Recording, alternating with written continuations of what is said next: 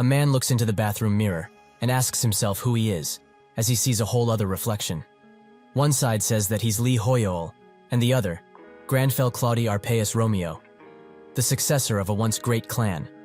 While making some tea, and also drinking it, he thinks that he unfortunately became the character he made 12 years ago, when he was in his second year of middle school. Second year, precisely. When he finished, he was extremely happy and quite obsessed. But now, he regrets it, as this character was made at the height of his puberty, and this entire situation is because of that one game. History of the Arcana continent. One, if not the best, virtual game and another world. Until service was no longer available, it was never topped by another game, making it a game that holds a legendary status. However, the day service for Arcana was stopped, along with the news that the CEO, Raymond, had gone missing. Arcana seemingly appeared in the real world, out of nowhere. Breaks in reality also began appearing throughout the world, and the monsters from the game made their appearance. That was when everyone thought the world was ending. But people were assimilated with their in-game characters. That is when players appeared throughout the world. Not only did they have skills from the game, they were also able to defeat the once thought invincible monsters and save the world. That is how players got the title of heroes. Naturally, he also fantasized about becoming one of these players, but soon he realized that even if he were to awaken his powers, he wouldn't be that famous. The cost of buying a single virtual reality machines was tens of millions of won, and even renting one would cost too much for them. His father apologized at the time, saying that he thought he would at least let him play as many games as he wanted. This is when his father's business collapsed fully. His sister tried to comfort him, and the mother tries to take the blame, which she doesn't like. This is when Lee was faced with reality and its grim truth. He had no choice but to quit Arcana early. However, if he would have known this would have happened, he would have done anything to play. Since he only managed to play for a few months, his stats are extremely bad, and even though his power was awakened, he wouldn't have wanted to spawn as a character he made while going through puberty. The outside him comments on the tea, noting that it's quite good, making inside him go crazy. Granfell Claudi Arpaeus Romeo, a character that Lee made during the height of his puberty, and also a character he was very invested in. His story goes as follows. Granfell was a successor for a great family, however. It was massacred by a demon, and he was left alive and alone. In order to get his revenge, he made the decision to become a demon hunter. This was a very cringy story he played around with, and also something he obsessed over while in middle school, which he laments now. In other circumstances, these memories would have been just something to laugh at, however. As a grown man, this is just plain embarrassing. Granfell says that he missed having memories like this, making Lee cringe and demanding he stop speaking in that weird manner. What is he going to do at work? Will he even be able to function as a member of society moving forward? If he meets his boss, who likes to pick on him whenever he has the chance, Granfell will certainly do something that will get him fired. He wonders what to do, and Granfell notes that nobles should not bow down in the face of adversity. Everything that he tries to say comes out completely differently. Is this really how it is to assimilate with the in-game character? He remembers that most people said it wasn't a large difference, so why did he become like this? Taking into consideration that he can't work anywhere like this, he has no choice but to become a full-time player. But he doesn't remember much of Arcana, as he last played it over 10 years ago. He gets on the computer as first, he needs to search things up, since he doesn't know what it really takes to become a player. The money that ranker players receive after eliminating high-level ruptures is in the hundreds of millions. However, since it's all dependent on risking life and limb on the battlefield, it's all pretty useless information. Not only is his own life more important than some money, Granfell also doesn't agree, as he has no need for material goods. He has tasted from abundance once already. For this reason, he holds no real greed. That is why he needs to take a look and see what demon hunters do these days. He is quite surprised to find only 2 pages worth of information. And besides, it's not even wiki pages, it's just news articles. He's quite shocked when he finds out that Akshan and everyone in it was killed with 0 survivors to speak of. The Akshan Bas was the only town where one could become a demon hunter, and the holy land of the demon hunters. Was that Akshan really destroyed? There is just no way. It's not like nobody plays the role anymore, but because the role was basically deleted from existence. However, demon hunters were also quite useless 10 years ago, and they had low stats and a really awkward build path, with even their skills being extremely weak. And since leveling through monsters was quite though, they were dependent on the experience given through quests. But when they confronted demons, they were the experts, and no other class could compare. However, demons usually appeared in demon hunter quests only, and most of the quests garnered a reputation, as they were very grindy. Not only was the role pointless most of the time, demon hunter was in general considered the most useless class in the game, but the role being different and not being able to proceed to the next class are entirely different things. This situation is just plain bad, as all the NPCs that thought skills are now dead. He starts reading a chat log, where people are discussing something regarding demon hunters. That's when a comment grabs his attention, which says that new demons were added in an update. He reads about the reality update, which made demons spawn as normal mobs. And due to this, players' injuries have skyrocketed, due to the strong debuffs. Even level 200 players struggle. Lee thinks that if demons really appeared in reality, why haven't the demon hunters taken care of them? Just maybe he's the only demon hunter left after Akshan fell, but if that's the case, should he really take the initiative here? Even with his 10-year setback? There is nothing saying that the demons he knew are the same ones appearing right now, as a lot of things can happen in 10 years. Very high-level players are struggling with them, so what can he do? Suddenly, his past self calls him weak, as he, the great Granfell, does not run from mere demons. That is his pride, after all. No matter what temptation or taunts demons send his way, they will never hurt the pride of Granfell. He thinks that it's about time he did something, and Granfell notes that this was just pointless thinking, as there is no need for hesitation. Thousands die because of demons, but he promised to send them back to hell. Several years passed after the Great Cataclysm, and many things were destroyed as a result. But humans are resourceful creatures, and were able to get back on their feet. Life came back to normal, as nothing happened, and people quickly adjusted to this new world. However, where light is, darkness is bound to appear, and the negative emotions of the newly adjusted people made great food for the devil and other evil creatures. A man is possessed entirely and sends something to a party that holds a devilish figure. The party leader of a group, who goes by the name of Nam Cheolmin and is the tanker, notes that the last member of their party will arrive soon. Granfell arrives at the scene, and Cheolmin presents him as the last party member. They both exchange greetings, but Granfell's attention is on the rupture, which only players can see, and it has no affect on normal people, who can just walk through it. He would have been one of those people, had he not awakened. More importantly, this dungeon is fit for levels 35 to 40. Not bad place to start for a level 55 like himself. He also looked into the average level of the players that are going through this dungeon, and they all average around level 200.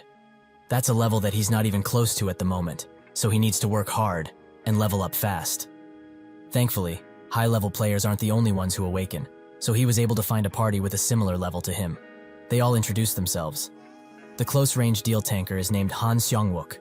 The close-range damage dealer is named Choi Jong-hoon, and the magic damage dealer is named Seo Jong-yeon. Cheolmin says that considering the progression rate, another party must have gone in, so they will do so as well. They will prepare for a bit, so they will go inside exactly 5 minutes from now. Granfell looks at the destruction progress, which stands at 19.8%. This is called the progress rate, and once it hits 100%, the rupture breaks down, and the monsters are let loose into the real world. Therefore, players are allowed to freely raid the ruptures, as only they are able to even approach this ticking time bomb, full of beasts. Lee thinks that everyone is really friendly, which he is glad for, so he should say something to the party member too. As an only son with 3 sisters, he had to watch out every day in order to survive the great sister wars that would often occur. So going with the atmosphere is a piece of cake for him. Granfell says that they need not worry, as he is here. Lee laments ever trying to speak, and the party ignores him fully. With his pride hurt, Lee just decided to not speak anymore, as he can't bear much more of this. They enter the Knoll underground storage, the food storage to be precise. Inside, it looks just like a regular station, although broken, and with blood scattered everywhere. The party arrives at the stairs, and Jong-yeon notes that she doesn't see any signs of gnolls, despite the name of this place. Cheolmin says that a party definitely came through before them, but they needn't worry, as they would just take their share if they just take the right route. The party is glad to have such dependable leader, but Granfell notices that something is off. They find some gnolls, and Cheolmin urges everyone to get ready for battle. However, he charges in instantly, which the others take as him simply being eager to fight.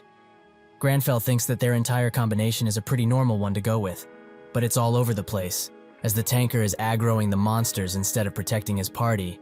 The deal tanker is doing most of the defense, and the mage is doing the most dealing. Is this really how people do it these days? Well, he can't complain, as he's pretty useless at the moment. He opens his inventory and spots that he has a few weapons, but nothing useful, so he should fight as little as humanly possible until he finds a suitable weapon. Suddenly, an arrow comes from his side, and he notices that countless gnolls are standing in the shadows, ready to pierce them with arrows. Granfell warns the party about this, and the gnolls start coming out. They desperately try to defend themselves, and Cheolmin just leaves. Jong-hoon demands he come back, but in that moment of anger, he had let himself wide open for an attack, which a gnoll takes advantage of. The blade almost touches him, but an arrow kills the gnoll in one shot. That arrow was from Granfell, who notes that this beast needs training, and it doesn't really suit him, but punishment is necessary, and he must be the one to do it. Jong-hoon thanks him, although he's quite weirded out by the way he speaks. The party struggles to keep the gnolls in front, and two manage to slip out and go straight for Jong-yeon, who doesn't know what to do. Granfell urges her to calm down, as he will get rid of the ones that dare approach, so she should cast a strong spell, even if it takes a bit to cast. She says that she will, and he gets to shooting. Jong-hoon asks how much until the casting is done, as they are being overwhelmed. Eventually, she manages to fully cast it, and demands that everyone get out of the way. A myriad of fireballs come out of the spell circle, and they create a large explosion, which seems to take out all of the gnolls. Jong-yeon asks Granfell if he's okay, who notes that she should worry about her teammates. He looks at the dead gnolls, and wonders if he can get that expensive arrow back. Jong-yeon gives Songwook a healing potion, and Jong-hoon is extremely mad. He rushes up to Cheolmin, and asks just what the hell he was doing. He can understand that he didn't know about the ones who hid themselves, but why did he decide to not help? He basically walked them into a death trap, so he should explain himself, right this instant. Cheolmin smirks, and starts laughing uncontrollably, and very loudly. Jong-yeon says that this is not in any way funny, and if it weren't for his famous brother, he wouldn't be worth anything. Does he really think that he's all that great? A bastard like him? The lights suddenly all go out, and Cheolmin notes that if he's really asking if this is funny, of course it is, as how can it not be, when a bunch of moronic fools are struggling in front of him like this? Granfell's natural enemy skill activates, and it's revealed that this guy is a demon. Cheolmin finds it funny that they realize so late, but then again, they are extremely dumb anyway. The party wonders what he is talking about, but before long, they are all affected by his skills, and they see something which they fear the most. In Songwook's case, he sees his party members pleading for help while their skin melts. Their mentalities hit ground bottom, and they are all affected by the fear status. Cheolmin laughs at these pathetic humans, who are groveling in the illusion of fear. Suddenly, Granfell charges in, and almost manages to strike him. Cheolmin notes that he must not care for this particular human, as if he dies, this human will die as well. Granfell thinks that piercing his armor isn't a possibility right now, so he should focus on the gaps for now. Cheolmin attacks, but misses, giving Granfell the opportunity to attack. His skill Natural Enemy activates once again, as its battle power rapidly increases due to the presence of a demon. This attack also hits his armor, but now, it cracked. Cheolmin charges in without a care in the world, and notes that humans are the fake creatures to exist. Earlier, he was friends with this human, but now, he wants to kill him. Granfell just slashes his face open, causing him to wail from the pain. He was slashed by a mere human? But he feels it from this distinct pain, that he was slashed with silver. Granfell demands he not talk to him, as he doesn't talk with his prey. Cheolmin looks down, and wonders where it all went wrong, for it to become like this. He remembers the time where his brother told him to quit going into ruptures and become an analyst at his guild. He knew he did this out of worry, but he didn't want to live like a loser all of his life. Sometime later, he was also being mocked by a few goons who knew about his brother, and urges him to not be a disappointment to such a great and powerful brother. All he wanted was for his brother to be proud of him. That's when the imp came and gave him a hand. All he needs to do is watch from the backlines while he works. That is how he was possessed, and he watched his party almost die because of himself and the imp who has possessed him. With his mentality so low, he couldn't hope of getting out of the imp's grasp. However, Granfell had awoken him as the imp was weakened by his constant attacks. He screams for the pain and demands he stop this, as if he continues this human will also die. Does he really not care at all? Does he want to be labeled as a murdered for the rest of his life? Granfell looks at him and notes that if this is his pride, he gets it. The real Cheolmin grabs and holds his body, even if it means that he will die. Granfell uses this opportunity to cut his head clean off, and notes that with this, he has received his pride. Later, Keelman wakes up with his head still intact. He is quite confused, and everyone from the party asks if he's okay. He begins shaking as he saw himself how his body had its head cut off. Granfell notes that he already told them that they needn't worry about a thing, as he is here for them. A human's negative emotions can lead to the empowerment of demons, so they should all be prideful and hold no fear. A demon hunter's attacks only affect the targeted demon. These words seem to move Keelman somewhat, and Lee notes that he didn't forget that logic, even if it's been so long. However, the imp didn't drop a single item, so it means he was dead broke. Later that day, Keelman goes to his brother and shows him a post about a certain dungeon, and about a party whose leader was possessed by an imp. The comments don't believe a word of the story and call it fake news. His brother asks if what he wants is for him to believe that story, and Keelman confirms it. The brother notes that even if he's the guild leader, just taking a person's story for granted like this is a bit too much. Keelman explains that the party leader from this story, the one who was possessed by a demon, was him. This causes Nam Taman, level 368, and the guildmaster of Gaon, to spill his drink all over the table from surprise.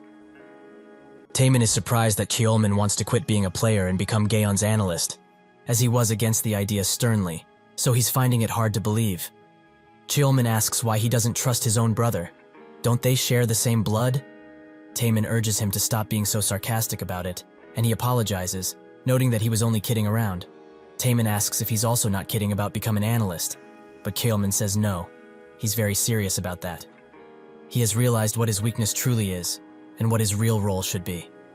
He's been struggling to keep up with him up until now. But now, he wants to take pride on himself and carve his own path. Taman notes that his boost in confidence has made him quite curious about what kind of person that guy is to change him so much. Other than having killed the imp through him, if the status abnormality didn't affect him in the slightest, it must mean that his mentality stat is unparalleled. He also fought with a dagger and magic, from what he said. There are thousands upon thousands of classes in Arcana, but he has never heard of a class that uses those two things. He also doesn't get why he went into that specific rupture, considering he could have done harder ruptures with those specs of his. Keelman says that he knows how this story sounds, and that it's truly hard to believe, but he asks him to believe in him. Taman notes that he trusts him fully, since he was witness to all of this after all. Boss pattern analysis, guild management, and the scouting of new players. He got to where he is today thanks to his guidance, so of course he would trust him easily. He even brought a contract since he's older brother, and now, the most prided Gaon analyst.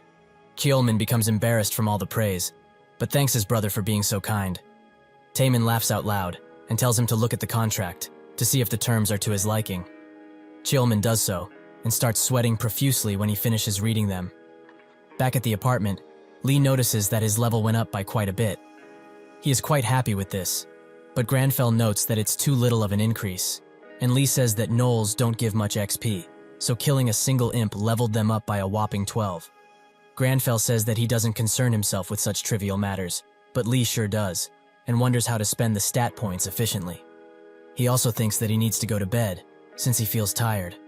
But Granfell has other plans, as he thinks this place is a mess, so he gets to cleaning. Later in the evening, Granfell is cooking, and takes his sweet time in making the perfect and healthiest dish he can. Lee is already starving, as he forgot that Granfell followed regular schedules and practiced self-restraint like this. However, he learned something quite crucial from all of this. The traits he gave Granfell are being applied to the real world, other than the job and level. He would have just showered and instantly lied down to rest, but he's becoming much healthier because of him. But what are his talents? Of course, his talents are not similar to a single one, as he is talented in magic and can imitate most spells just by seeing them a single time. He is also very intelligent and quite fit as well. Granfell thinks that this is enough and rewards himself with some tea. However, he has to check if these traits also apply here, in the real world. Suddenly he gets a message from Keelman, which is quite long. He ignores it for now, without reading it, as he has more important things to attend to. The first thing that he will be checking is to see if Granfell can really imitate most spells just by seeing them once. He pulls up a few videos and gets to writing. Keelman and Taman stare in shock at Granfell's text, a simple no. Keelman wonders if he got an offer from another guild, and Taman notes that can't be possible, as they offered him a house, car, all of the fees paid, and a deal with a split of 9.5. How can another guild could ever hope of surpassing that offer? Cheelman says that he can't be sure, but after the Mage Tower appeared in Seoul, foreign guilds from around the world have been setting up branch offices around here. Taemin asks who dares step foot in his own territory, and Cheelman explains that even if it's not a foreign guild that offered him something, all of the top guilds are right here in Seoul, so it might have been one of them. Taemin smashes the table and says that he can't let this go now, as no other guild can give an offer that can actually rival this one. This is a contract so special that he wouldn't dare show it to the higher-ups of Gaon. He gets up and starts dressing, noting that he can't move on from this, and asks Cheelman to know how he looks like, as he is going to bring him into their guild until some other guild nabs him from them. Cheelman thinks of how best to explain him, as he is quite the puzzling individual, and Taemin urges him to think faster, as they don't have that much time. Cheelman thinks about him, and notes that he looks exactly like a fantasy novel's aristocrat. A very fancy one at that. Granfell writes down all of the magical techniques he had seen on the phone, and Lee thinks that he can see it, the fundamentals of magic, that is. He is now certain he can use these things if he has enough mana, that is. As expected of the great Granfell now, he can forgive him for being extremely cringy, as he is the best genius around. Granfell finds his reaction quite rude, and Lee thinks that now, with the stuff he knows, he can distribute his stat points efficiently. He doesn't know how Granfell's talents will go, but he is open to any and all possibilities. He puts 2 points in stamina and agility each, and 7 into mana, since it is quite low. With 1 point left, he is reminded about Granfell's sad past, wondering why he even wrote such a dark past. The last point he puts into luck, for his and Granfell's sake, who will have to work hard for them from now on. He only raised luck form 1 to 2, but that means he basically doubled his luck. Who knows, maybe tomorrow, he will find some money on the street. In the morning, he looks onto the mirror with a shocked expression, as he has found much more than money on the street. A whole class quest, the prologue of Counterattack. After Arcana basically become reality, quests became much rarer, and the reason for it was quite simple. There are not many NPCs in the real world to be able to give quests. Even a normal quest is much rarer than before, but what he got was a class quest, which seems to be a normal quest related to his Demon Hunter class. But from what he remembers, this shouldn't be no ordinary quest. He finds an article about a paladin by the name of Guyver, who had also received a class quest. It is a quest given to only one person among those who share the same class. It is such a big deal that just receiving one is enough to make the top news articles an amazing kind of quest, that people start mentioning that getting one would mean to get into the top ranks. Logically speaking, there is no way a level 67 like himself would actually get a class quest, so it must mean that he's really the only demon hunter left on this world. However, it does make sense. Akshan was the post of the demon hunters, and naturally sounds like a great place, but the reality was quite shocking. The demon hunter training instructor welcomed them warmly by making them climb a 1,000-meter cliff. This is when Lee was met with the reality of the class he chose. The quests were a repetition of rather pointless hard work, and the facilities were inadequate, to say the least. Even for meals, they had to climb a mountain, and all the NPCs did was scream and yell. Anyone with a sense of preservation for themselves would have quit, but Granfell found it quite nice, as demons dig into the human mind, and that training made him much stronger. Lee thinks that all of that is in the past, and best left there, so he should take a look at what kind of quest he was given. He opens the tab, and his face drops. The AAU, the Anti-Arcana United Korean Branch, is a facility formed in order to reduce the chaos and damages all over the world. They hired all of the employees who had previously worked on Arcana and its development. In response to Arcana updating, an update that was going to reflect in the real world, they collected information and related it to Arcana, while also analyzing it for the players. In other words, they are overworked businessmen. An employee damns Arcana for ever existing while stretching, and also asks another worker who had been there for longer if there will be a new Rupture update this week, as it's already past 8. He says that they can only hope that doesn't happen, and the laid-back worker notes that Raymond is extremely creepy. He must be the one managing the homepage and always uploading content, isn't he? The experienced worker tells him to stop making so much chit-chat and keep clicking refresh. The laid-back worker notes that he was just curious as he uploads the content on the homepage. The same things happened in real life a little bit later. Suddenly, an update appears, and they both start sweating profusely. The whole office is in a frenzy, and one person even starts writing his notice of quitting, while another unplugs all of the phones, as the press will surely call them. This update is based around demons, with a new Rupture appearing, containing the Count family's fortress, territory, and the territory outskirts. There are also new monsters, who are all quite high in level, the lowest being 220. There is also a new named monster, Count Oscura, who is level 430. The laid-back worker thinks that this is crazy, as the rank 1 player currently is only level 403. This is just a plainly unfair update, not meant to be cleared. He thinks that this is too hard, even if a bunch of rankers got together. The experienced worker says that this isn't the issue, as a whole association wouldn't be able to do anything here. The laid-back worker asks about the Mage Tower, as the NPCs there might be of some help. The experienced worker explains that the NPCs won't do anything, unless the tower itself is at risk, so they will certainly not help. Every which way they swing it, it's impossible. They are basically telling them to watch people die. It's so over, as this rupture will certainly have a breakout. The laid-back worker tells him to not jump to conclusions like this, as if they fail the rupture raid, those things will come and kill people in the real world. The experienced worker thinks that the updates up until now were very doable, but this destroys that balance completely, an unthinkable event. Unless some miracle appears, they are screwed. Granfell looks at the quest, which started with hunting a demon condition, which he completed. Now, he has a repeated quest, to train his weak body. Lee laments having to do physical work again. It's almost as if he has never left Akshan in the first place. His entire body is shaking. Is it really okay to train this hard? What if he just ups and dies? Granfell can barely make a sandwich, because his entire body is unstable. He thinks that making a sandwich with a new look like this isn't bad once in a while, and Lee asks him to stop spilling it everywhere. However, he does feel like he achieved something, as he would have given up right away if it wasn't for Granfell's pride in having to accomplish anything that he puts his mind to. Now that he completed that dumb quest, he can get some well-earned sleep, and is also quite excited to see what quest is next. Early in the morning at a park, Granfell is doing pull-ups, and Lee is extremely furious. He got another quest of the same nature as the last, to run 20 kilometers, do 1,000 push-ups, 500 pull-ups, and 300 burpee tests, which he did already. Lee wonders why they are going through this type of quest again and again, as it's already been a week since they started. Once he completes one, another just pops up tomorrow. Granfell sits on a bench, extremely exhausted at this point, and Lee thinks that he is able to do all of this because of Granfell's traits. But how much more quests he needs to do in order to get a reward. Suddenly, the system notes that he has completed a week of daily quests, and rewards him with 2 stamina and 2 dexterity. Lee finds these rewards amazing, as they are permanent too. Items that raise stats are extremely expensive. It takes millions of one just to raise 1 point, and after that, it's just whatever the seller wants to receive. However, he just raised 4 points of his stats without even leveling up. That is just straight up broken. If it's a repeat quest, it must mean that he gets this reward every time, which he's very happy with. Granfell says that he would be able to do it 10 times a day for a reward like this while shaking, and Lee tells him to calm down. Suddenly he hears some news from the radio of the grannies that were at the park with him. Most guilds have decided to plainly give up on the new rupture raid. At the news, a reporter tells everyone about the new update, and the new monster, Count Oscura.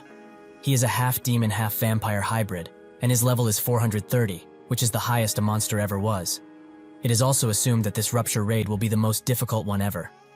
Granfell watches all of this on his phone while brushing his teeth, and Lee wonders how anyone will be able to beat a level 430 monster. Everyone, people panic, as the boss monster seems impossible to beat, and most large guilds pulled out instantly when they heard about him. Lee watches all of this go down, and thinks that demons are what players have the most difficulty with currently, as they grow stronger the longer they battle, and players also have to deal with the abnormalities they throw at them. This is why people say that one needs to be 10 levels higher in order to defeat a demon. Therefore, Count Oscura, with his towering level, will have no opponents. If it weren't for this new class quest, that is. Lee damns Akshan and everything that it stands for, as the only vampire alive right now is Oscura, so it's basically telling him to fight it. He is scared, but that's a given, as he's supposed to defeat an impossible enemy. But these are only Lee's emotions, as his heartbeat is actually calmer than ever.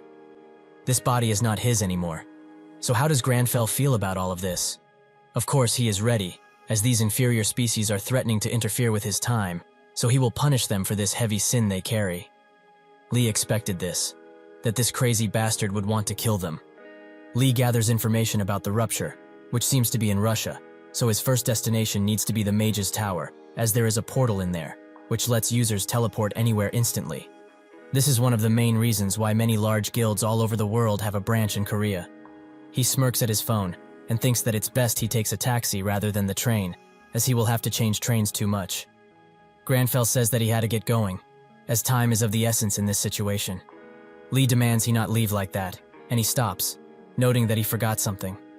Lee is relieved, but his relief is shattered into bits, as Granfell grabs a few packs of instant tea, as he can't miss out on tea time, the most important time of the day. News outlets all gather around the Mage Tower and get ready to interview the Gaon Guild, who are planned to arrive shortly. A newbie reporter notes that there are lots and lots of reporters, and asks one of the camera crewmen if Gaon is really going to come. He says that it's likely, as the new rupture is in Russia, and the Mage Tower is close to them. Suddenly, the Gaon Guild arrives, with Taemin in the front. The crewman rushes in, and so do other reporters with countless questions about how they are going to raid the rupture, and if they are planning to share information with other guilds. The newbie reported rushes in, and asks Taemin how he's going to fight Count Ascura. Kjolman notes that they would like to take interviews later, but Taemin laughs, and notes that it's quite a shame, but they have no method of actually killing Count Ascura. They never really considered that kind of thing when entering ruptures anyways, and they chose to go earlier than other guilds to beat their competitors, naturally. They will also not be sharing any information, as even if they demand it, under the guise of world peace or some nonsense like that, they won't give it to them. If they really strived for world peace, shouldn't they challenge the ruptures themselves, instead of sitting back like cowards? The newbie reporter doesn't know what to really say about all of this, but suddenly, the Shining Guild arrives, with their leader Lox, who is level 399, in the front, and grabs everyone's attention. Their butler notes that they will have to go on foot because of the crowd, and one of the members thinks that Gaon's guild words were quite harsh. Lox notes that he's just anxious, as all the large guild are coming to Korea because of the Mage Tower, and their position is getting lower and lower. He's most likely betting everything on this expedition. Kjolman sees that he's concerned, and notes that there is no need to be anxious, as they will take things slowly. That is the best way to do things. Taemin asks if he tried to contact Lee again, but Kjolman notes that he didn't have time, as the update had taken place, which made them quite busy. Taemin says that if he's as strong as anticipated, maybe he will try to raid the rupture. Perhaps they will see him in the Mage Tower.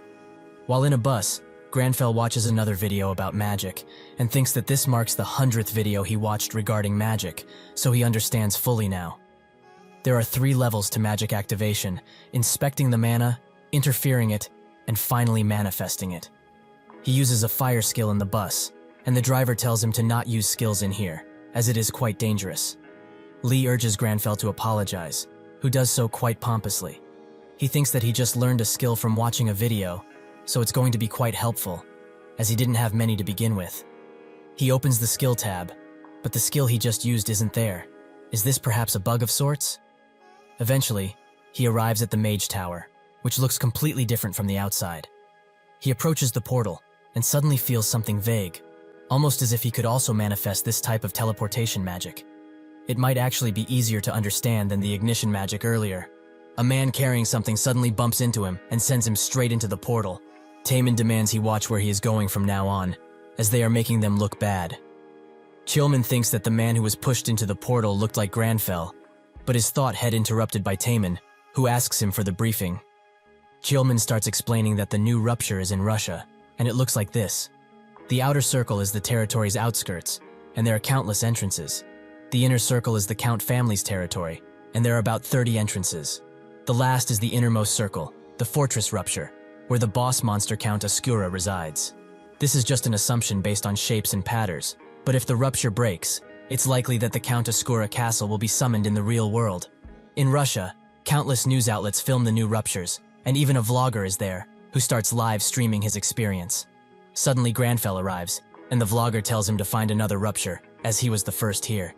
Granfell tells him to move at once, as he hasn't the patience for something like this. Lee just meant that he was cold, but of course it came out like something else. He arrives at the front of a rupture, the territory outskirts. He just hopes that from here out, it's more warm. Inside, a woman is slaying a few zombies, with her group telling her to wait, as she is moving too fast. This is Leonie Bellucci, level 348, and the Berserker Guild Master. Her trait? To say lots of words that need to be censored. Granfell arrives on the other side of the portal, and thinks that this must be the outskirts of the territory. Lee doesn't like it one bit, as it's even colder in here, but Granfell likes it, as this weather is making his blood boiling and keeping him warm. Such a great way to begin the hunt. Suddenly, a few growls can be heard from behind him, and when he looks, more than a few bloodied wolves appear, which are all level 230. Granfell thinks that have a pretty high level, and he's only level 67. However, with the natural enemy skill, he can surely come out of this victorious. Granfell says that these must be the Count's guard dogs. They really chose the wrong owner. He summons his dagger, and notes that he will make them unable to be ignorant, and then they will realize the fear of being hunted. In a different part of the outskirts, Leonie's group assesses the dead wolves, while she starts kicking one who is already dead, and saying some things that YouTube certainly wouldn't like. One of her guild members urges her to calm down just a bit, but another dismisses this, as this is just how she is. Finally, she calms down, and looks upon the wolf, who is surely dead now if he wasn't previously. The guild members talk about how they already killed dozens upon dozens of these things, but there's seemingly no end to them. That's when Leonie noticed that something is very strange with them. These wolves hold no fear. It's as if they don't even know what that is in the first place. The guild member asks what she's talking about, and another urges her to not try and seem sharp, as it's clearly not working. She says that isn't why she's saying this. It's that it feels really ominous, and for no reason. For example, have they ever seen even one whimper or look in pain while they killed them? The party can't say that they have, and this leaves them quite puzzled also. Suddenly, a desperate howl can be heard from a distance, and they notice that it's clearly not a normal howl. It's a cry for help, rather.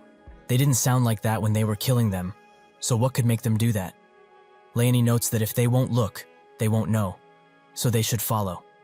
The party urges her to wait, and one of the members signals the others to rush, as their guild leader is on another crazed sprint.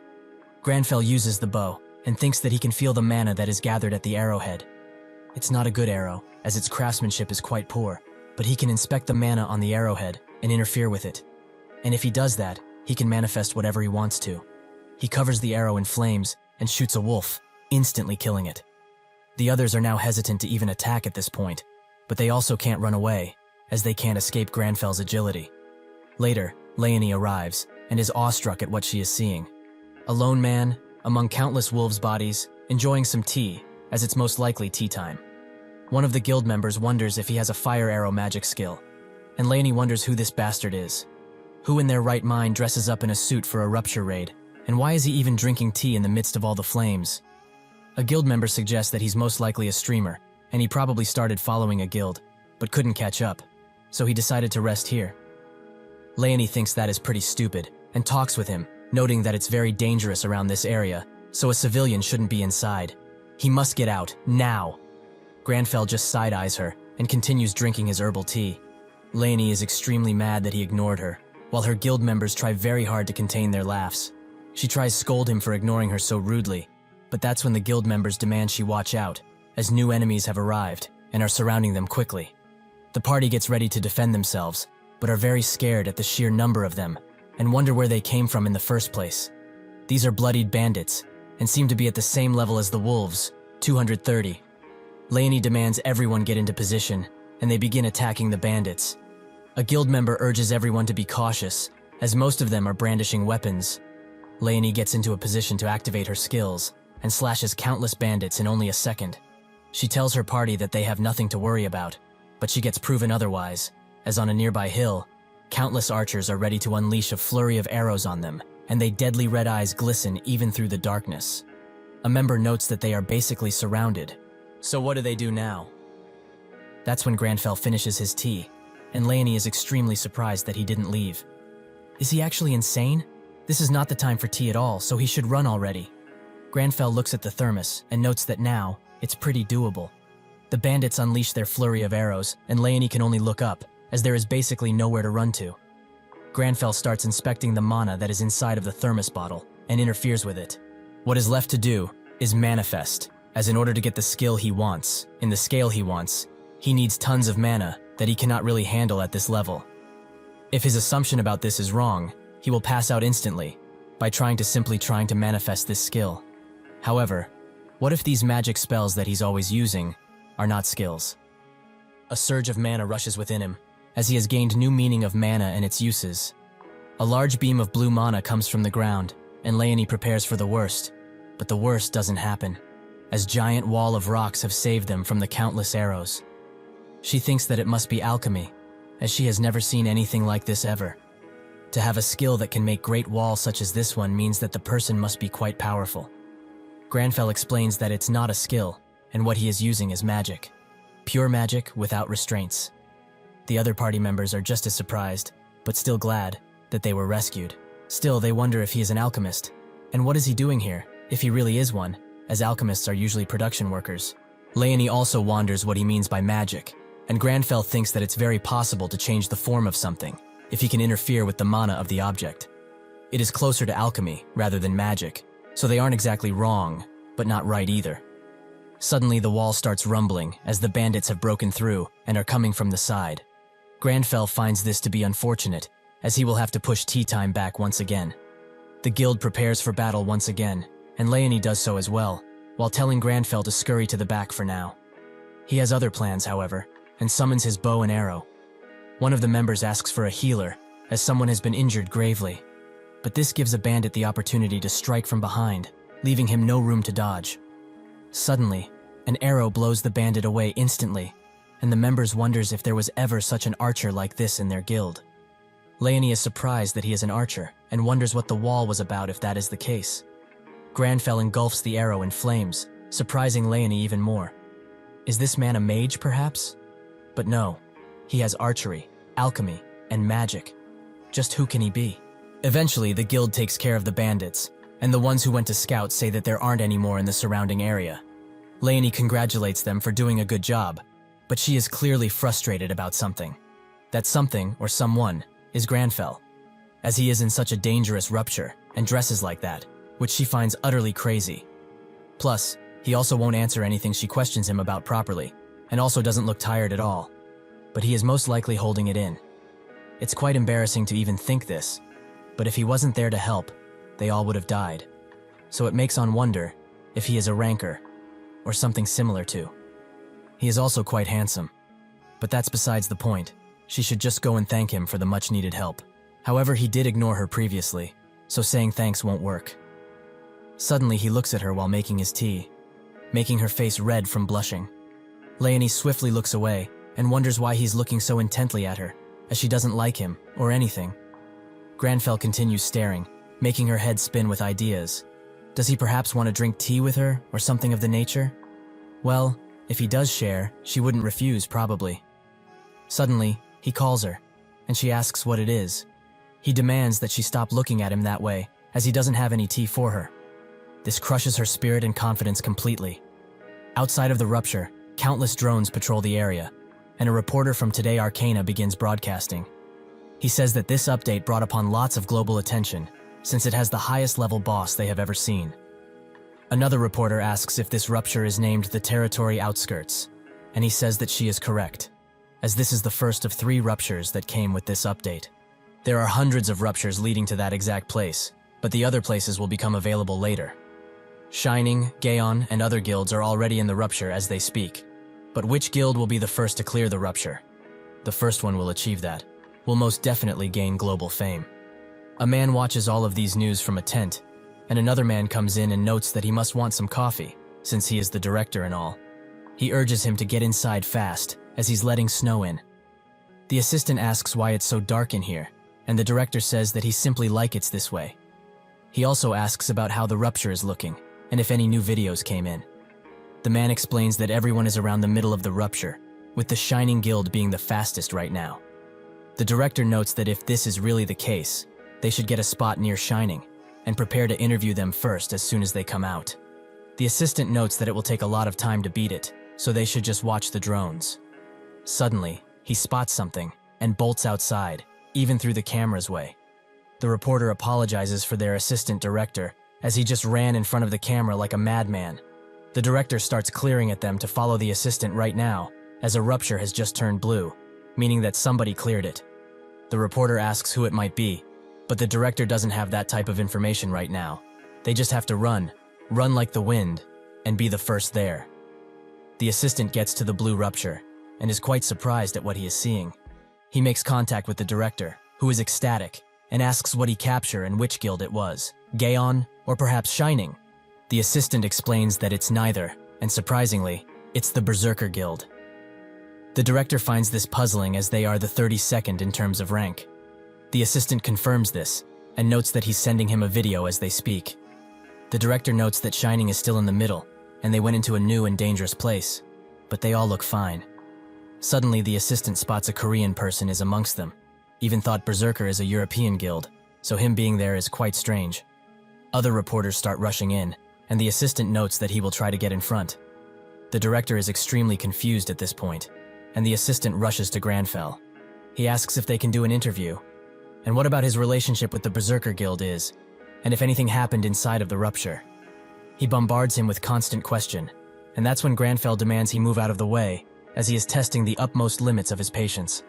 The assistant is left shocked, and Granfell leaves, as this place is too cold. The Berserker Guild is bombarded with interviewers, who ask tons of questions. Leonie doesn't want to comment on any of their questions, but one of the guild members urges her to do otherwise, as this is their first big clear. She, however, still refuses, as they should interview that bastard instead. She is still very mad at what he told her, and that he pushed through and cleared the rupture first.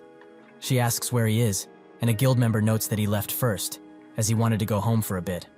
Leonie is extremely mad, and the reporters can only watch her melt down. How can he leave like this when she was basically acknowledging that he beat the entire rupture solo? She continues her rant like a rabid chihuahua, and her guild try to calm her down, as he must have a good reason to leave like this. Suddenly, a second rupture gets cleared, and the interviewers flock to it. The second clearers were Gaon, who look very tired and bloody. The interviews flock to them, but Taemin notices that the Berserker Guild is also here. Were they really the first ones to clear it? That's when Leonie says something, which catches everyone's attention, including the interviewers. At the base camp of the Gaon Guild, Kyeolmin and Taemin watch the news while eating some well-deserved hot noodles. What Leonie said was that Gaon wasn't the only good guild in Korea. This makes Taemin quite mad, as she saw her giving him some side-eye while she said that. She got first clear, and this is all she says?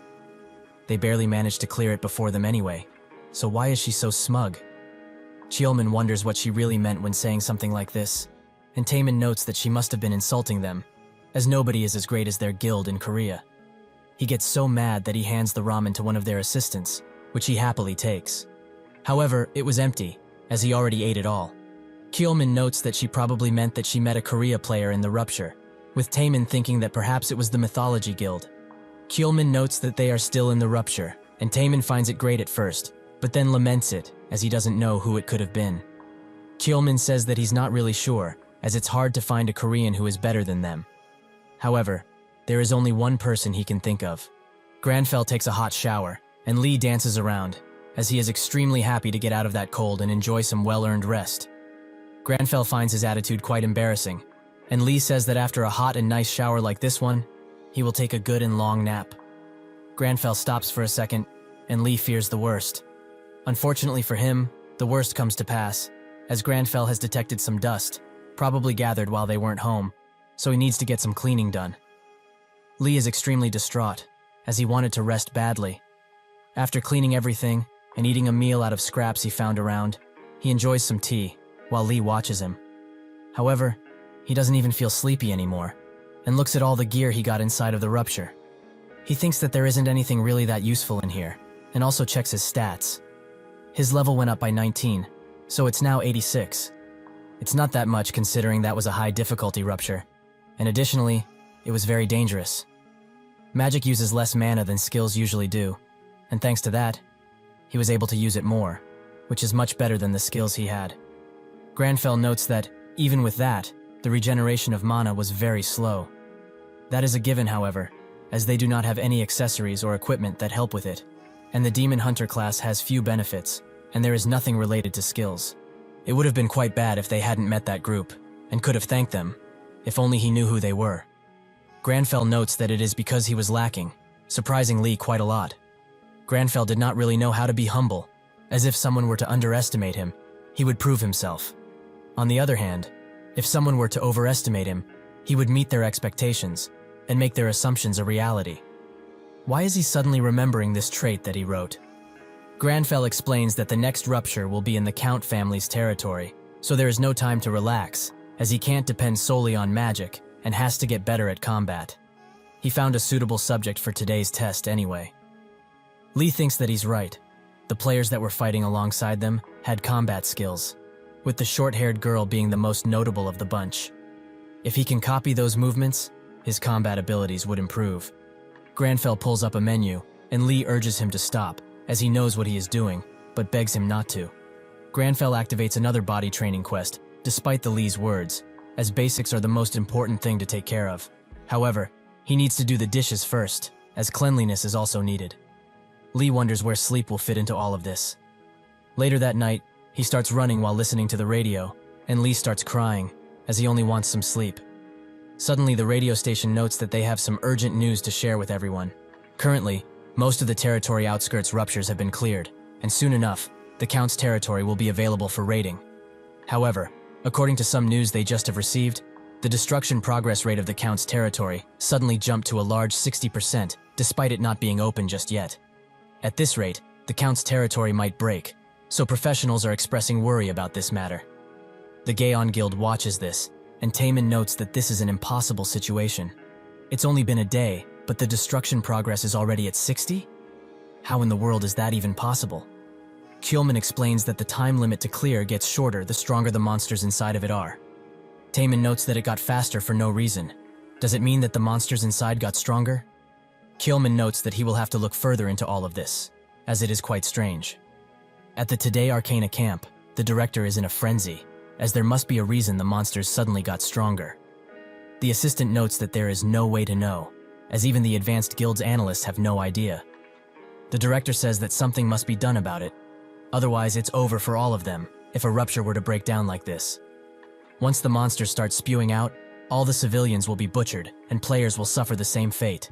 Granfell reads more about this, and finds out that this has never happened before, so it makes sense that nobody would know. Since this information is only available on Akshan, which was destroyed, he needs to hurry, as vampires are creatures that share authority through their blood, and Count Ascura did the same with the monsters inside of the outskirts. When they died, the authority naturally goes back to the owner, and the Count probably just redistributed his authority with the monsters inside of the Count's territory. This is why the monsters became stronger and the destruction rate progressed. But if that's the case, if they raid the Count's territory, there is a risk that the Count's fortress will break down instantly afterwards.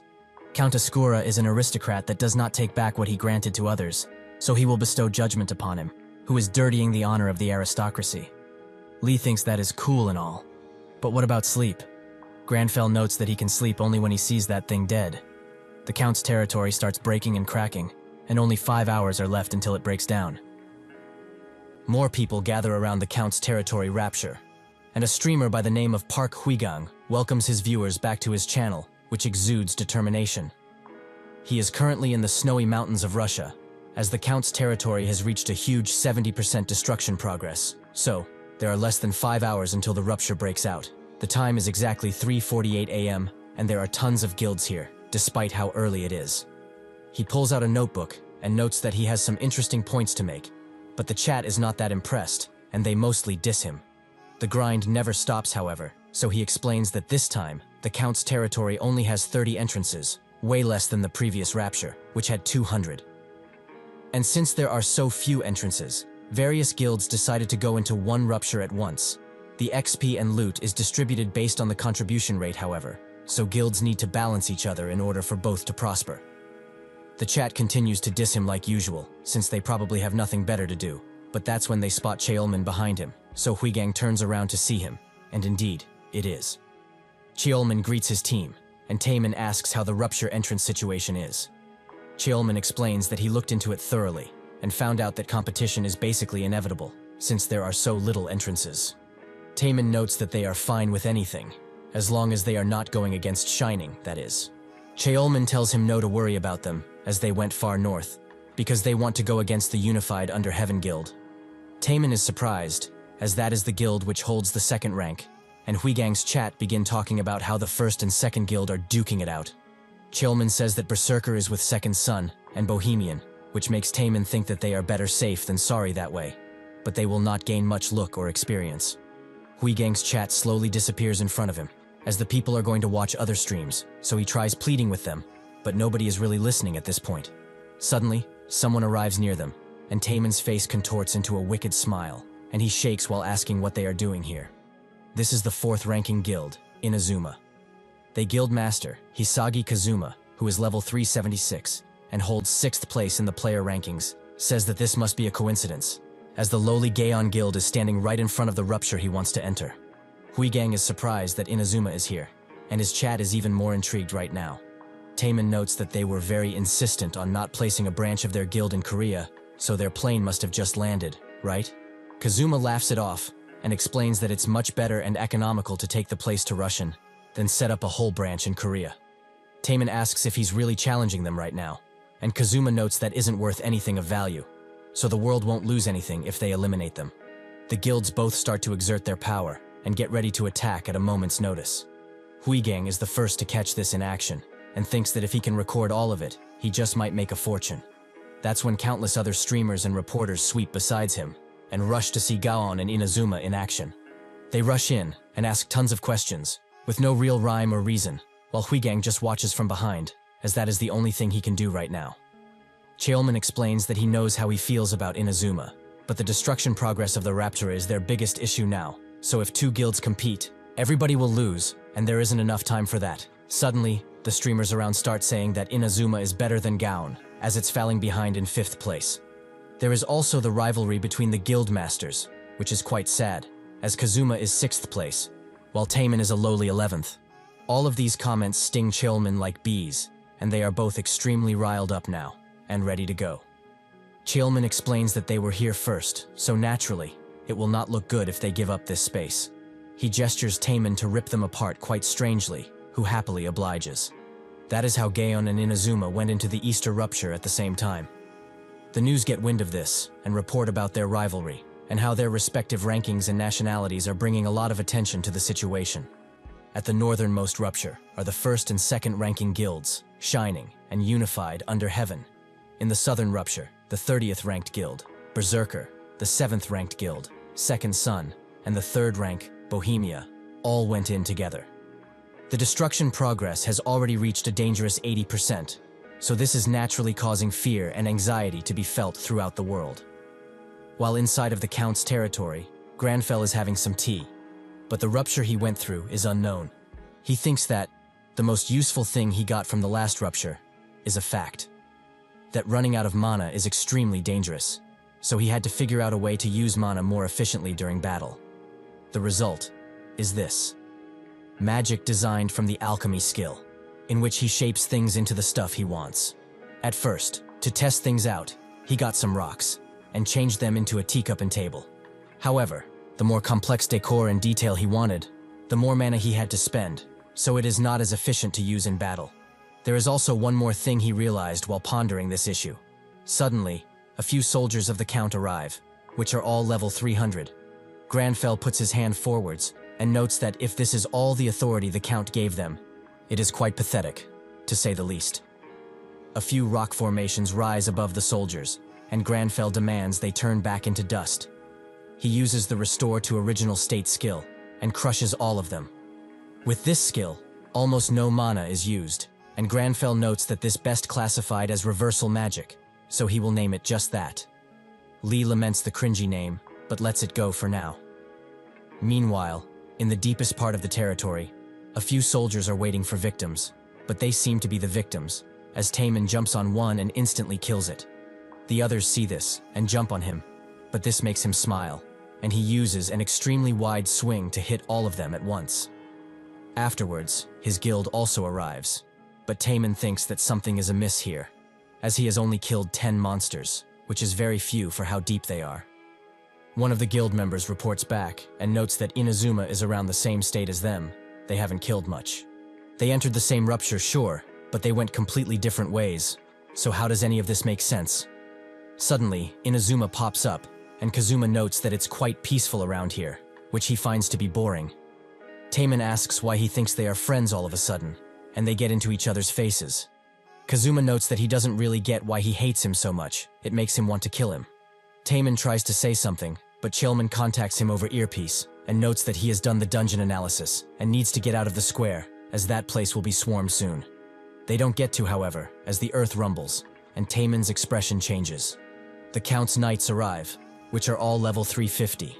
Taemin demands everyone get ready to fight, and Kazuma also draws his weapon, as this is not the time to bicker around like they usually do. Taemin thinks that cavalry has much more destructive power than average terrain units, so even if all of their tankers combined go in front, they would suffer mortal injuries. So what is he supposed to do in a situation like this? Kazuma says that he doesn't like this idea at all, but he asks him to take his back, while focuses on the front. Slowly but surely, the enemies surround them, and there is nothing they can do.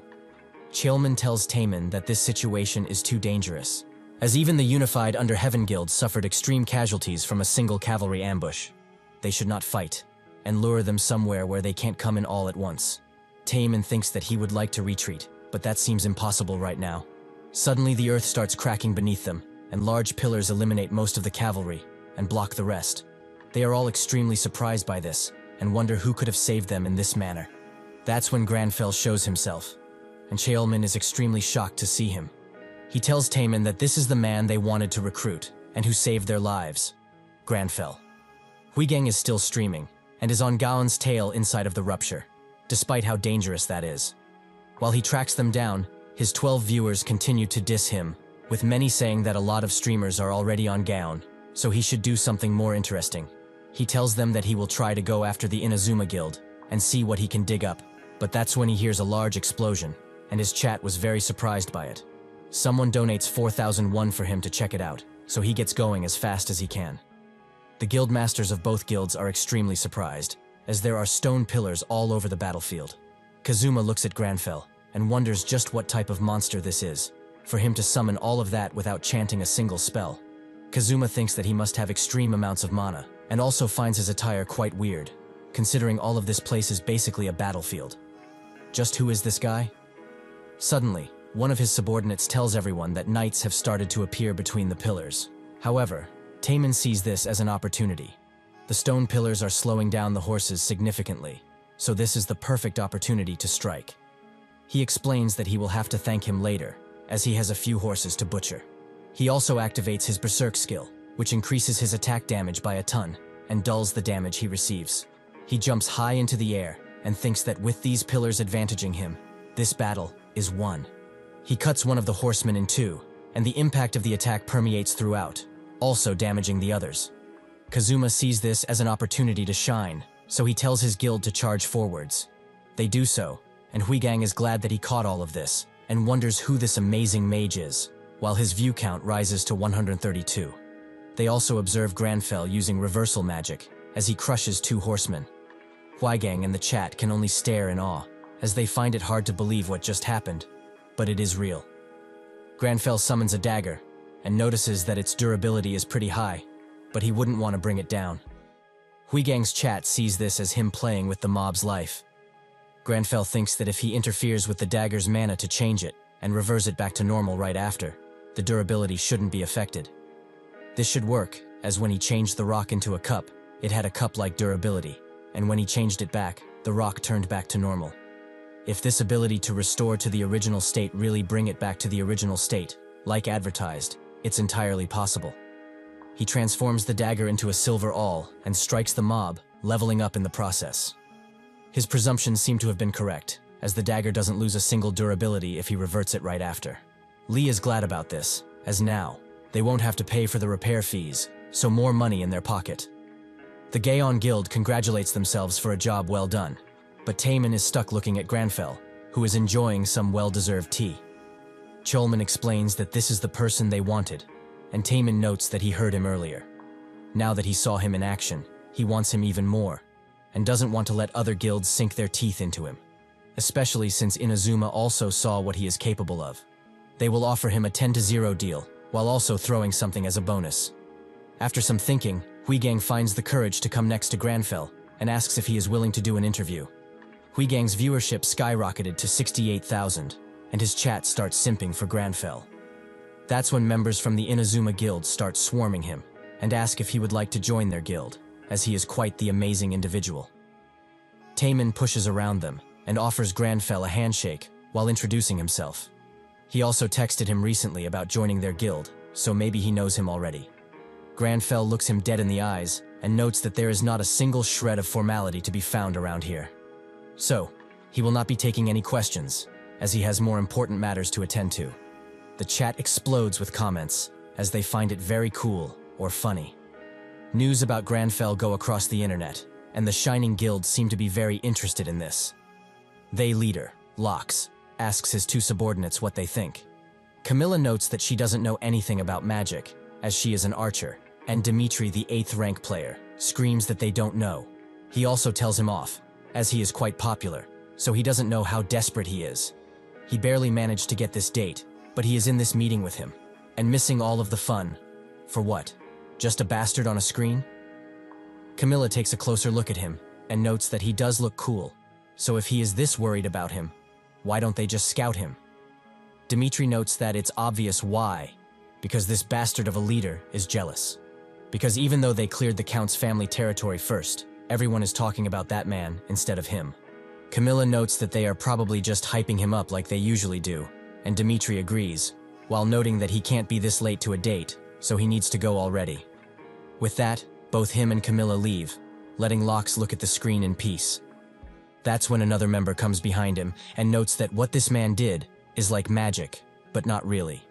This is Jessie Heinesi, a level 397, and the 4th ranking player. Lox notes that he never heard her describing something as cool, and she begins analyzing further. She begins smiling, and says that this person is quite interesting, and should be studied further. At the Berserker Guild camp, Leonie is extremely angry that they missed recruiting Granfell, as the others didn't let her, so now, she is taking her anger out on them. At the Inazuma Guild camp, Kazuma gets a call from someone, who notes that they must bring that silver-haired man to their side, no matter what it takes. In the latest news, the reporter explains that the Count family territory has been cleared successfully. Shining and Unified under Heaven both fought valiantly for the first place, but eventually, Shining was the victor and took the first place. The only ruptures left now will be the Count's family fortress, with its destruction rate being at 72% currently. Because of this high risk of a rupture happening, there is a lot of tension within the different base camps. If the fortress rupture really were to fall, they can basically wipe Russia off the map, so the only thing they can do is at least wish them luck and pray for them. Granfell, after taking a shower, watches the news about him, which describe him as a mysterious player. Many news outlets discuss in length about him, and reaction channels start blowing things out of proportion, like usual. One of the news outlets notes that building so many pillars from just a flick seems impossible to do with current abilities, so they will ask their rupture specialist. He explains that the situation was dire, and if he was a second late to the party, many people would have died there. The player who did all of this knew that the knights were betting on their mobility, so he changed the terrain, and that, combined with his quick thinking, is what saved Gaon and Inazuma. And also, from then on, he just watched, which seems to be his way of being nice to the other guilds, basically saying that it's their time to shine. Granfell thinks that he was just out of mana at the time, but Lee thinks that it's great they aren't calling him an asshole, like what would usually happen. He also checks the loot they got, as among it is a rare item, the first one he got. This is the necklace imbued with the blood curse, which must be purified in order to bring out its real effect. These items are called devil items, as once the curse is broken, a random effect is unsealed, so basically a gacha item. Most players would throw this away because of the effort they need to put into breaking the curse. But there is another proper way to use a cursed item, with the exorcism ritual skill, which invites a demon into one's head. Lee thinks that this is one of the 2 exclusive demon hunter skills, and it's needed in order to use the item as an offering. The basic affect of the skill is that one can attack a demon without harming the one it possessed, like he did with Cholman. But things change when there is an offering into play, as he can invite a demon into his very consciousness. It's similar to the status abnormality given to humans by demons, although there is the possibility that one can be possessed by the demon if they have a low mental stat. However, if he can fight the demon inside of his head, where it's more advantageous for him, things will be easier. Suddenly, he gets a call from Cholman, and Lee thinks that it might be because of how Granfell basically embarrassed their guildmaster on live television. They don't accept the call, and instead write a message, to maybe clear things out. Granfell, however, didn't get the memo, so he writes a single word: troublesome. He left out that he doesn't want to be sued, making Cheolman and Taemin think that he is ignoring them again. Taman sighs, as he only wanted to apologize for being informal and offer him a deal. They watch the playback of the news and see that indeed, things were informal, as everyone tried to talk with him at once. They also see that his eyes were tired, so he was struggling to hold his anger in. This was just because he was tired due to the amount of mana he used. Taman says that there is nothing they can do now, as the count is more important at the moment. The destruction rate of the rupture rises to 83%, so they need to cut their rest short and go in. Suddenly, the ground starts shaking, and some urgent news start blaring out of every speaker. The Count family fortress Ruptura has broken down, as it has reached 100% destruction rate in an instant. The base camps are now in disarray, and there are around 200 injured. The United Nations and US are advising Russia to close their borders now, so the players need to evacuate as fast as possible. The Count's fortress pops up into the real world, and Granfell also arrives, not being that surprised that it collapsed. The others watch him as he goes in alone, and he stops at a statue. He notes that it is quite distasteful, and with that, he is the first man to officially enter the fortress. Granfell wonders how that old and decrepit vampire dares call this place a fortress. But well, it does fit him, since he is what he is. Lee thinks that Granfell is saying all of this, solely because the mansion of his family was at least 10 times bigger than this place, which speaks volumes. Suddenly, the eyes of the gargoyle statue start glowing a deep red, which spooks Lee a bit. The statue snaps out of its eternal rest and starts cracking around as it gets ready to attack Granfell. The other players are as shocked as Lee and wonder if they should help Granfell, as he is famous for attacking with a dagger, and if he only has that, he can't hope to win against that stone beast. Or perhaps, since the rupture has fully come out into the real world, should they just run away? The gargoyle attempts to strike Granfell with all of might, but with only one flick of his fingers, he shatters it into tiny pieces within a split second. The Shining Guild hears the commotion and wonder what that noise is, as it seemed to come from the fortress. Camilla says that this sounded exactly like the noise from the video they watched, about that white-haired guy, and Jesse, probably out of sheer curiosity, starts flying towards that direction. Lox tells her to stop, as they were about to go in anyways, so they should do so together. However, she doesn't listen to a word of his, as she is extremely curious at this point. The other players look at Granfell in awe, as he defeated that mighty-looking gargoyle in a single attack. Lee notes that it was made out of plain stone, and he's broken too many of those in the past for this to be of any difficulty. Granfell explains that particular statue was of poor quality, poor texture, material, and creation. They put such a piece of garbage in their garden, like it was something they should be proud of. Pathetic creatures. The players start screaming, and with newfound confidence, they charge in, all eager to see what the mansion has to offer. Lee is surprised by their sudden change of heart, and Granfell spots another quest popping up in front of him. This one is a class quest, and is a sub-quest for the prologue of the counterattack class quest. What it entails is to make the vampires feel fear about being hunted. Lee is puzzled by this quest, and wonders what that even means. But Granfell gets going instantly, as this is not the time to hesitate about things. Lee urges him to just sit and think about this for a bit. They can't just go to kill it now, and how is he going to make him feel any type of fear? The Count is an ancient vampire, who is level 430, and they are only level 100. Granfell says only that he is a demon hunter, which enrages Lee, as that has nothing to do with this. Eventually, they arrive at a banquet hall, and Granfell notices something strange, as the portraits of the Count start to emanate a strange feeling. Sure enough, in another place inside of the mansion, the Gaon Guild is barely standing on its feet, as they are all affected. Kjolman asks Taman if he is okay, who notes that he's fine. He's just a little suffocated.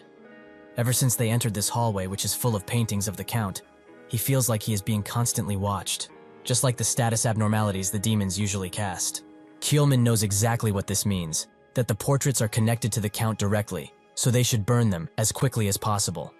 After they do that, they all feel much better, and Kjolman explains that this is why all of the players that went in first were retreating so fast, because everything in that damned castle is a trap. All of the portraits, statues, and even the interior items, everything is causing abnormalities.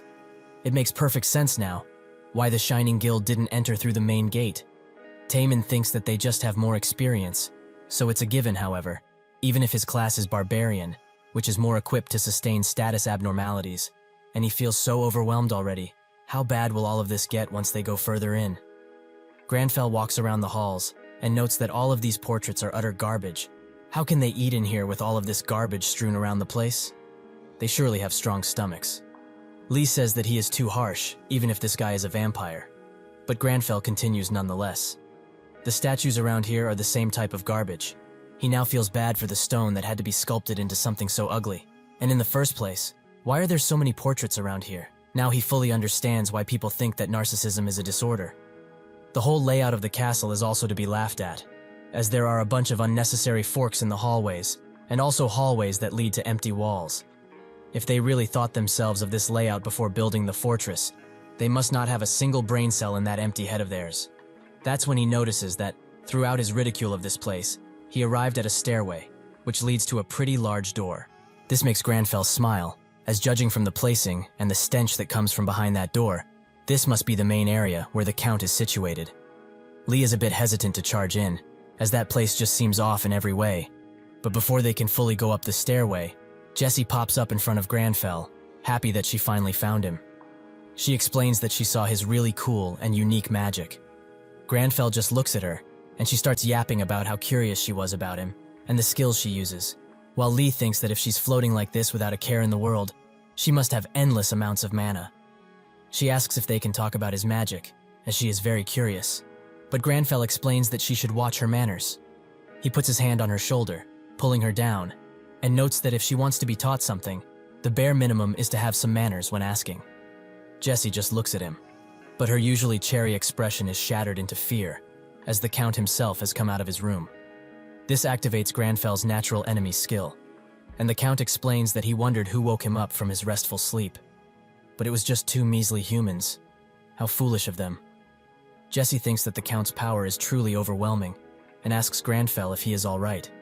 However, he doesn't hear her, as he is too focused on that stinking vampire.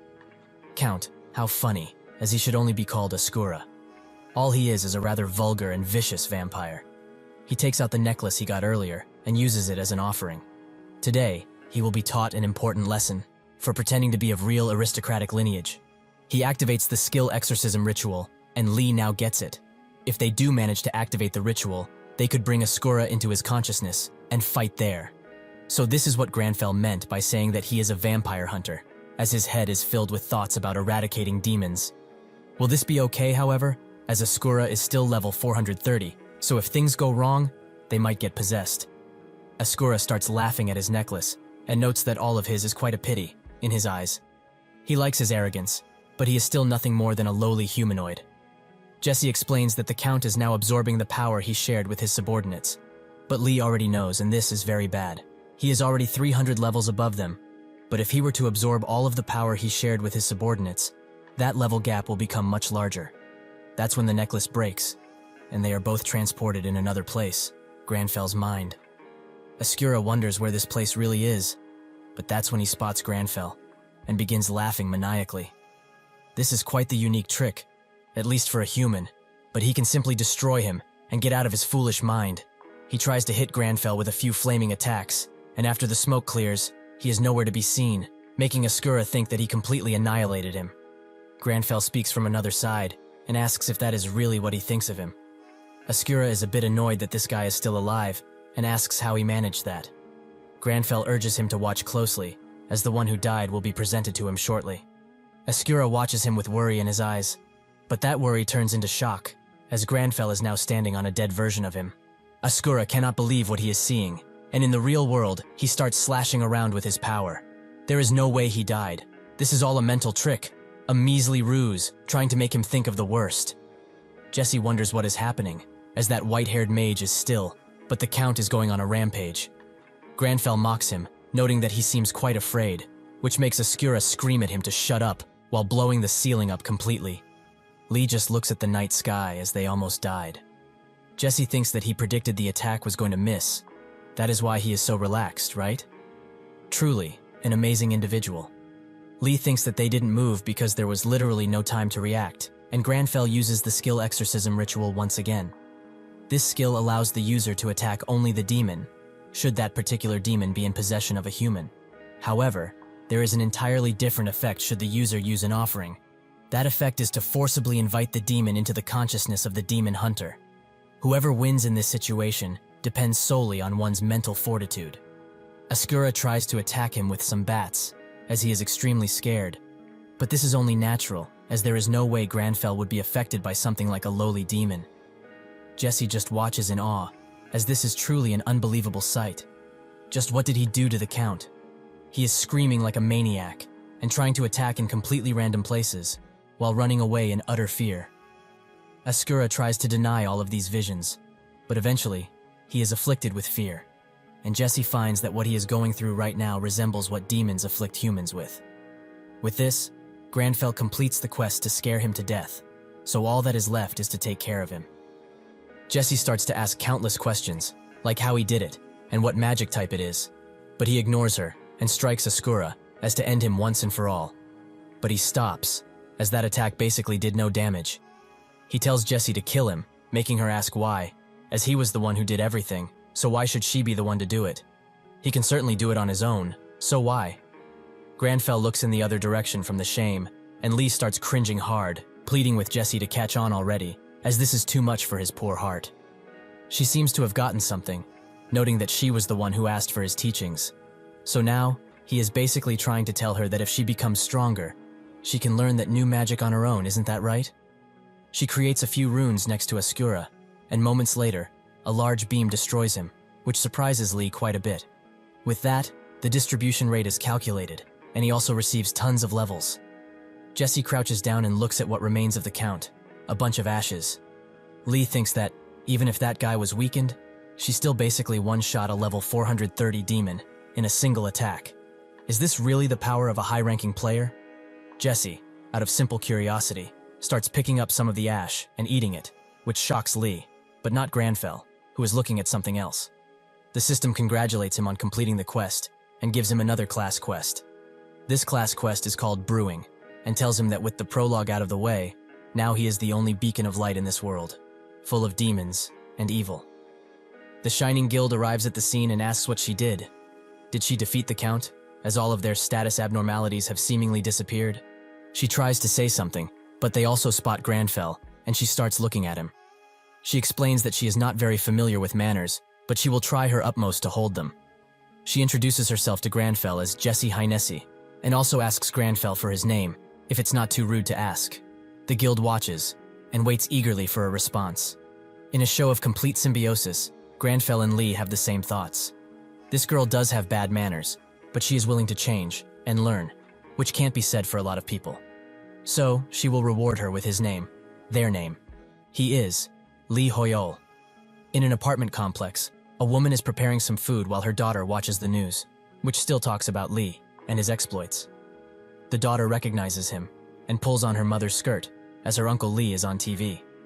She wonders what she is talking about, but when she looks at the TV, she sees when Lee introduced himself to the whole world, albeit reluctantly. This woman is one of his sisters. Later, while cleaning, she gets a call from her and thinks that it was about time one of them called him. Even since the defeat of Ascura, all that appeared on any type of media was his face, so it was only a matter of time before his family found out about this. He gets a few calls from two sisters, and the third one starts calling him also.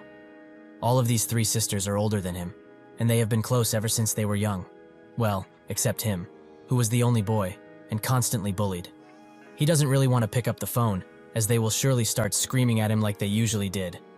That's when 3 bangs can be heard from the door, and the sisters demand he open it, as they know he is in there. Lee is extremely scared, and the sisters wait eagerly. The one on the left is the first sister, named Yuni. The second one is named Jiyoon, and the third one is Yerim. Granfell opens the door, and notes that they are being too loud, and the neighbors will consider them nuisances. So first they should calm down, and come inside. They are all surprised by his change, but Yerim is shocked. At another news outlet, Lee is the talk of the town, as he seemingly appeared out of nowhere, and is the one who defeated Ascura accompanied by Jesse Hynesi, someone from the Shining Guild. Despite all of the interviewers trying to get more out of him, he simply said that he is Lee Hoyol, and left. Cheolman watches all of this while chilling on the couch, and Taemin hands him some hot cocoa, as they deserve it after what happened. Cheolman wonders if Lee will even consider joining their guild, as he has become the talk of the town, and a lot of guilds are surely trying to scout him as they speak. Taemin explains that even this is true, he is still most likely to come to them, as they have his number and a reason to contact him. The loot they got from the fight with the horsemen in the square was all thanks to him, so it would be quite impolite to not share some with him. Cheolmin asks how much he is planning on giving him, but Taemin tells him that is not important. What is that even if they somehow lose him and another guild gets to him first, they need to make sure they leave an everlasting impression. In order to do that, they will give him everything, if they have to. So they should call him, right now. They do just that, but he is busy, as his niece is doing his hair, while his sisters chat. Yoonhee is the third in the family ranking, and tells him that his new hair color is pretty cool. Jiyoon, who is ranked 4th in the family ranking, starts laughing at him for that, as he looks like one of those K-pop stars, while Yerim, who is 5th in the family ranking, just looks at him, as she finds his tone extremely strange. The niece is ranked 6th, while Lee, who asks them what type of tea they want, is ranked last, 7th. Jiyoon is laughing until tears come out of her eyes, while Yoonhee notes that he has become much gentler in nature. Yerim says that if he became a player, it means that he was synchronized with his character, right? Lee confirms it, but gets interrupted by his niece, who wants something from him. The sisters look at this sight and thinks of the old days, specifically 10 years ago. Lee knows what's coming, and sure enough, the sisters begin talking about the era when he thought himself as Granfell, and also dyed his hair white. Lee starts cringing extremely hard and wants them to stop, but they still talk about how he greeted their parents like an aristocrat, which was extremely funny. Yerim looks at him and asks if he is in any type of danger. They were all very surprised when they heard about him, as players get injured all of the time, and he also doesn't pick up his phone at all, so they were extremely worried about him. This makes Lee smile, as even with their constant mocking, in their heart of hearts, they still love him. They also say that he can quit whenever he wants, as they are on his side, always. Lee tries to apologize for worrying them like this, and tell them that he is actually fine, but Granfell tells them that he, the demon hunter Granfell Claudi Arpaeus Romeo, is plenty suited for the job, so they needn't worry.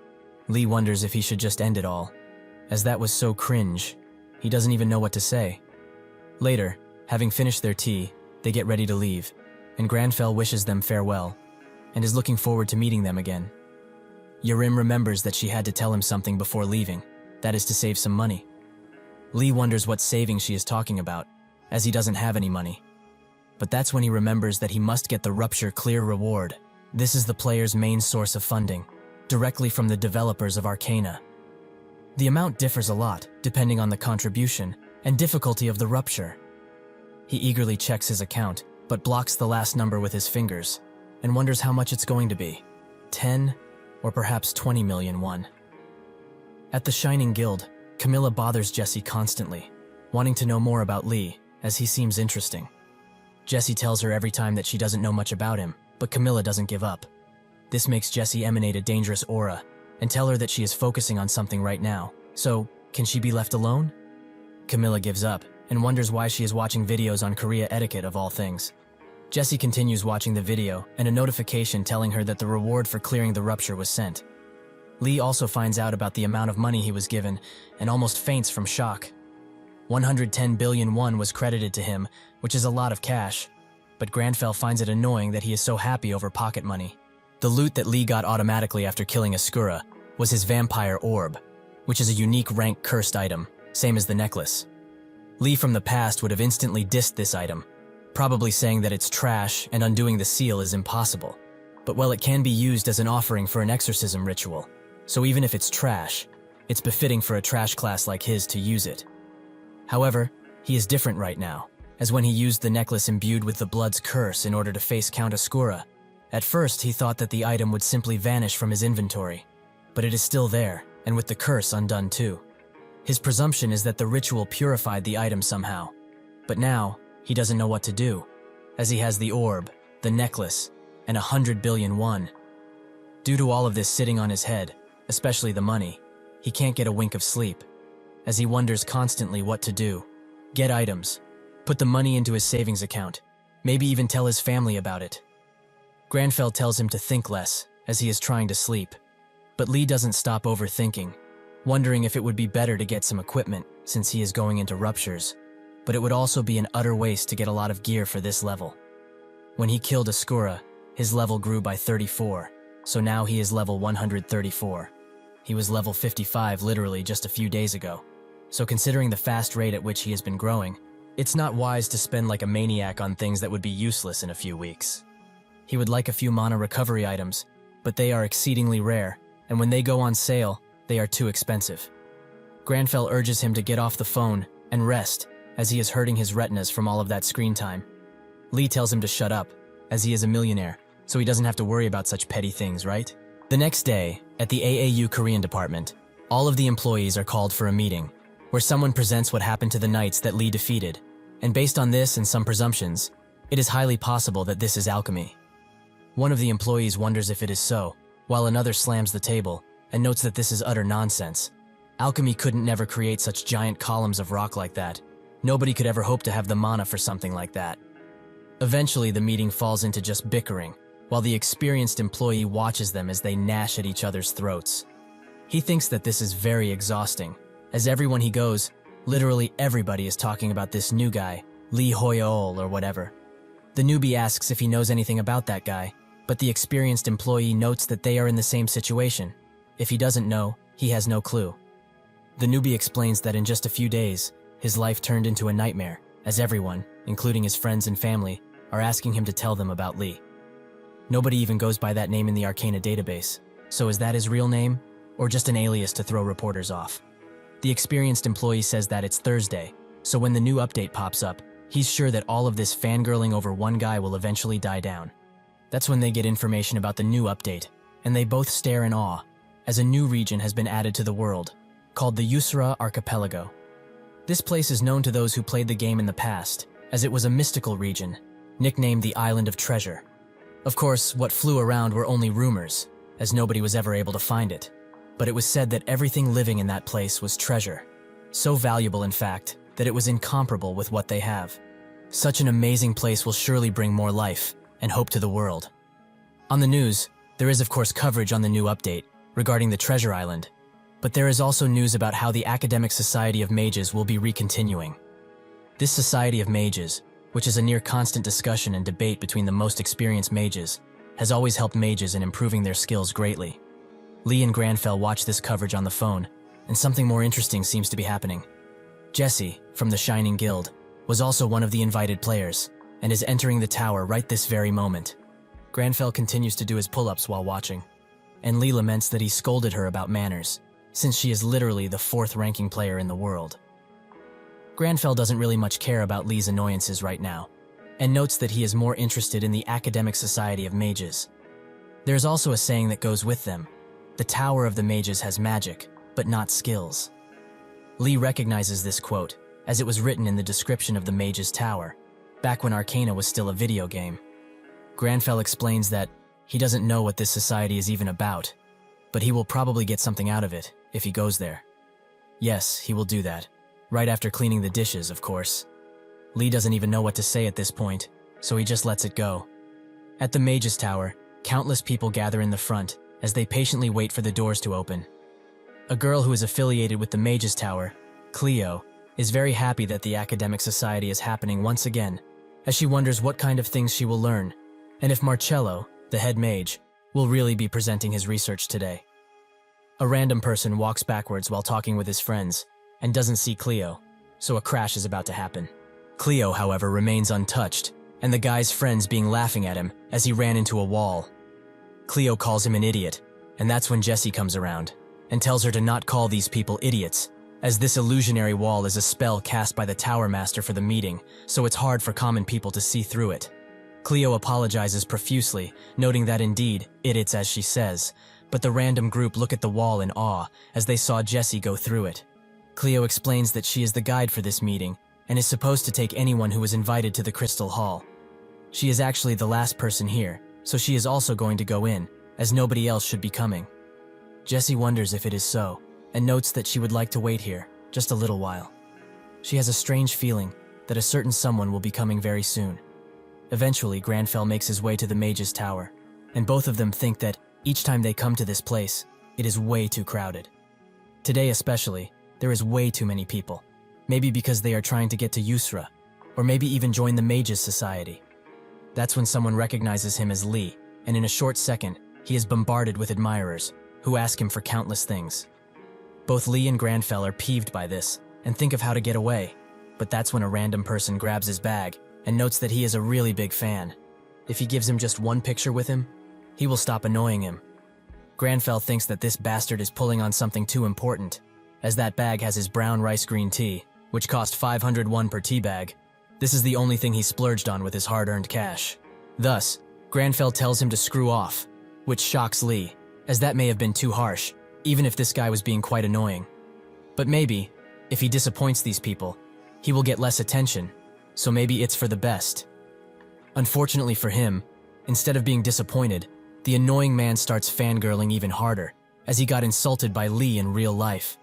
More and more people start requesting this, which makes Lee disappointed in the human race. They both think of ways to get out of this debacle, and that's when they see the wall, which seems different.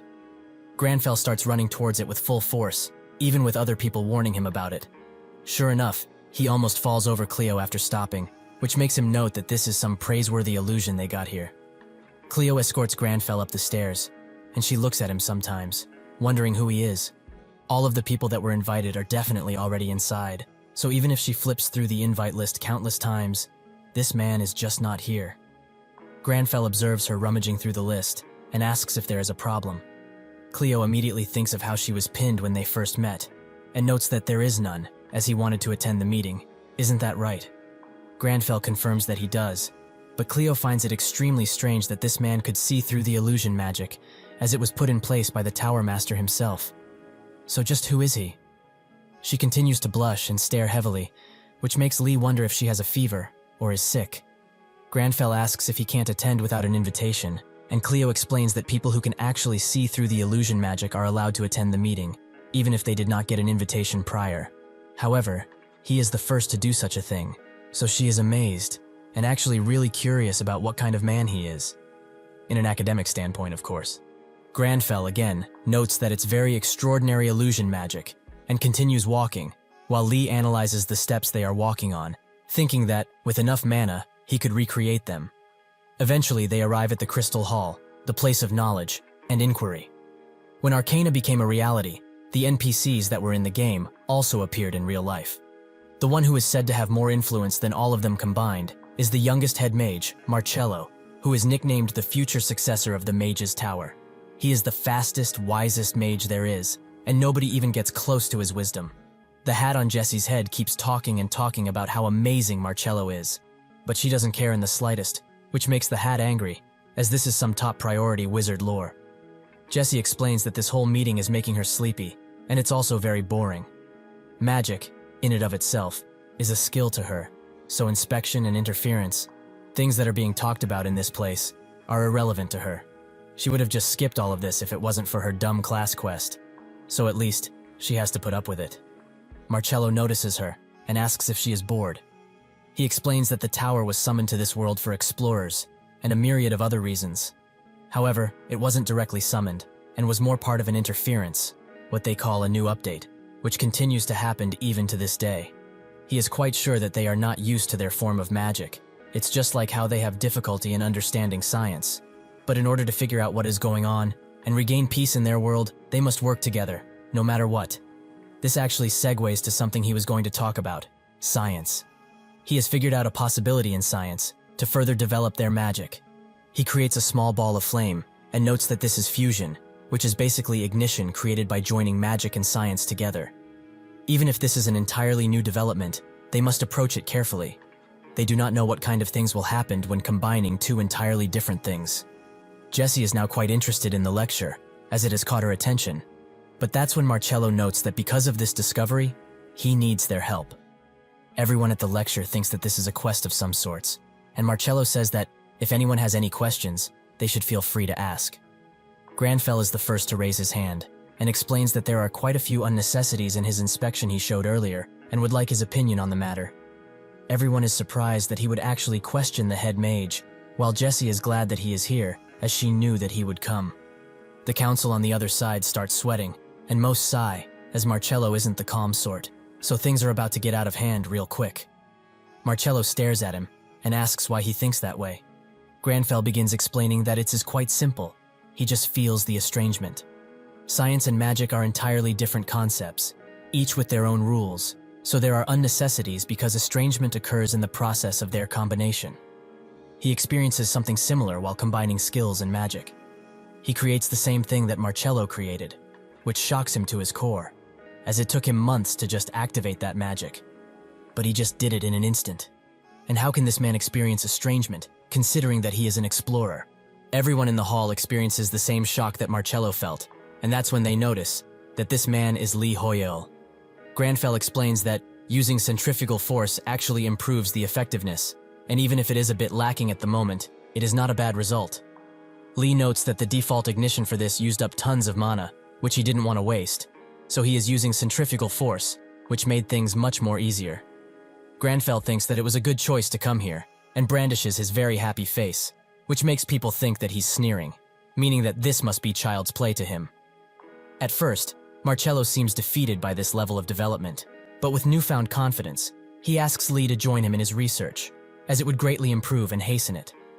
This comes in the form of a quest, which Granfell accepts instantly, as he is very happy. Yet his face makes it seem like he has defeated Marcello, and is now reveling in the glory.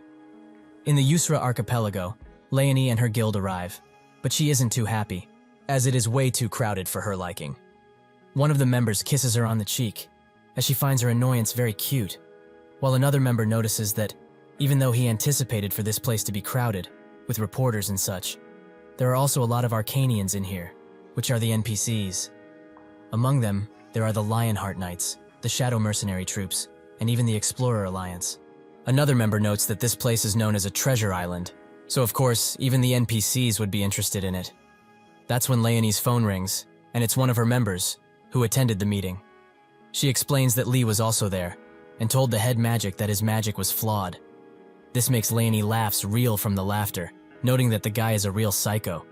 The mage continues explaining that Marcello actually admitted to that, and even gave him a quest. Somewhere in the mage's tower, Marcello asks Granfell to write anything he needs for the research, as he will do his utmost to obtain them. Both Granfell and Lee are happy about this, as they can use this to their advantage. Eventually, Marcello is summoned to the top floor of the mage's tower, and the 5 stars of the tower berate him for inviting an explorer to work with them, as this violates their rules. But why would a mage even do something like this? Marcello explains that Lee is someone who perfectly understands magic, and he also overcame the gap between magic and science, something which he struggled with for months. His talents can't be wasted, as they can improve the world greatly, which is needed right now. The 5 stars tell him that mages should act on their own, and take responsibility in their own hands. They will respect his judgment for now, but he should remember that eventually he will need to take responsibility for it. With that, he is excused, and Marcello laments having to work under these boomer bastards, as they refuse help from outside sources out of pride, which will hurt them in the long run. Cleo comes from behind him, and notes that she is on her way to pick up the items that Lee requested. Marcello says that if it's so, she should give that to him, as he was headed there anyways, as he had something to check. Cleo is quite confused, but accepts nonetheless. Eventually, Marcello presents Granfell with the items he and Lee requested, items that improve mana regeneration, and the various magic texts he wanted. He asks if he likes them, but Granfell laments even seeing them, as they are all too high level for him. He tells Marcello that these are not fit for somebody like him, quite literally in fact, which surprises Marcello, but he somewhat expected this. He apologizes for underestimating him, as he was curious why he requested mana regeneration items, but he probably already knew about this item. He hands him a hexagram brooch, which seems to be part of a 6-piece set. It is a level 100 item, which regenerates mana by 10% when magic is used. Lee thinks that this is exactly the type of item he wanted, as it improves his abilities greatly. Marcello notes that he realized he is an amazing mage when he found the unnecessities in his magic, but to think he also knew about this item, truly amazing. Lee wonders what's so great about this low-level and rather simple item, while Granfell stares at Marcello. He explains that, unfortunately, they cannot carry out the proper research, as he needs to fix his magic. The quest's updates, telling him to wait for Marcello to call. Granfell notes that he will wait for him to overcome himself, and Marcello thanks him once again, while thinking that, if it's with him, he might be able to change how the mage's tower works. On the new archipelago, Huigang sits around while streaming, which seems to be watched by 19,000 people. He explains that he is waiting for Lee to get to Yusra using the portal, and shows that there are countless people entering, so he believes that Lee will also be coming soon enough. The stream is tired of waiting, but Huaigang tells them to be patient. A player overhears him talking about Lee and gets up close and personal to the stream. They recognize him as Kinver, who seems very angry that Lee is getting so much attention. This man is a part of the Supernova Guild, a group which is infamous for doing whatever they have to in order to complete their objectives, and Kinver is rumored to be the most evil of them all, as he is tied to many missing people cases. He tells Huaigang to tell Lee that he shouldn't go overboard with his clown act. With that, he leaves, noting that he will keep a close eye on his stream to make sure he completes his objective. This whole thing makes the chat wonder if Lee could actually clear Yusra on his own, and they come to the conclusion that perhaps Lee is not showing because he knows he will be targeted by people like Kinver, so he is into hiding. Huaigang is offended by this and starts banning anyone who taints Lee's good name. Huaigang explains that Lee is probably uninterested about the treasurers, as he doesn't do any commercials or shows, which goes to show what kind of man he is. The chat agrees with him, and people around just stare.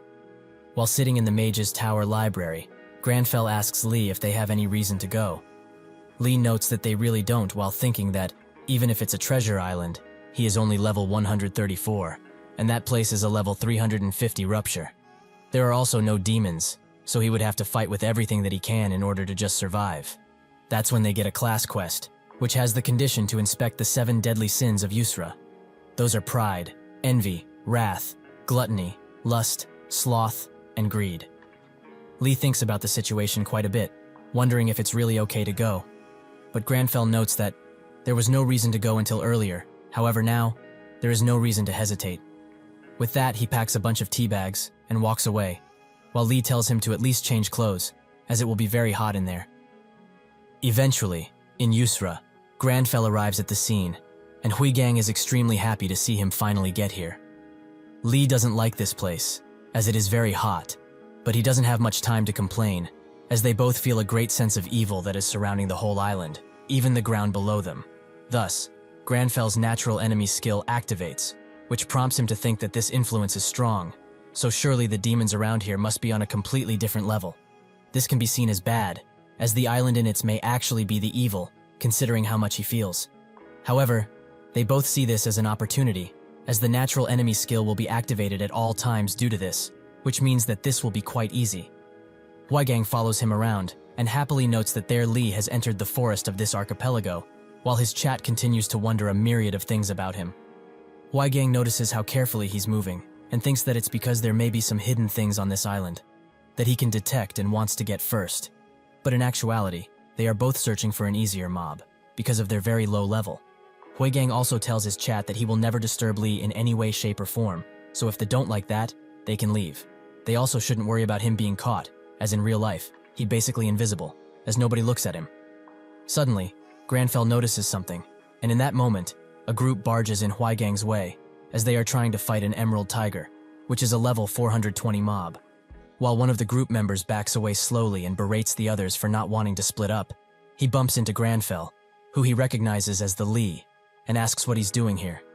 Granfell isn't that moved by the question, but Lee feels it into his very core, as he too is wondering why he is here. He was originally planning to just find a scorpion to warm up, but the first monster that popped up, unfortunately, is an Emerald Tiger, the highest level monster around this damn place. It's 10 levels lower than the count, but even still, he can't hope to outrun it. Not with his stats anyways. Granfell notes that the situation isn't great, as the sunlight that is falling on the tiger is blinding him. But, if he stops the movements of this beast, he can stop it from pulling any more tricks. He continues to create pillars of stone from the ground, which incapacitate the tiger, while the group, with Huaigang behind them, watch in awe. Granfell prepares to use ignition, as he hasn't tried it yet, and creates a large ball of fire on his palm. He throws it at the tiger, which creates a fiery explosion that almost reaches Huaigang too.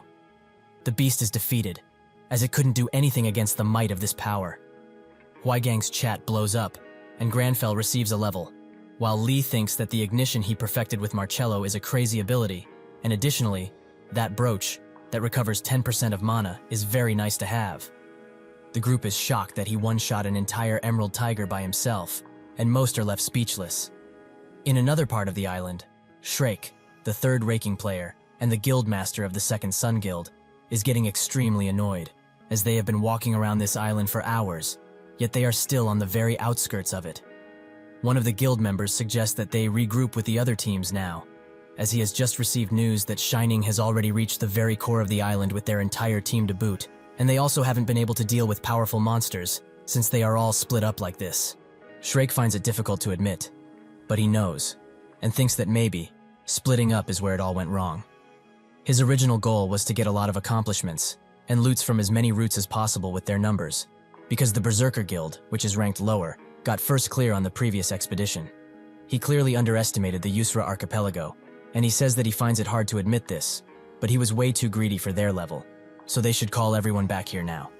Suddenly the team from the west, the one that Lee helped, calls, which Shrek thinks as perfect timing, as he was going to call them anyway, as they will regroup. The west team leader explains that they will come to them, as they have to give up this route, since Lee Hoyaol himself has already passed through it. Before Shrek can ask further, one of their mages gets a report from their other mage that was at the mage's tower. Supposedly, Lee received a quest from Marcello, the head mage, and he is now also the first player to ever get a personal research lab in that place. Shrek thinks that he thought it would be impossible for an NPC and player to build such a deep bond and relationship, even if he heard things previously about it. He notes that their analysis team will not be dedicated to only this guy, as they need to find out more, as he might be more dangerous than he is leading on. Lee smiles like a maniac at the pure emerald crystal he is holding, a supposed top-tier ingredient. He jumps around from how happy he is, which Granfell finds utterly pathetic, so he chooses to try and ignore him. Lee thinks that this ingredient is very rare, so there are few that can truly handle it, but if he makes a request to the mage's tower, as part of his research, he will be getting a free evaluation. Granfell's expression suddenly changes, as the atmosphere around the island changes, and the quest to investigate the 7 deadly sins on this archipelago pops up again. Before Lee can even wonder why it's popping up once again, the ground begins to shake, and another system message appears. The Yusra archipelago is being taken over by greed, and the destruction progress increases. Lee isn't the only one to receive this, as everyone that is on the island does. Granfell looks at the message, and notes that, if it's greed, there are plenty of greedy humans around here who could have awoken him, Lee included. All of this is because of one of this archipelago's 7 deadly sins, greed. With it, the message. The demon of greed must have awakened, and any demon hunter from Action would know that if the progress rate reaches 100%, every single deadly sin from this island will be awakened. Granfell receives another class quest, Brewing, as his prologue quest has ended, and he gets 2 new objectives. To stop the resurrection of the greed sin, and make sure that the treasure of this island is not corrupted by it. He is glad that it's like this, as he wouldn't have had the power to defeat that thing. But that isn't the biggest issue now. People around him start going manic about the treasure, and they all rush to get some, since the Shining Guild already cleared an island and got the treasure. Granfell thinks that this is a normal reaction to what's happening, as right now, all of the players on this archipelago are thinking the exact same thing as them. In order to stop the treasure from being corrupted by greed, they all need to let go of their desire for riches. But right now, considering their manic state, it would be an impossible venture. They start bickering with each other about who gets the treasure first, with all of them slowly becoming greedier and greedier, and Lee wonders what to do now, as one of his quests is about stopping this from happening. Granfell sighs and says that there is only one way out of this. He has to take it upon himself and get all of the treasure on this island, something which puzzles Lee. On the second island of the Yusra archipelago, the Shining Guild also received the message about greed, and Camilla explains that since there are 10 islands here in total, they must be a part of the countdown, as there are 10 squares, and one of them filled up as soon as they got the treasure. Lex notes that it's precisely as she says, but did they hear anything from Jesse's report? Dimitri says that if he's talking about the one where she constantly talks about Lee, and how he got to the top floor of the Mage's Tower, they read it already. And Camilla notes that Jessie is quite cute when she talks about Lee, as her eyes start to sparkle whenever she does. They totally have a thing. Dimitri asks her to be more serious about the situation, and Camilla mocks him by saying that he wouldn't know anything about that, since he got rejected by her after renting the whole hotel lounger, like a dumbass. Locke smiles and asks them, could they win against him if they were to fight? Dimitri tells him that he doesn't want to interact violently with that guy, and Camilla notes that they have plenty on their plate already, and plus, Jesse will literally kill him if he touches a hair on that guy. Lex says that it's true, as he just said this out of envy anyways, as there's no real reason to antagonize him.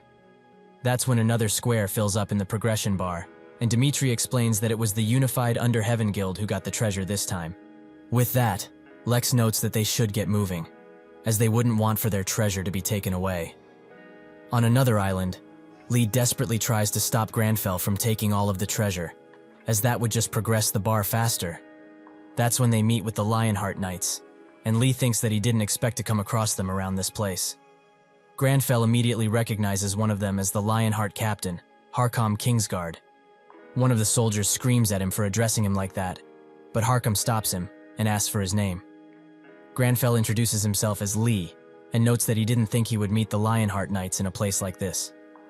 Harcom explains that he feels a different kind of energy from him compared to the other explorers, and that's when he notices it's because of that brooch. Before they can speak further, something tries to smash Granfell from above, but he dodges just in time, and Harcom notices that the thing that crashed was the protector of this island, the great turtle of golden canines. He tells his men to prepare for battle, as this turtle is known for firing meteors, so they will split apart to not get hit.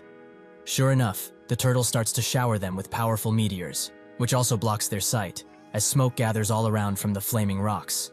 Suddenly, one of the soldiers, Enoch, is put in a dangerous situation, as the turtle is almost stepping on him. Harcom desperately tries to reach his comrade, but the turtle steps down with all of its might, which pushes back the other soldiers. Enoch isn't dead, however, as Granfell has stepped in to help him by forming a giant wall, something which shocks the soldiers, as they did not hear any chanting from him. Before Harcom can ask how he did it, Granfell interrupts him, as this isn't the time to be chatting. The turtle prepares to shower the area with meteors again, and the knights get into formation, while Lee thinks that because of that wall, he almost consumed his entire mana pool, as he had to strengthen it. He didn't pass out only because of this brooch, which he is very thankful for, but still, he needs to save up his mana, so he needs to use these knights to their fullest potential. Markham grabs his attention and expresses his genuine thanks for his timely rescue. Additionally, if he helps them in battle, he swears on his Lionheart that they will never forget this favor. Lee thinks that this is the perfect opportunity to get some bonuses, and Granfell notes that monsters are naturally meant to be killed, so if they need help, he will be more than happy to accept. Huaigang, who watched all of this from a hiding spot, heard what Harcom said and starts fangirling for Lee once again. The chat also explodes with comments, while Huaigang apologizes for not being able to get closer to the action. Harcom tells his knights to charge, with all the honor they can muster, and they do just that, as Granfell just stands around, looking at the beast. Enoch looks at him and wonders if the captain did the right thing. To swear on his heart like that is the strongest form of swearing that they serve only for the royal family, so to do it with a mere explorer is strange. The men all try to hold the beast back as they try to bring it to its knees. Lee looks at them and is amazed. So these are the Lionheart Knights, a truly amazing display of weakness. That is, as the turtle is only slightly annoyed by their attacks, and not much else. Lee thinks that they aren't that weak, but they are not the right damage type for that gigantic turtle, as every single one of them is a melee class, so they can't attack all at once, as they don't have enough space. He checks the destruction progress, and it's halfway done already, as the people are taking the treasures much faster than he originally anticipated. He needs to finish this, so he needs to find a way to let all of the knights attack all at once. The turtle rumbles the ground beneath its feet, and magma starts coming out of it. The knights try to dodge, but there is no space to step on for them. This gives Granfell a grand idea, as he remembers the steps from the mage's tower. He tells Harcom and everyone else to get ready and charge, as he will open a path for them. He creates a stairway for them out of rocks, and the knights watch in awe as he does it. Huaigang is now in a state of shock after seeing this, with his chat being filled with comments. Harcom recognizes these types of steps, as they are the same ones as the ones from the mage's tower. The other knights also recognize it as so. Just who is this man, to be able to do all of this? Lee is now drained of basically all of his mana, and he looks more like a skeleton than anything else. The knights charge in, and Harcom screams at them to not waste this opportunity and deal with this beast as swift as possible. They all go to attack its head, and when they strike it once, the beast immediately falls, and the contributions start being sent out. Most are sent to the other knights, but he also gets some loot, and some level to boot, even though he didn't damage the beast at all. Harkam comes next to him and notes that the brooch he has was a gift from an ancient emperor who bestowed it upon the mage's tower graciously. He has saved their lives on this day, so they are extremely thankful. They all bow down in unison, and Harkam says that they, the Lionheart Knights, will continue to fight alongside the owner of this brooch, Lee Hoyol. With this, he receives the highest contribution rate for killing the Great Turtle and the treasure of this specific island. Lee looks at it and wonders what to do, as if he takes it, greed will awaken, but if he doesn't, someone will end up taking it anyways. So this is a lose-lose situation. The destruction progress advances once again by 1 point, and Lee is quite scared. But Granfell just picks it up, which shocks Lee to his very core. He starts screaming, saying that they are screwed, and that he is a dumbass who doesn't think before he acts. However, Lee doesn't know that to the great Granfell Claudi Arpaeus Romeo, wealth had no real meaning. As somebody who was born as the direct successor of a renowned family, he had already tasted what wealth was. The emotion that is called greed simply did not exist in Granfell's heart. He notes that to prevent the island from being consumed by greed, he must do something quite simple, just take it, without any greed in his heart. Lee is surprised that something like that is possible, since he is a greedy little bastard. Above them, Kinver watches him eagerly and tells him to keep collecting those treasures, just like that. Behind him, the west group of the Second Sun group is decimated, with only one player being left alive. He calls Kinver an irredeemable monster, a coward, who only attacks weak players, and soon, Shrake will have his head. Before he can do anything further, Kinver cuts his head clean off, and his karma stat increases. He eagerly waits for Lee to get more items. That way, it will be very convenient for him to just take them, like taking candy from a child. From this group, he has looted some emerald essence, and 32 other looted items with it. As Granfell unlocks the island's treasure, everyone watches in awe, including Huigang, who is now fangirling to the max, and his chat explodes with comments. The treasure glows in Granfell's hand, and he notes that, in order to prevent the island from being taken over completely by greed, they just need to take the treasure without any greed in their heart. Huigang starts crying while he asks his viewers if that was recorded well. Their Lee just took the island treasure, and the destruction progress has not up, and they should watch how refined he still is. He really has no greed, and is fully selfless. The real Lee cringes, however, as the item they have received is only an epic, and has no real stats to speak of. This must be a joke. He got excited for nothing like a dumbass, so much so that his greed just disappeared. If all of the treasures are so worthless, he doesn't even want them. Suddenly, Granfell gets a status window, showing him that the great Lionheart Knights have joined his party. Lee wonders what this is all about, and Harkam reaffirms what they said previously. They will be at his side from now on no matter what. They, the Lionheart Knights, will continue to fight alongside the brooch owner. That is what both Granfell and Lee remember. But Lee didn't think they would actually join him, but leave him alone during his stay on this archipelago. Harkam notes that he has saved their lives, and even showed that he can acquire the treasures without a speck of greed in his heart. They are not sure what his true goal is in this place, but at least here on this archipelago, they will be his sword and shield whenever he commands. Lee is very shocked, as even if this is only for the Yusra archipelago, he now has the best knights in the entire continent by his side, and the level difference is just insane now that he looks at it. Not for him, for the mobs, who are now extremely easy to target with these loyal helpers. Granfell grabs Harkam's shoulder while grinning quite devilishly, and notes that they should move on to the next island. Above all of them, hidden in the purple mist and dark green leaves, Kinver watches Granfell diligently before getting interrupted by his earpiece, as somebody wants to talk with him. That person notes that he's worried about the destruction rate not progressing the same after Lee took the treasure. Is he sure that he is the one that took it, and not the NPC dogs he has with him? Additionally, if he does have Markham and the stupidly loyal Lionheart Knights with him, can they really do anything to Lee at this point? Kinver asks the person if they are scared, and the person explains that they are not. They just want to be careful about it, as those guys are on a much different level than those bastards from Second Sun. Kinver explains that he still sounds like a scared idiot, so he should stay out of this if he really is that scared. He has already prepared a little surprise for them, as the moment they decide to get on a shop to progress to the next island, all he needs to do is flick one single finger, and the Hydra poison, which is extremely deadly, will spread on every inch of the ship. Whether it's that bastard Lee or the popular Harkam, nobody will be able to stop it. They will all die slowly. Additionally, They can check for all of the treasure after Lee is dead. But suddenly, Lee looks at him, and he feels like he's been beheaded gruesomely. He clenches his neck and is now extremely fearful. It was impossible for Lee to notice him from this distance, and this amount of bloodlust is no mere joke. What Granfell and Lee see, however, is just a cute squirrel, most likely Kinver's disguise.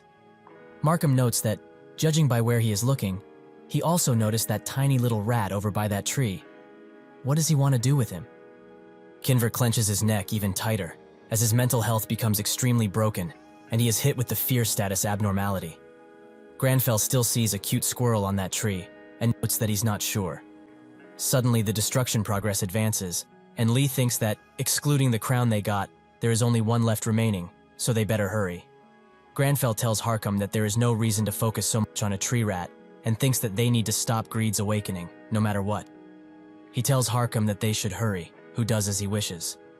The person who contacted Kinver previously tries to contact him again, but Kinver can't hope to respond, as he is still hiding in fear. And also he has literally pissed his pants.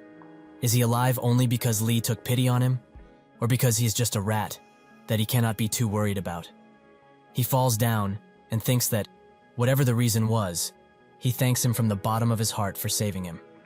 He removes his mask and announces that he's done, and out of this deal for good. The person over the radio asks what the hell just happened, and Kinver warns them, if they don't want to die gruesomely, they should turn back now, and never, ever look back. With that, he closes the call, and the person over the phone wonders what the hell just happened. One of his men asks what's wrong, calling him Park Hyunjun. Hyunjun explains that Kinver hung up on him like a scared rat. Fuck. They invested too much money in this. They even borrowed money from a loan shark because that bastard Kinver promised that they needed the Hydra poison in order to succeed their mission. The man tries to calm him down, but Hyunjun is having none of it, as he is in manic state. He is telling him to calm down? Did he get the loan on his name or something? The other party members get in front of him and tell him to stop, as it isn't like him to get so worked up for things like this. Hyunjun asks, if he is so worked up, how are they so calm, huh? Oh, now he gets it. They are on the same side as Kinver. How much did that bastard pay them, huh? The members desperately try to calm him down, but Hyunjun is out of it completely and screams, just how much money are they taking from that bastard? Granfell notices something wrong in the distance, and Markham asks what it is, which he replies with nothing. He was just looking around. There is something dangerous around here, though, because his natural enemy skill has activated, and his demon hunter instincts are warning him to be very careful from now on, as there is a demon nearby. Hyunjun stabs one of his men, who notes that he knew he was a piece of shit that was obsessed with money, but to think he would go to this extent. Hyunjun tells him to just die quietly, as they were the ones that worked for Kinver in order to get more money. Hwaigang watches all of this with a tear in his eye, as he is extremely scared for the demon-possessed person that is right behind him. When he gets the chance, Hwaigang bolts out of there and thinks that he knew previously the Supernova Guild was filled with killers, but he didn't think that they would also slay their own men based on baseless accusations. He needs to leave as fast as he can before he is their next target. Suddenly, he trips on a branch, but before he falls, someone from the Explorer Alliance stops him and asks if he is okay. They reassure him and tell him if he's afraid, he may have a seat and rest for a while next to them. Hwaigang thinks that even someone as crazy as that guy, who killed his own teammates, won't be able to do anything against the entire Explorer Guild. He accepts their offer and thinks that now, he is spared. The Today Arcana news outlet deployed drones all around the island and broadcast it to everyone around the world. As they can see, the archipelago is separated into 10 islands, and apparently each one has a hidden treasure, ready to be found. The ways to obtain such treasure is different from island to island. For example, one might need to defeat the island owner, a powerful boss monster, or solve a hidden puzzle. And now, they have reached the final island, where a lot of players and guilds have gathered. Suddenly, the Shining Guild also arrives, who has already taken 2 treasures, but that was to be expected. Gaon, who is also there, has also taken a treasure, and beside them, there is the Inazuma Guild, which couldn't take any treasure, as Gaon took the one they were aiming after. The Berserk and the Rising Sun Guild, which are apparently rivals, also arrive, so all of their viewers should stay tuned for this mighty final battle. That's when somebody arrives that silences everyone. The mighty Lionheart Knights have arrived to the scene, which surprised every single player and guild there, But when they see who is leading them, they get even more surprised. Naturally, it is none other than Granfell. They all look at him and notice how confident and calm he looks, like he is sure that he will be taking the last treasure with him. Lee, however, is very scared, as he knew he would attract some attention. But still, everyone is just staring at him constantly, and he's scared. Every single player there talks about him, and Camilla notes that she is saying this only now. No matter what, she will not be fighting Lee, as she only has one life, and she wants to cherish it. Lee stands behind Granfell like a scared cat and wants everyone to stop looking at him like this, as if everyone finds out he's actually low level, he will be cancelled. Harkam suddenly notices something and tells Lee to dodge, now. The earth beneath them opens up, and magma flies all around, as the earth cracks and cracks, leaving many to just fall into the fiery pit. Out of it, the island owner, a great lava koi, which is level 420, gets out and starts spreading lava all around itself. One of the players notes that they can't hope to attack this thing, as it is covered in lava, so they need to just watch right now. Every single player there tries to coordinate themselves to the best of their abilities, but even if they hit it with all they got, the long-range attacks do nothing, as the lava simply swallows it all. Even Taemin can't seem to approach the beast, and the new outlet records all of this while brining the drone higher into the air as to not get it damaged. From above, it can be seen that the koi has created a pool for itself, where nobody could realistically approach it. Harkam asks Lee if he's okay, and apologizes, as he promised to be his sword, but he doesn't have a way to even strike that beast. Granfell smiles, and notes that he worries far too much for somebody so prestigious. He did not lead them all of the way here without a plan. He puts his hand forwards, and that's when Lex notices that, even in this most dire situation, Lee is still smiling. Just what does he have in mind? While preparing his magic, Granfell thinks that magic activation could be divided into 3 important steps: inspection, interference, and most important, manifestation. The lava around the koi fish is not a skill, and it's merely a part of nature.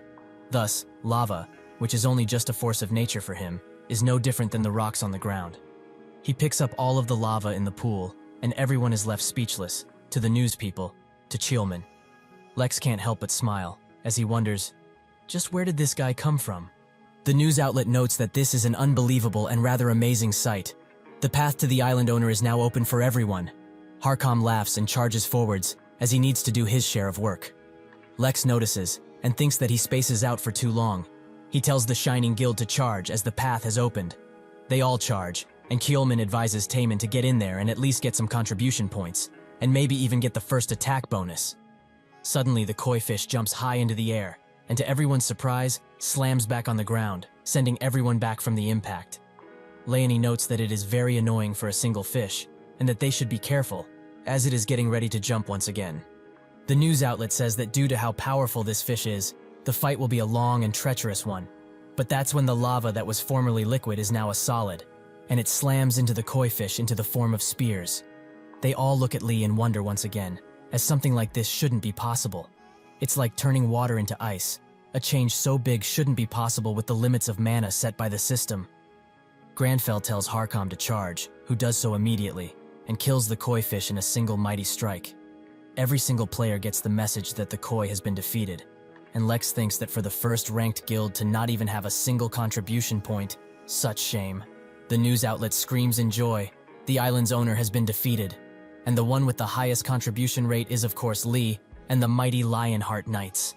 He cannot believe how relaxed he is. He defeated the boss so easily. In actuality, Lee is basically dead already, and Granfell has his eyes rolled back as he is trying to not pass out due to the lack of available mana. The island's treasure suddenly appears in front of Granfell, and everyone eagerly watches to see what he gets from it. Granfell gets to opening it, and everyone is surprised when the destruction progress rate does not pop up. Is this perhaps not the island treasure, but something else entirely? However, suddenly the destruction progress rate appears and fills up once again, which also surprises people. Why was it late? Or were there more treasure around the islands? Lee is weary now, as there is no way that Granfell advanced the destruction after taking the treasure, as the treasure itself is still a shining blue. However, he feels that extremely strong demonic energy. A different treasure has been taken by greed once again. The rest of the Explorers Guild and Huigang watch in horror, as Hyunjun has killed most of the other NPCs, and has taken one of the island treasure for himself. They are all teary-eyed from losing their comrades. but they must stay back, as this man is far too powerful for them. Hyunjun looks at the treasure with a wide expression, and his head starts to hurt as he tries to fight back. What is happening? His head is feeling heavy, and he didn't mean to do any of this. Not at all. The demon comes next to him and asks what he means by those words. He himself said that he wanted this, so he has helped him like a good demon should. He does not even have a skill for him to take, yet he has helped him get what he wants. Since that is done now, it is his turn to take what he wants and needs. Hyunjun feels like he's being swallowed into a sea of nothingness, a darkness that would take down even the most valiant of men. Suddenly, a member of the Lionheart Knights jumps into action and pushes Hyunjun back while asking Hwaigang if he's alright. He thinks that, if they are here, it must certainly mean that he is also here. Lee, who notes that it smells disgusting around here, probably because of the demon. Hwaigang is still amazed that he is here, although he expected it, and wipes his tears fast. He apologizes for having his viewers wait for so long, and announces that the #1 Lee fan stream is now starting once again. Granfell is suddenly hit with a strange sensation, as the Lionheart soldier asks for orders. A class quest is created for him, and Hyunjun is being engulfed by a sea of red demonic energy. The system warns them that Yusra Archipelago's evil is brewing to the point of no return, and everyone there watches in horror, except Granfell, of course. Suddenly, the island's treasure rises into the air and breaks above Hyunjun, who is by now just a soulless puppet. The system warns them once again, the island's treasure is being corrupted by greed. Lee knows what this means, and the conditions pausing confirms it. The destruction meter is full, and so the destruction is beginning in full.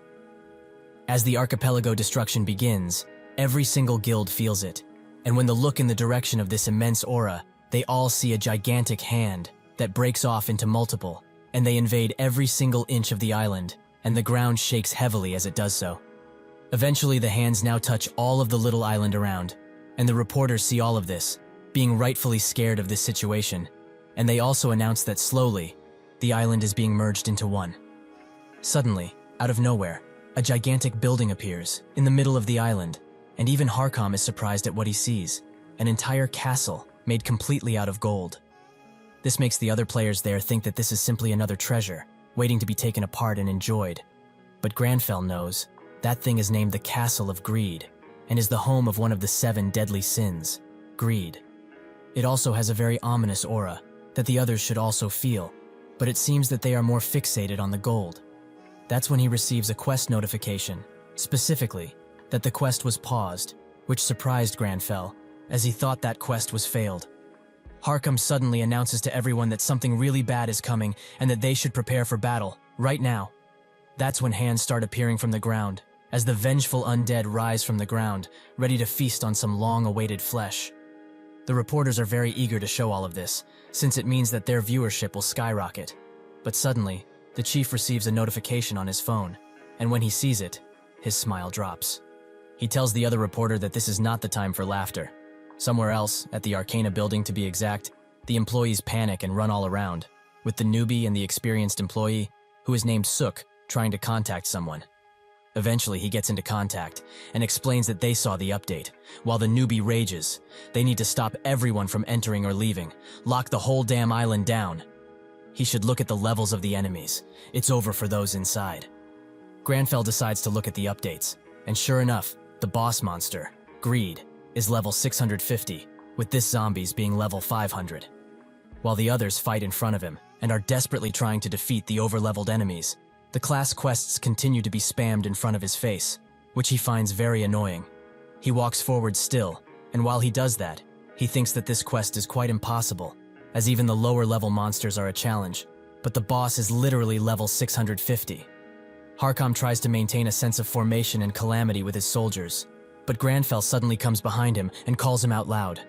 Harkam looks at him with a widened expression, and Granfell asks if the oath that he had made previously is still valid. He thinks that now, of all times, he needs to depend on Harkam in order to be able to even try something. Harkam asks if he really wants to fight this, as the enemy is one of the 7 deadly sins. All of their lives are in danger at this point. Granfell proclaims that demons are meant to be defeated, and only that. There is no other option. They all need to be annihilated. This statement surprised Harkam, but he smiles, as he doesn't see a lick of fear in his eyes. He is a true warrior. Indeed, Granfell is not fearful, but Lee is, very much so. Harkam call out his lion knights and explains that from now on, they stick to their oath and help their savior reach the evil and free this island forever. The soldiers immediately get into formation and are ready to defend Granfell with their lives in the name of the lions. The people who watch all of this, including Huigang, are amazed, because from what it seems, Lee and the Lion Knights will attempt to go into that castle, being stopped only by the countless undead horde. Granfell orders them to charge forwards, and at the Arcana building, everyone sees that some crazy people are trying to get in. This because of the reporters, who are also quite shocked by this, but report it nonetheless. Everyone in the country watches as they go in, at home, at school, or even on the street. This legendary moment is televised for all. Granfell and Lee analyze the situation, with both of them thinking that the Lionheart Knights are doing much better than originally expected. But they are the best knights on the entire continent, so in combat, they will not fall behind, no matter what. Their mana is also recovering really well, and at this rate, he will be able to help with this battle too, instead of saving for the final boss. That's when Granfell notices a sudden movement behind him, from a body that was previously killed. Shrake is being pestered by one of his guild members, as they will get 0 contribution rate if they don't go in too. But Shrake explains that if they do that, they will just end up dead. If they are being real, this situation is impossible, and no other guild will be joining them in this do or die mission. That white-haired guy will fail soon, and then they will all fall back. Behind Granfell, the undead that were previously defeated rise up to fight up once again, and this is bad, as he does not have enough mana to defeat them right now. But still, he must fight. Suddenly, a beaming light passes Shrake, and both Leonie and Taemin have come to help Lee. That's when they notice each other, so this wasn't coordinated, and the other guild members rush to help them. With that, the temporary Greed Extermination Alliance is formed. The reporters note that this alliance was not expected at all, but is it a coincidence? As both guilds have been helped by Lee numerous times in their respective ruptures, Lee wonders if they will really help them, and Granfell doesn't ask but announces that they will help, something which shocks Lee, as that is no way to ask for help. He needs to do it nicely. Granfell then says that he will only say this nicely once, which makes Lee even more crazy, as this guy doesn't know how to communicate at all. Leonie looks at him like a sad puppy, and notes that they came to help anyways, since they have a debt to pay with him, but he really likes being an asshole. Kjolman on the other side tells his brother that this is the perfect chance to make a good impression on Lee, and get closer with him. With that, for their own reasons, they both look at him with a manic look, something which Granfell doesn't really care about. The undead resurrect once again, and everyone around begins fighting them, with Taemin calling up his saints, as they need blessings and protections in order to efficiently deal with these ugly things. Lee thinks that this will cut into his contribution rate, so he needs to buff the Lion Knights too, so that he can push forward. That's when Granfell goes to Leonie, and explains that the Lionheart Knights need protections and blessings too, and he doesn't have any of his precious tea to give her. But he needs buffs, so she should hand them over. This leaves Leonie quite stunned, and Lee apologizes. But that's when the Lionheart Knights are being buffed, by none other than the Gaon Saints, who urge them to fight under God's protection and win. Leonie is quite mad that the Gaon Guild did it first, and Taemin congratulates his brother for the swift steal. With the blessings, the knights have more confidence, and they charge in once again, in order to fulfill their oath. Granfell thanks Taemin for the help, as he will remember it, and Taemin happily notes that it was nothing. Perhaps he needs other buffs too? God's blessing or protection, whatever he needs, their saints will surely have it. Granfell, however, refuses, as he doesn't believe in something as idiotic as the idea of God. With that, he walks away, and Lee tries to kill him from embarrassment, but to no avail. It seems that Harkam has heard him, and is quite surprised, but suddenly, something deep from deep inside him calls his name, and he remembers his king, and how he also said that he doesn't believe in God anymore. Harkam's eyes glisten as he sees this vision, but that's when 2 dark hands reach out to him from the castle's golden doors, and the others notice too, as Harkam is slowly consumed by the dark energy. He finally remembers the promise he made to his king. Way back then, Harkam announced to the king that the general of the demons has been seen in the northwestern valleys, and he, along with his knights, will be on their way if he is willing to give out the order. The king thought about it, and said that if it's the commanding general of the demon army, thousands of soldiers will die at their hands once again. He slowly walked to the window, and explains that the demons appeared out of nowhere, and the explorers vanished without a trace. The mage's tower, which had been investigating all of this, has also been destroyed. And if that wasn't enough, the people of the nation have also disappeared, almost as if they were swallowed by the earth. Since then, he asked God every single night, "Why has this world come to an end? Is this really what he wanted to happen all of this time?" However, he has not received an answer, not even once. He was ignored. If that's the case, maybe God also vanished, along with everyone. He asked Harkham what he thought about it. Has God really abandoned them? Harkham looked at him and noted that all of this is because of the demons. God has not abandoned them, not at all. The demons are the ones that are blocking their path to God. He, Harkham, will go and defeat the commanding general of the demon army and open up the path to God once again. The king looked at him and said that it was all okay since he no longer believes in God. However, all is not lost, as he believes in him more. With that, Harkham and his knights went and fought, a gruesome battle that saw heavy casualties from both sides. Harkham commanded his troops with great passion, as their king was waiting for them to come back home. While he was fighting another demon, he noticed the general and rushed to kill him, but the general just smiled and said that it was far too late for that. That's when he and his soldiers were all engulfed in a blue light, and slowly they were transported somewhere else. That place being Earth, where everyone immediately started to take pictures of the battle-worn men. Harkham was extremely confused, but in his heart, he knew that he had to return to his king, no matter what, and fulfill his promise. The evil energy that is now consuming him gives him the vision of what he wants most, his king, who stands above him in a saint-like position. Harkham's voice cracks, as he notes that he has been looking everywhere in order to find him. Where has he been all of this time? He apologizes for being ever so late, and promised that he, Harkham, will become his sword once again and slaughter all of the enemies that stand in front of him. Lee is extremely surprised, but it can be seen, clear as day, that Harkham was consumed fully by something and is being tricked. While Harkham slowly walks towards them, his soldiers wonder what is going on, with Leonie being extremely annoyed that they are facing one problem after another. Lee thinks that he is extremely unlucky, as the strongest knight in the continent just got possessed. He also notices that it must be some king of status abnormality, probably mind domination, which will be hard to deal with depending on the situation, of course. In a split second, Harkham disappears from their eyes and gets behind Granfell, ready to take his head off at any moment. Before he can do that, however, Taemin punches him away and asks him if he's all right.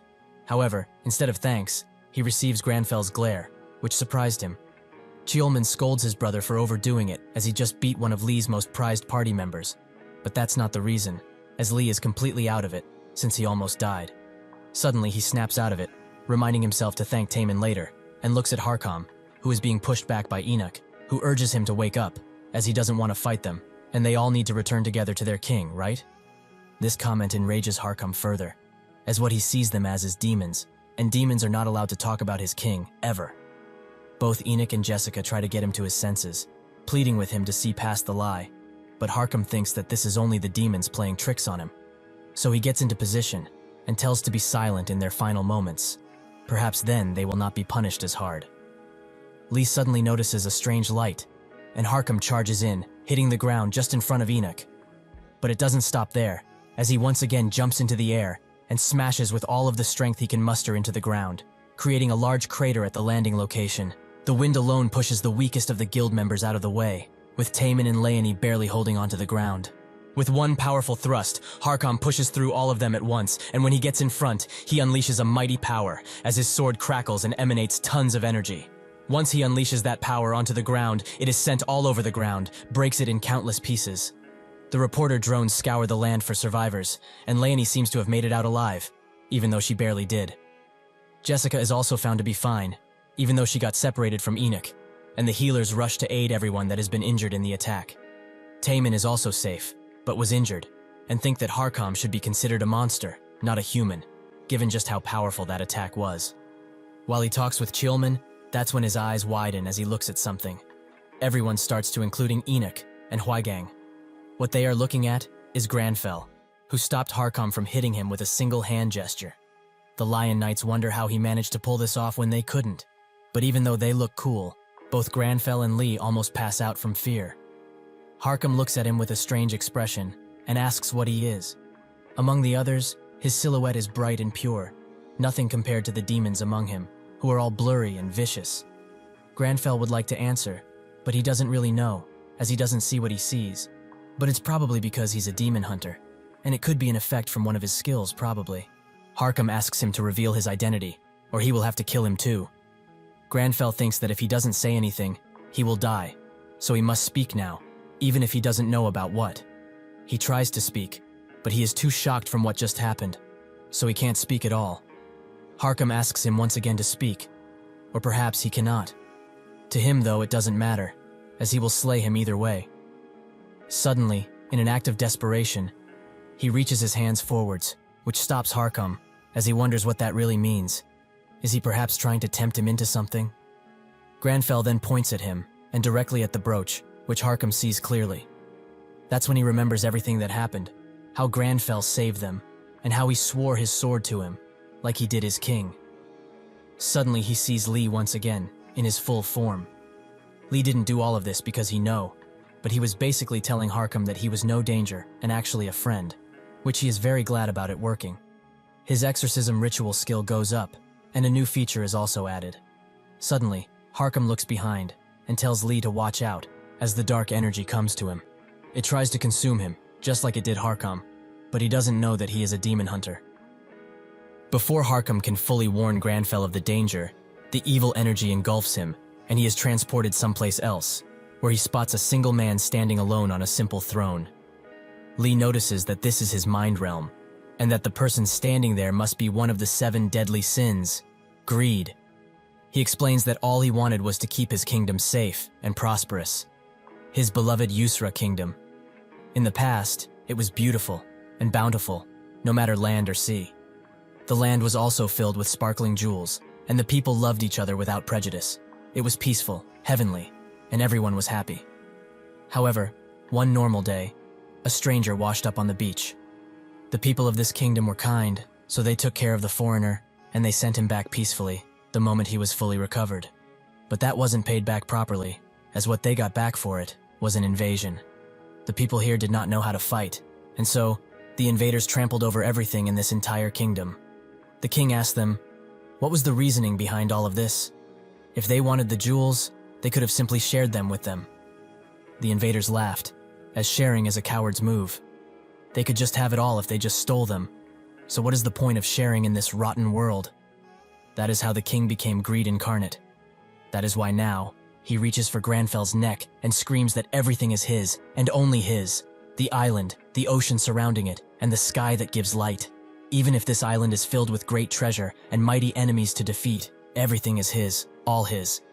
Suddenly, Granfell interrupts his villain monologue. He's being quite a drama queen over some pocket change. This, coming from a trillionaire. This confuses Greed, as he didn't expect someone to answer in this way.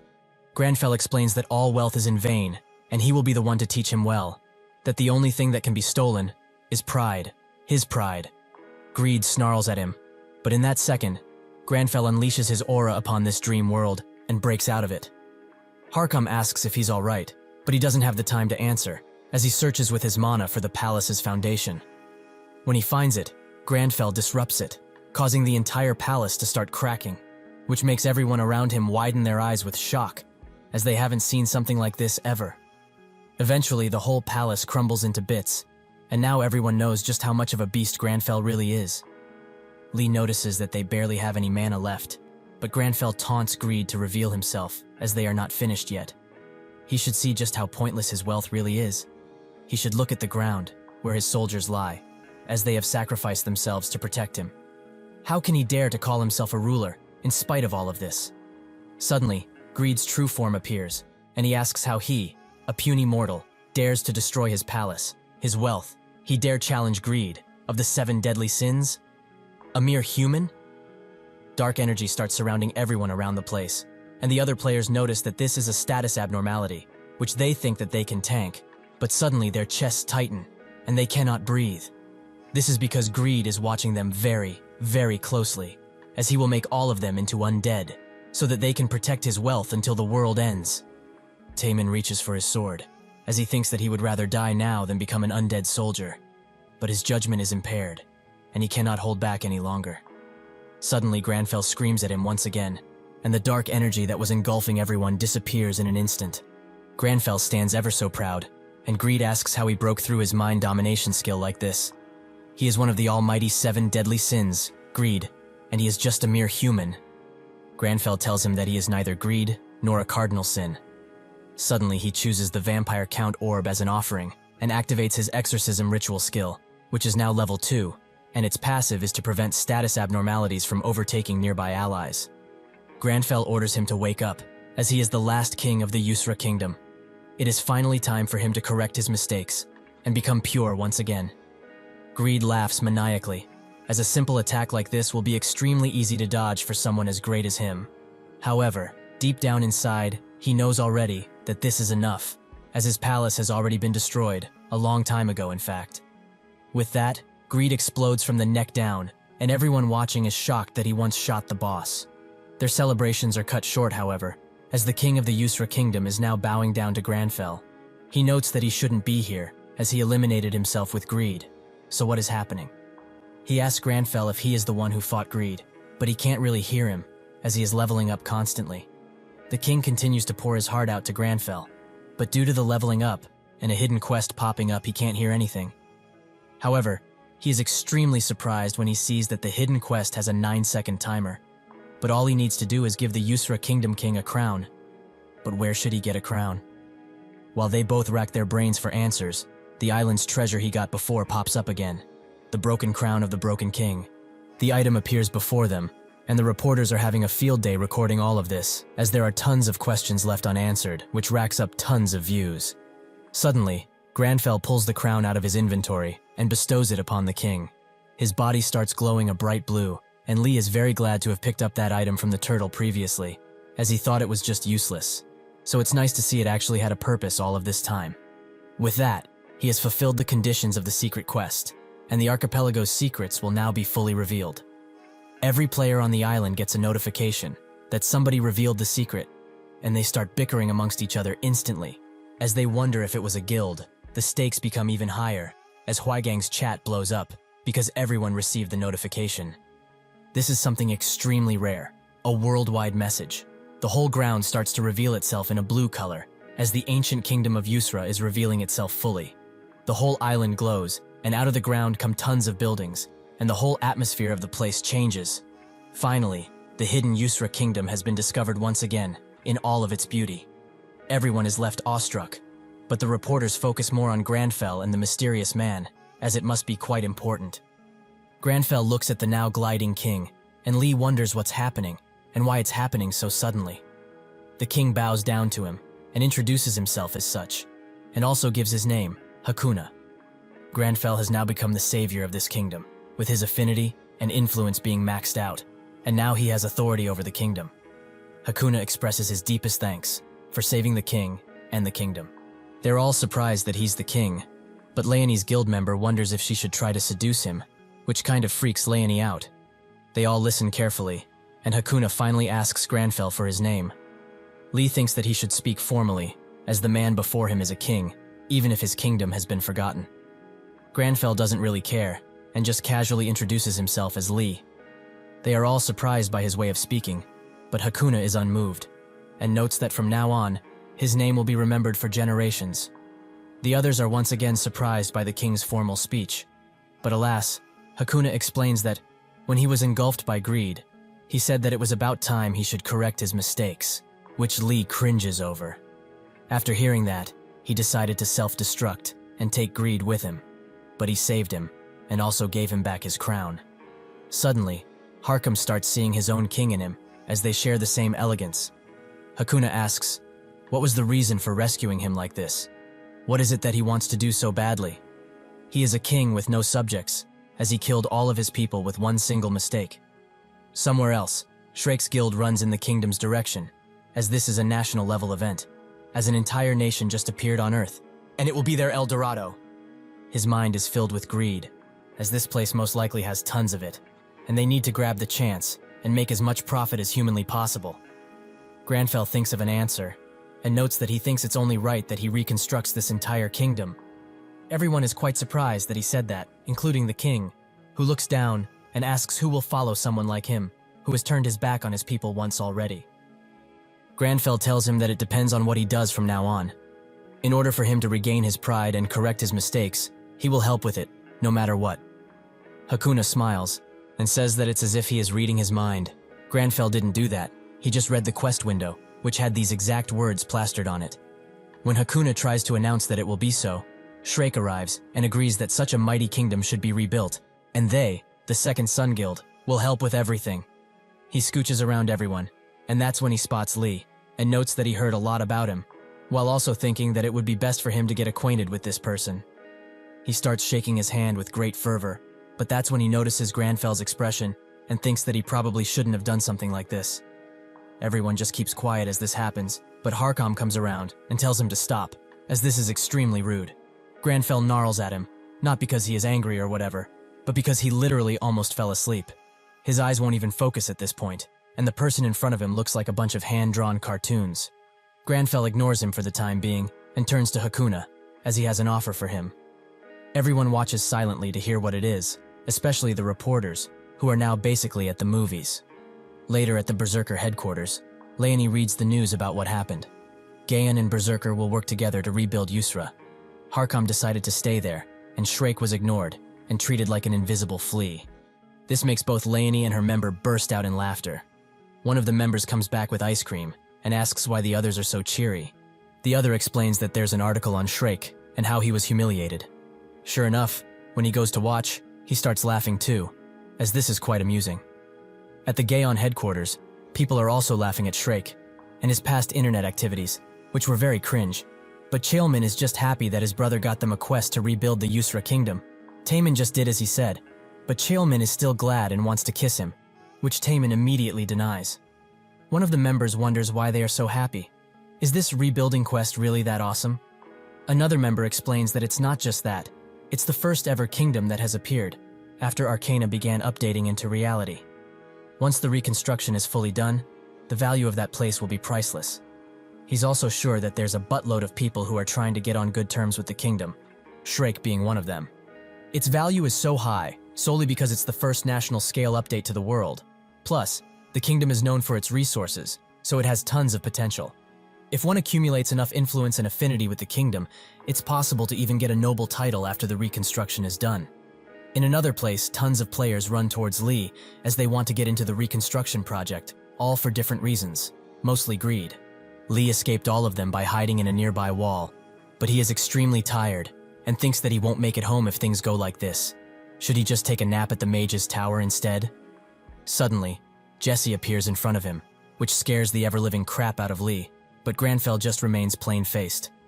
Jessie practices her new Korean greeting she learned. Step 1, to not wear her hat when doing it. 2, to put her hands in front, and 3, to bow down, as to show respect. All of this comes a bit crooked, but even in his extremely tired state, Granfell finds it very polite. He tells her to take a seat, and apologizes that he doesn't have any tea, as apparently, they do not do rocket shipping to the Mage's Tower. Jessie notes that it would be bad if he were to be hit by that, so she will protect him, which makes him even more tired, so he asks her to get to the point. Jessie starts ranting about the magic he used, as she watched a few videos of him in action. Due to all of this explaining and talking, Granfell becomes even more tired, and her words start blending together. Today was a long day, and tons of things happened, so he needs rest, but he wonders when he will get it. Jessie finishes her thesis on his powers, but Lee doesn't respond, as he's fast asleep. Jessie notices that his hair is in his eyes, which is disturbing him, so she leans over the table and fixes it for him. Eventually, Granfell wakes up and wonders if that conversation was a dream, but it seems that it wasn't, as Jessie left him a letter. It was rather rude of him to fall asleep with somebody in front of him, but he couldn't help it. The Marcello research quest pops up, as a new condition was formed, to convince the senior mages. Granfell wondered when this would happen, as he got into the Mage's Tower basically for free, so some kind of test was surely line up for him. But why now, as they are both extremely tired, even after they've slept a bit? He invites Marcello in, who announces that he has something to say to him. Granfell says that he already knows why he's here. He needs to prove himself. Isn't that it? Marcello wonders why his hair is like that, but apologizes, as it's because of him that the people are also doubting him. Granfell tells him that it's not him who is lacking, so he should guide him, as if they don't believe in him, he will make sure that they do from now on. One of the senior mages, Belia Yusia, sits in her class and thinks that it's a shame that Lee will never prove himself to be qualified, as the 3-tier ceiling magic that was cast by 3 senior mages will not allow him to enter the room, and he won't even find it in the first place. Belia sits idly by and waits for Lee's imminent failure, as he can't hope to ever get past that door.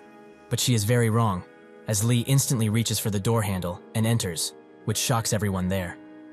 Belia is the most surprised, as that man just destroyed a 3-tier ceiling magic with ease, something that even Marcello, who is the head of theoretical studies, couldn't do. Granfell notes that it seems someone is trying to be funny today, as they are playing tricks on the doors. This overwhelming atmosphere washes over the listeners, while Granfell continues speaking. He came all of this way, solely because it seemed like they all wanted to meet him in person. But if they are going to waste time by playing petty games like this one, it must certainly mean that they are ready to take responsibility. Isn't that right? He stands over Belia, not because he wants to intimidate her, but because they both fell asleep, which spooks Belia. They wake up shortly after, and Lee thinks that he needs to go and sleep right now, as this is too much, even for him. Granfell, while leaving, announces that he will let them go this time, but he promises that this will be the last. Belia is awestruck and can only grin, as this man just called a spell that even she can't do anything to, a petty trick. Suddenly, one of the mages there remembers something important. That explorer that just came in is the same one that Cleo mentioned, the one that attended the academic society without an invitation. They begin talking to each other, and Belia is even more concerned now. Was that really the same man that saw through the Tower Master's illusion magic? While Granfell sits down, and Lee can barely hold his eyes open, they receive a quest notification that 3 out of the 20 mages accepted him.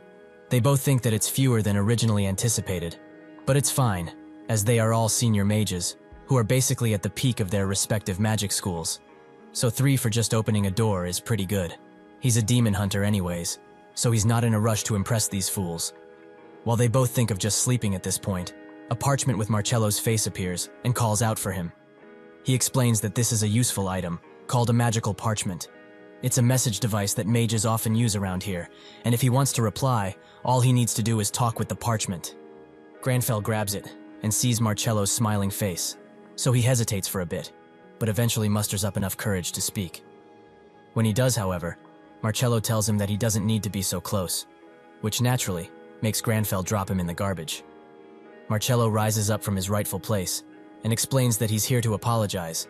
As he heard what happened at the Crystal Hall, the others played a trick on him, which is unacceptable, so he came to apologize for their sake.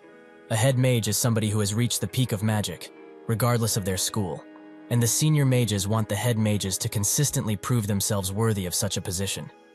Lee wonders if it's like how bullies at school fight to be the top dog. If it is, then he feels sorry for Marcello, as he might have it pretty tough. Marcello then says that this incident is no different than what usually happens. He was tested only because he's not good enough, so he apologizes. While he ignores Lee's fan fiction, Granfell notes that he has not a thing to apologize for, really. A noble like himself must also prove himself constantly, so that they are recognized. He is no stranger to tests like these. Marcello still feels worried, as he might be underestimated because of him. Lee suddenly freezes, as he knows what's about to come, and can only despair while a short silence falls. If Granfell hears the words underestimate, then he is about to say something extremely cringy. He does just that, and notes that if others underestimate him, he only needs to prove himself. And when people do the opposite, overestimate, he only needs to make it a reality. If anyone is doubting him, he can only continue to prove himself, like a leader, like he has always done. These words seem to touch Marcello, and he says that he was rude as well. He should have talked to him in person, rather than speaking through this parchment. Granfell tells him that it's fine, but Marcello insists and insists, until eventually, he announces that he will come there right away, and Lee can only cry, as this means his rest is even further away. Granfell sighs, and thinks that at this rate, they will get to sleep once they are dead. But still, earning the recognition of the senior mages is a tall order. As a beginner mage, or not even that at this point, it's going to be quite difficult for him, and also, he's only level 226, and the senior mages are all at least level 600, so he is nothing more than a beginner to them. However, he will not let something like that drag him down the depths of despair, as being able to prove those who underestimate him, and making overestimates of himself reality. is something quite special. He uses a bunch of spells to create beautiful scenery, and they both agree that this is the pride they share, the thing they have in common the most. Lee smiles while watching the lights, but suddenly starts throwing up, as Granfell has used too much magic, so even a simple spell like this one is making them almost faint. Marcello arrives, and Granfell welcomes him inside, despite being half alive. Somewhere else, at a construction site, Taemin and Chilmin see that the people are doubting Lee a ton, and they are both confused as to why. When Marcello enters the room, he starts looking around the place, and Granfell asks what's wrong, as he seems a little distracted. Marcello asks if he used any magic recently in this room, which makes Lee think that it smells like it's burning, and Granfell explains that he was just practicing a bit of basic magic. He promises to not burn the lab down thought, so he needn't worry. That is not what Marcello was concerned about, however, as there are tons of magical traces inside of this very room. Magical traces only occur after a spell has been cast, and these traces tell of what kind of spell has been cast, and how it was cast. Suddenly, Cleo also comes inside of the room, and notices how beautiful the traces here are. Suddenly, tons of others mages charge inside of the room, all with their theories about how the traces were made. Lee and Granfell both wonder just why there are so many people gathered in one place, and surprisingly enough, even more arrive, as the traces are just that pretty. Pretty enough to win the 823rd Magical Traces competition, which is apparently a long-time tradition. Marcello explains that this is Lee's doing. He is the one who made this. But when he tries to present him, he is just gone, as he ran away as swiftly as humanly possible. He runs with his life on the line, as these mage nerds will never let him rest at this point. He must retreat. Unfortunately for him, a group of wacky mages appears and stops him, as they want to give him a challenge. To solve this Rubik's Cube, apparently one of the hardest problems to solve in the Mage's Tower, with the current record being an entire 9 days. While they brag about how difficult it is, Granfell snaps his fingers and uses reversal magic, which completes the puzzle instantly. While he descends the stairs, the quest pop-up appears, with 4 more mages being convinced. Granfell thinks that this might be easier than he originally expected. But before he can celebrate too early, tons of reporters stand at the end of the stairs, and they do what reporters do best, ask dumb questions. But they all bring up one thing, the issues that have been brought up with him.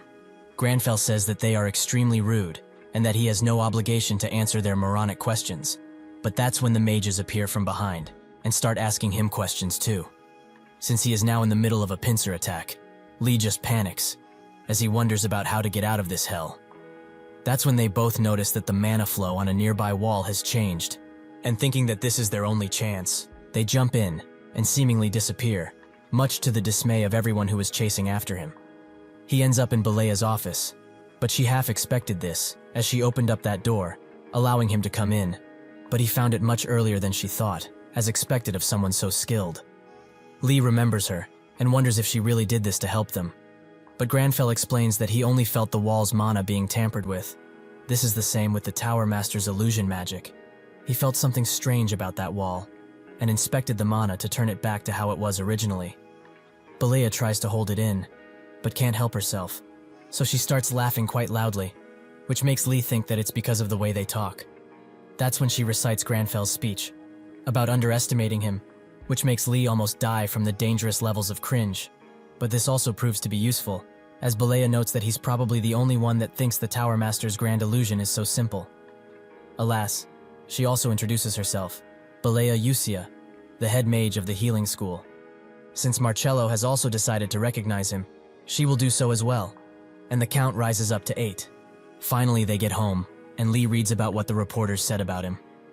He thought he was in trouble at first, but this is all just pointless gossip, with the Gaon and Berserker guilds also coming to his defense, explaining that he did all of that by himself. However, one issue still stands. Why are they not sleeping yet? As a clear result of constantly finishing the class quest, they now have 33 stamina and 35 agility bonus points as a result, and he's ahead of same level players by around 10 to 20 points, give or take. This is a big step up for sure, but to a demon hunter, these 2 skills are completely useless. Lee thinks that he would rather have mana, but it would also be nice to have something for close range, something like that sword aura Harkam used when fighting him. While Granfell cuts up some carrots, Lee thinks of how that ability went, which makes Granfell also think about it. And suddenly, to both of their surprise, Granfell uses the same ability and destroys the kitchen sink, while also creating a large hole in their apartment. At the Yusra Berserker reconstruction unit, Leonie watches something on her phone with a pretty mean look, which the guild members also notice. The first video is from Today Arcana, with the reporter noting that they don't have any conclusive evidence that Lee was the one who did everything. The next video is Huaigang's live stream, who is protecting Lee with his life, as he saw himself how he took the cardinal sin down on his lonesome. The next video is a masked figure, who thinks that this is all a great conspiracy, and that Lee is just a government plant sent to indoctrinate all of them. All this combined makes Leonie smash her phone and scream tons of not-so-family-friendly words, which comes as no surprise to her guild. But her other female member comes around and asks why she's so mad. Leonie explains that it's because these losers are talking crap about Lee, even though he was the one that killed the boss on his own. This makes the guild member think that she's getting angry for his sake, which makes her blush hard, and so she starts proving that she isn't, which all but confirms that this is what was happening. The two male members note that she must have quite a hard crush on that guy. It's about time she had some action. These comments make Leonie bury them in the dirt, and the female member tells her to calm down, as this is all just gossip that will disappear soon enough. She also tries to make Leonie laugh by saying that if they raise their influence in this place, they might get noble titles, and then even the most powerful guilds will have to pay her respects. Sure enough, imagining this makes her crack a smile, but this also makes her think that this reconstruction quest is a good opportunity for them, as it's a natural treasure island, where they can earn resources without going into a rupture. Even just the rights to develop a mine around here will be extremely pricey, so why did Lee give them this opportunity? She notes that they are now even more indebted to that guy, who is literally below them and wearing some cool glasses. While here, he checks his messages with his landlord, who is quite mad that the apartment was damaged, but Lee promised to pay the repair fees by himself. This was quite the mess though, as it was nice to see that they can use the sword aura, but not being able to control it is extremely bad, and as a result, his HP went down quite a lot, and they were both passed out for 6 entire days. Additionally, there's no info about something like this on the internet, so he will just have to ask Harkam about it. Suddenly, 2 guards stationed at the entrance stop him, as the Yusra kingdom is currently under construction and only those who are permitted may enter. Does he perhaps have a permission slip, or is he a resident? Granfell notes that he has neither, so the guard refuses his entry. Lee thinks that this must be one of the Arcanians that moved here, and he's glad that he's enjoying his new job. Granfell says that he's only here to meet with Harkam. Is there really no other way to meet him? The guard looks at him for a second, then his expression becomes crooked, as he cannot let such a lowly peasant meet such an important person. It's just not possible. Granfell then asks if it would be alright for him to at least send a message, but the guard refuses outright and tells him to stop speaking so informally, as he's clearly not on friendly terms with Theme. There are countless like him though, rude explorers who don't know their place. Suddenly, Hakuna arrives and greets Lee warmly, which makes the guard's face drop instantly. With that, his authority has been activated, and he is entitled to stay here as long as he wishes to. Hakuna asks what brings him around these parts, and Granfell explains that he has business with Harkam, but it seems like he needs permission to get in. Hakuna is quite puzzled by this, as he should have the same authority as he does around here. What king needs permission to enter their own kingdom? Granfell thinks that it just activated, but it doesn't matter, as he has some business to attend to now. Somewhere else, on a stunning beach, Jessica trains the other Lion Knights, while Granfell talks with Harkam and announces that he wants to learn Sword Aura. He explains that he wants to control it better, as he is also able to do it. Harkam is surprised, as this is something that he had to train for, and it took a lot of time.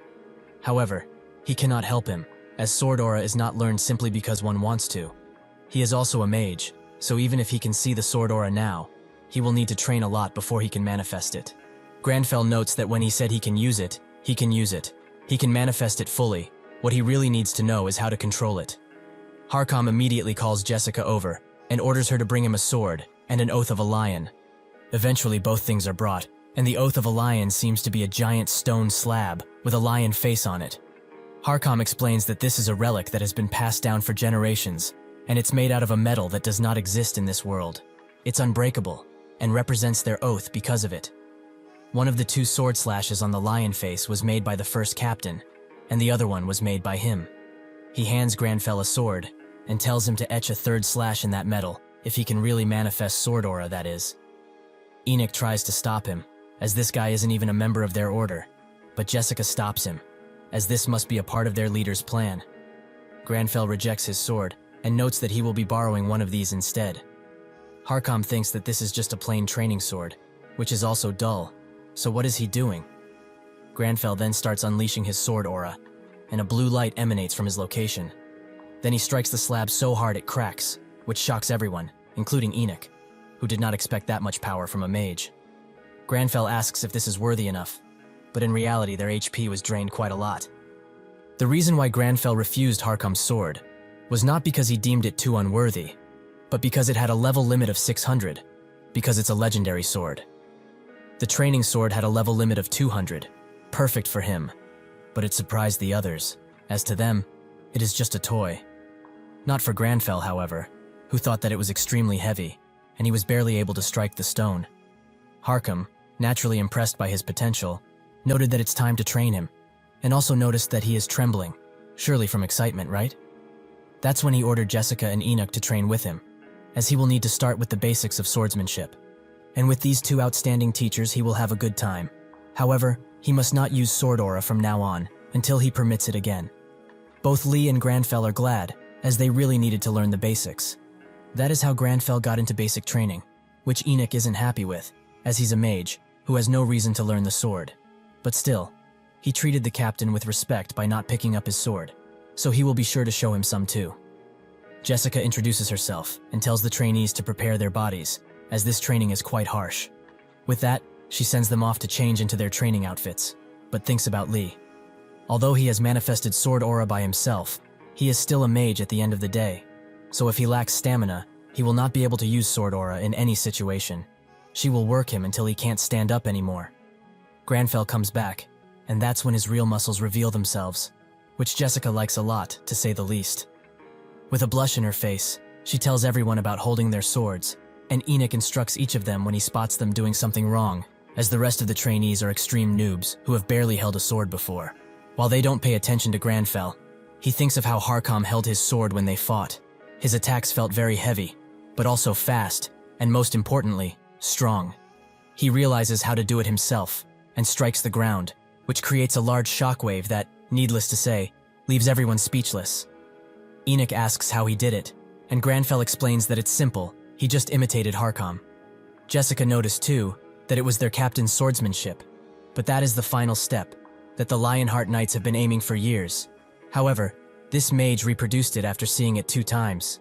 She previously thought that he was just a lucky mage, but now she sees him for what he is, a damn genius. Harkam watches all of this from a distance, and thinks that Lee is a talented fellow, who may even surpass him one day. It would be a shame if he wasted his talents by being a mage. They will guide him, so that he doesn't get lost in the magic world. Hakuna also comes around, as he has heard his savior is starting to learn how to use sword aura. But is there not too much sand on this beach? What if his savior damages his bronchial tubes? Harkam immediately looks at his men and orders them to sweep every single grain of sand from the beach. Are they planning to give Lee tuberculosis? After they are done, Hakuna complains about the sun, as it is too strong. Will his savior not faint from heat stroke? Harkam looks at his men once again and orders them to grab as many trees as they can and plant them in the sand. Harkam is surprised that Hakua was so concerned about him like this. Truly, he is a paragon of the people.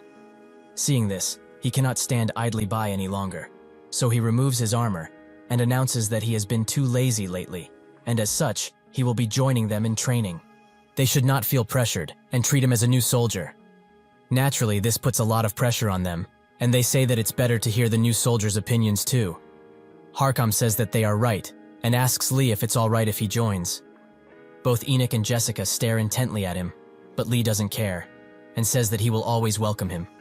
He doesn't stop there, however, as he tells Harkam that they should invite Jessica and Enoch too, which angers them to no end. And so, began the most awkward training session known to man, but they eventually got through it. At the Mage Tower, someone knocks on Mathis Dean Carl's door, who is the person who brought black magic, which was considered evil and unorthodox, to its current position, and had it not been for Marcello, he would have become the tower's top mage. He welcomes the knocking person inside, who gives him some of Lee's items that he requested to be appraised, as they seem to be related to black magic.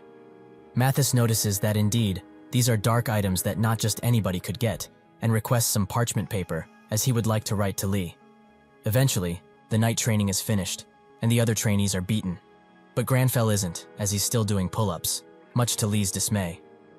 He blames all of this on Harkam, who wanted to do 120-kilometer laps, but Lee was the one that instigated all of this. Suddenly, the system congratulates him for completing a training that surpasses his limits, and as such, he will be rewarded, with stats, that is. Lee feels euphoric after seeing this, but before he can convince Granfell to sleep, a parchment from Mathis arrives, as he has appraised the items he requested. First is the Vampire Orb, a magical tool used by demons. This item is extremely rare, so he would like to rent it for research. Lee thinks that he can't use it anyways, so he allows it. Next is the Pure Emerald Crystal, which recovers vitality, but it can also be used to produce jewelry. The last item is the Koi Scale Silk, which is a good material that can be used to create items, and he also wants to borrow for a bit. Granfell notices that it opens an aesthetic stat, so he doesn't allow rental, but he would like him to make a handkerchief using the crystal and silk. Mathis accepts, but it will take some funds too, but Granfell doesn't mind, as he wants the best results. Mathis is impressed by this, and Granfell falls asleep, much to Mathis' dismay, as he wasn't done talking, so he leaves him a message, to meet him in the floating garden. At dawn, while everyone was sleeping, Granfell was already on his training, and on the verge of finishing his 20-kilometer run. Another parchment from Mathis comes, who is worried that he didn't contact him, as he left him a message, but they did not see it, so he is relieved that he wasn't insulted by it.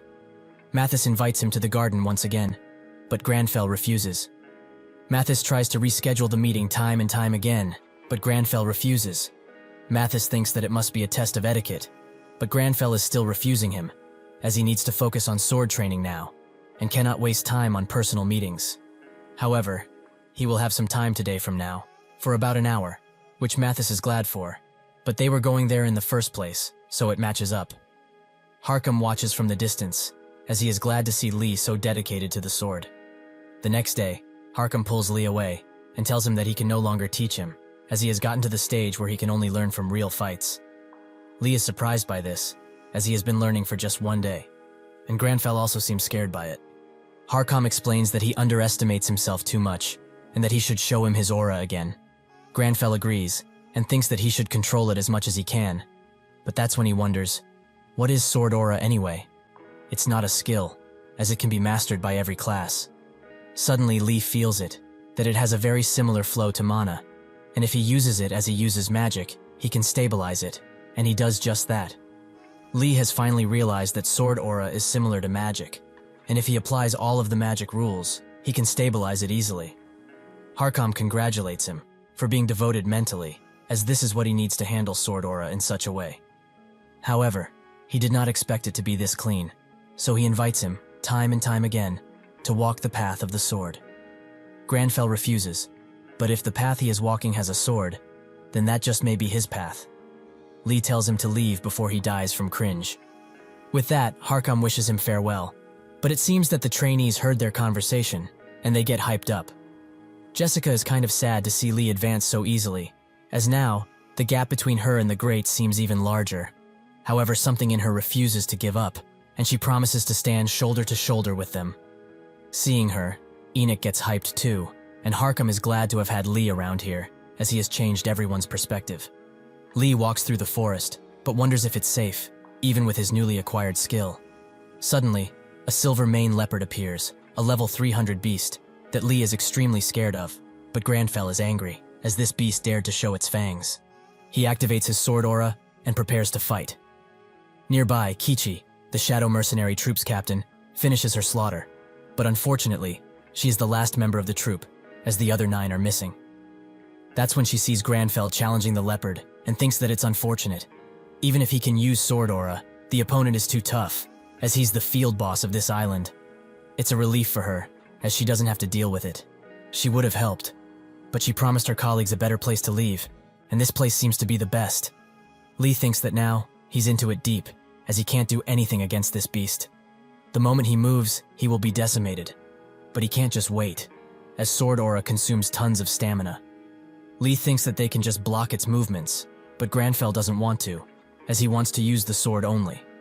The leopard attacks, and Lee uses these last moments to apologize to his family for dying. That is not what happens, however, as Granfell strikes the leopard even swifter, despite there being a 74 level difference. Is this really the power of the sword aura? Granfell notes that this was just a warm-up, but his stamina is already depleted, so Lee tells him to calm down. At the floating garden, Mathis waits for Lee, and thinks that he's a renowned person by now, so he would also like to see who he is.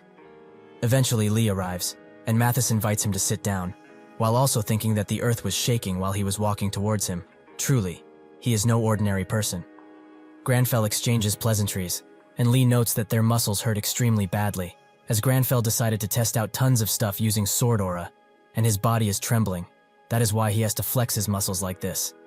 Suddenly, Mathis's rings glow a black purple. These rings are used to sense black magic, so why have they activated now, and with a color that he has never seen before? Granfell wonders what to do, and Lee really wants to sit down. In the past, Mathis was bullied for his studies in the dark arts, but he firmly believed that all magic must be studied, so he took it upon himself to prove that dark magic was useful too. This led to him having an audience with the Great Hall, where he presented the usefulness of the dark arts. But he was met with mockery and anger. They did not accept him. He pleaded with them, as with this magic, they might even solve the problem of worldview interference. The president, who was also there, was not swayed by the opinions of others, and asked him if he had named this magic yet.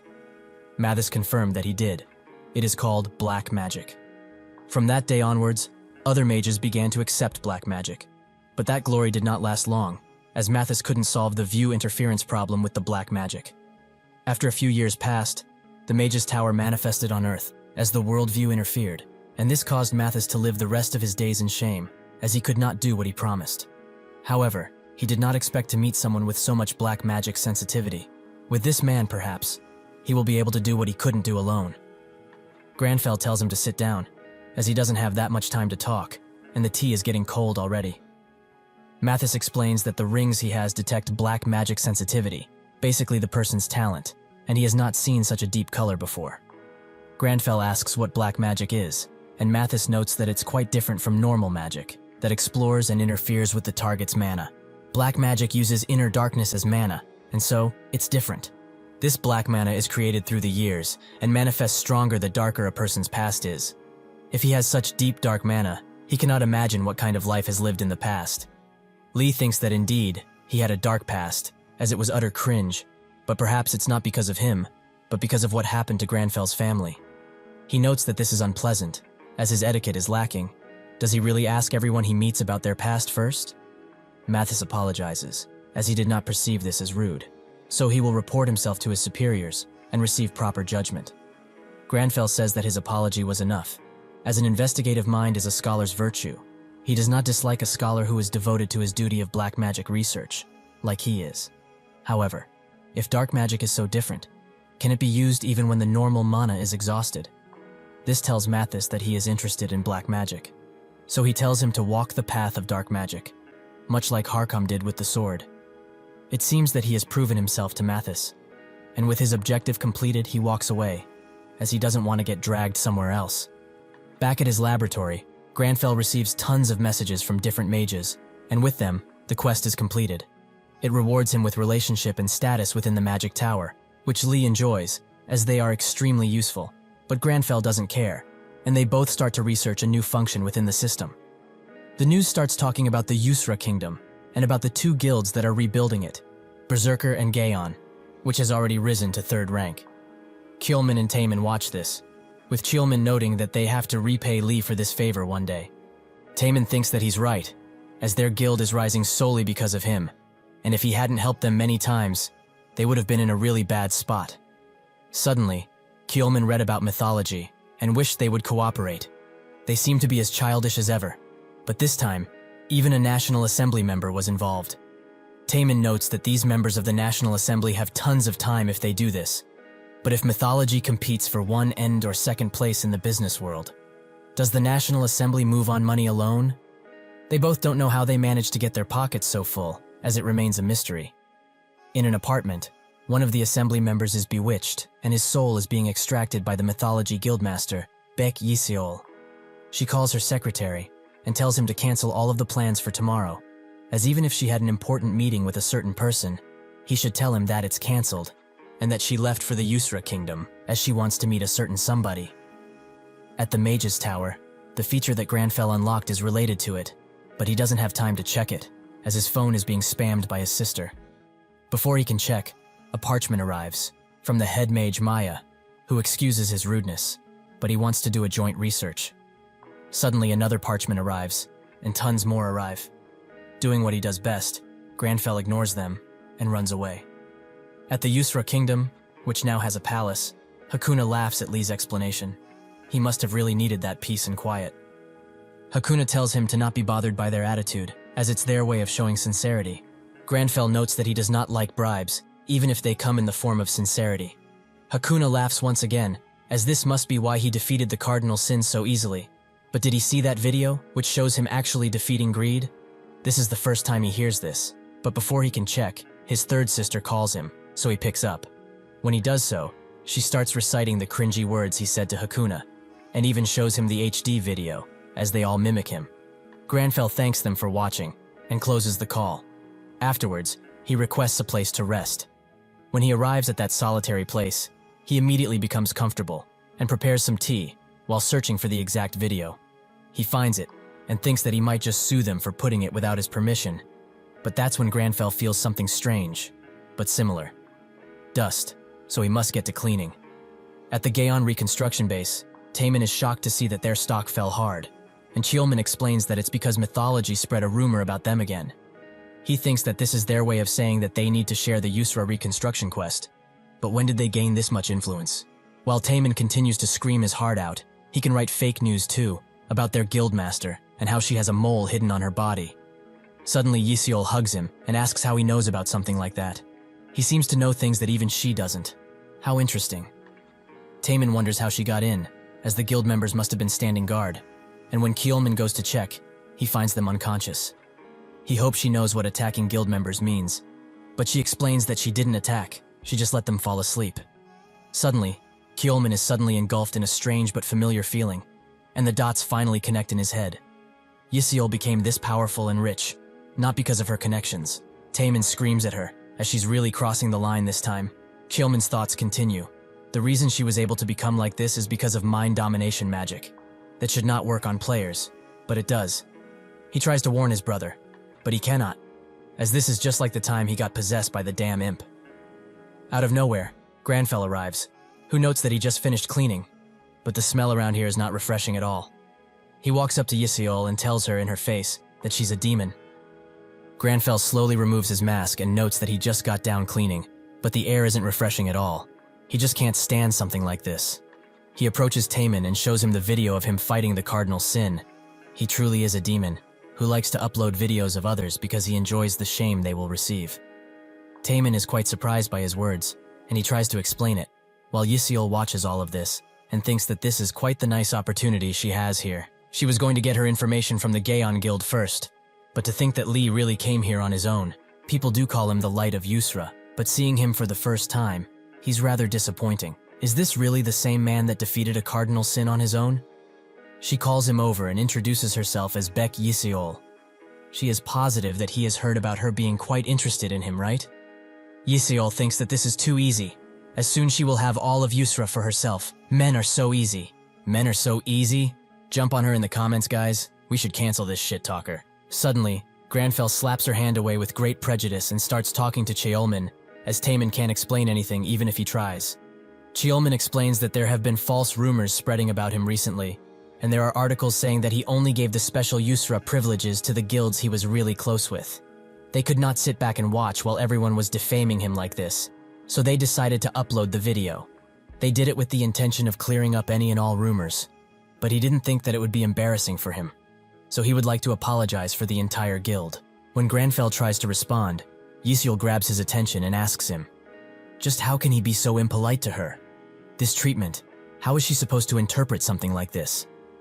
Granfell turns around for her and notes that, for her information, he is now speaking to the Gaon Guild.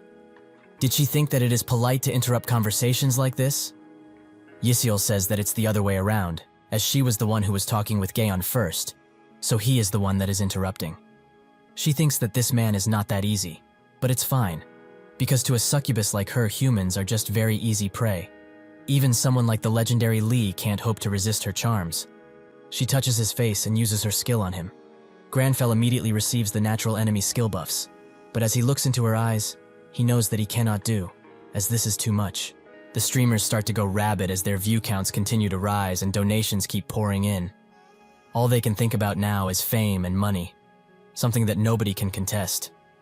Granfell is very disgusted by their awful behavior, and Yisiel lets out a long sigh, but restrains herself and tells Lee that they won't be able to talk properly if the situation has become like this. That shouldn't stop them though, so they should take this somewhere else, as she is sure they can talk about lots of things. Without a single ounce of consideration, Granfell refuses on the spot, leaving Yisiel and the streamers stunned. Ha ha ha, we all knew Granfell is not a simp but a gigachad. She wants to say something but stop herself before the words can come out. Granfell explains that if she wants to talk, she should make an appointment first, as he doesn't have time for people who do not know what manners are. The streamers continue recording, as this is some very premium content right here. Yisiel versus Lee. Yisiel is South Korea's #1 corporation head, the Mythology Corporation's daughter, and the current Mythology Guildmaster. She is popular everywhere, with over 60 million followers on Instagram alone. She is the most popular celebrity of this entire era. Whatever she does, be it wear, drink, or holds, that thing becomes a trend and is sold out within a few minutes at most. She is the sole reason Mythology's slogan is, "Sold Out Mythology," and now she is basically running Mythology by herself. Everybody likes her, everyone wishes for her validation, and everyone wants her. So why is it that her seduction did not work on Lee, and videos of her rejection are uploaded everywhere on the net? She stands in front of a broken mirror in her apartment, while cursing Lee for everything that he is worth. Like a maniac, she promises to kill Lee no matter what, and destroy his life as he knows it. Suddenly, her reflection tells her to stop, or rather shut up, as she was the one that practically begged her for help. Yet now she wants to play around like she is the owner of this body. Does she not remember clearly? She was the one who asked for help. She asked for salvation. All she wanted was revenge on those who looked down on her and hated her for what she was. She promised that she would do anything for it. Yisiel suddenly pulls closer to the mirror and explains that she did not wish for any of that. She just forced her. It's not Lee that should die, it's her.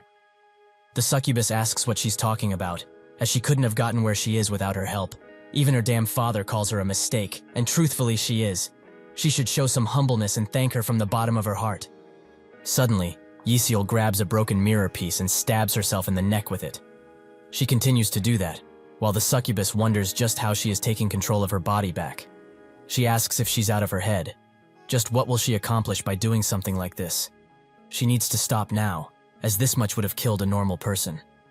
That's when the succubus gets it and asks her, why is she doing something like this? Is something lacking in her life? She has more wealth and fame than anyone. She did everything she wanted, and got everything she wanted whenever she wanted. She made it so that no one can belittle her again, as she wished.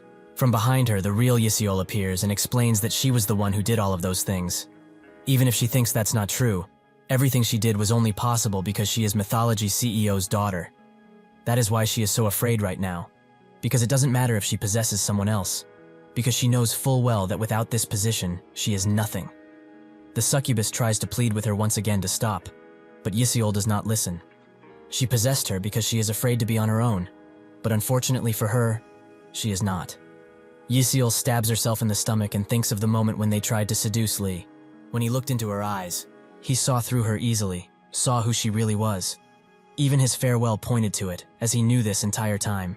Having had enough of this charade, the succubus takes full control of the body once again and waltzes through the apartment while swearing revenge on that Lee bastard who planted the seed of suspicion in her easy prey. Now though, she needs to heal herself. By absorbing something, anything would suffice at this point. She gets out of the apartment where a guard waits for her. When he sees the state that she is in, he immediately tries to get her to a hospital. But the moment he touches her, the succubus goes back to her original form and absorbs everything there is from him. Later, while Granfell is resting at his Yusra home with a cup of tea, his natural enemy skill activates, which makes him say that sneaking around in a person's home without permission really is rude. But it should come on in, as it's not the guest he was expecting, but he promises to be nice. Lee just stands there while he waits for the door to open, but after a few moments, he thinks that it's safe, as not even demons would dare to visit at such late hours, right? Suddenly, the succubus appears out of the window and congratulates him for being so sharp. Granfell wonders if showing up through people's windows is the only way for her to enter the house, considering how mannerless she is. The succubus enters the house and remembers that he said something about manners before, but she apologizes as she seems to have forgotten everything. Granfell looks at her deeply, but cannot sense the real Yisiol anymore. Was she perhaps sealed or something?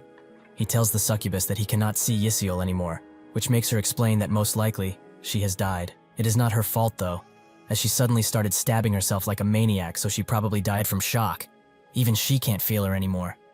But what can they expect from a little freak like her? She was always a stupid woman who threatened her like she would have been able to do something. More interestingly, it seems that she has died because of him and his actions. She kept going on and on about how he was the only one that saw through her. The reality of Yisiol is that she was always a bastard. Eventually, people found out that the CEO of mythology had a hidden daughter. She was only 8 when everyone came to know about her. But that didn't stop the media from belittling her, what they do best. At school, the situation was the same. She was bullied, and her neighborhood became hostile to the once kind and innocent Yisiol. Eventually, her mother decided to off herself because of the depression she got from everything, and her father said something quite hurtful in a press conference. Even if she is a bad mistake, he cannot let this child grow up without any parents, so he will graciously take her in. The succubus begins laughing maniacally, as she considers all of this extremely funny. A few years later, she awakened as a player, so her father forced her to work tirelessly in the ruptures. She didn't even try to put up a fight and did everything she was ordered to. Why? Because she wanted to be loved by anyone, even if it was that bastard of a father. She was going to stand up for herself and prove to the people that were looking down on her that she was worth something. That is how she wanted to get revenge for her mother. However, in the end, she was not able to do anything. She even said that she was going to pay him back for believing in her. Just how dumb can one woman be? Suddenly, Granfell's expression changes and he orders her to shut it. She dares try to talk with him like this, when she is but a mere demon? Her arrogance truly knows no bounds. The succubus begins being watched by Lee, and her mentality begins to deteriorate. She cannot shake the fear off of her, and as a result, the fear status abnormality is activated on her. Granfell tells her to get out of his way, as he does not speak with his prey. Lee is transported somewhere else entirely, which makes him think that it's a part of the exorcism ritual. But when he looks behind him, he sees child Granfell, who is happily living with his family. Is this Granfell's mind realm? Out of nowhere, his chest begins to tighten, just as if someone is squeezing it hard. The memory suddenly changes, and he spots Granfell looking down on his dead family, with him being the only one left remaining. Lee thinks that the feeling he has must have been what Granfell felt right here. It's as if they are synchronizing even further. Now he can understand his rage. The rage that made him swear to kill demons for the rest of his days. Granfell asks the succubus how she dares to insult the pride of a human. How dare she laugh at a human who risked everything to try and pay back a favor, and for not losing her pride, even when a dirty demon like her tried to play tricks. The succubus cannot hope to fight him now, so she bows down and notes that she will pay for her heavy sins with death, as that is the only way to pay them. With one strike, Granfell finished her for good and asks Yisiol if she is still there, as he has seen her pride, which was amazing. Yisiol begins crying, which makes Granfell say that it's late, so she should go to her own home and cry there. But unfortunately for him, she falls asleep on the spot and falls on him. He remembers what the succubus said about her stabbing herself, but he doesn't see any injuries, so she must be really tired, that's all. He should just lay her down somewhere. The door suddenly bursts open, as the Lion Knights have sensed a demon around here while making their rounds. That's when they find Granfell putting a blanket over Yisiol. They apologize, as they did not know he had a girlfriend here, and that they were having a good time. Granfell tries to explain, but his voice just doesn't get across. Enoch also sees this, and as a result runs away crying, like he was Lee's lover or something. This whole event leaves both Granfell and Lee very tired, as fighting the cardinal sin was easier than this misunderstanding. He strangely receives another class quest and thinks that he doesn't have a good feeling about it as he opens it. At the AAU Korean branch, another update is announced, which will add a new region, the northern city, Frost. Everyone thinks that this is amazing, as Frost has tons of shops and other accommodations for players, while streamers like Hwygang are glad to finally have a Metropolis update, since those places are really huge. Everyone seems to be talking about the new update with a positive outlook, but Lee is probably the only one who is worried, as the class quest he received involves Frost and the Demon King inside of it. Lee is spooked by this, and tells Granfell to warn everyone about it on the forums, but Granfell just thinks about the good time he had at Akshan. Demon Kings are the real sword enemies of all demon hunters. They are natural enemies. Back in the Arcana gaming days, During Demon Hunter training, the teacher told Granfell that Demon Kings are not just strong, they are very strong. There are lots of them too, and even the lowest-ranking Demon King could put a few Demon Hunters in trouble. So he needs to be prepared. He gave Granfell an entire encyclopedia of demons and told him to memorize literally everything, as he is going to test him in 2 hours. Lee thinks that the quest was a waste of time, but Granfell notes that their reward was the knowledge they received. Suddenly, Lee notices that he received a comment on Granfell's warning post, which just said that there's a Demon King there, so they should be careful of NPCs.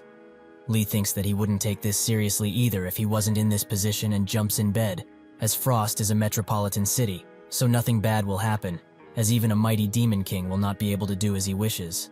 He tries to ignore the fact that Granfell posted what he posted with every possible excuse, thinking of tons of other things that he can do in Frost.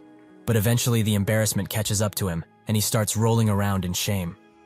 Suddenly, a bird with a very deep voice appears and announces that it has a delivery from the Mage's Tower for Lee Hoyol. Lee confirms that he is that person, which makes the bird drop the package in his hands and leave while damning the person who hired him. Lee thinks that these must be the items he requested a long time ago. So Granfell opens the package, and the first thing he finds is a pure emerald ring that has the effect of regenerating HP when attacked. This item is nothing short of amazing, as it has no other conditions. He only needs to be attacked. What an amazing item. But it's to be expected of the Mage's Tower. Lee thinks that it must have been very expensive, as he remembers that healing items are worth billions, so he starts checking his account with bated breath. Meanwhile, Granfell checks the other items they got, a koi scale handkerchief, which increases the wearer's affinity with fire and evades all attacks within a certain possibility. It is so bright that Lee is almost blinded, but he also did not expect to get a masterpiece level item.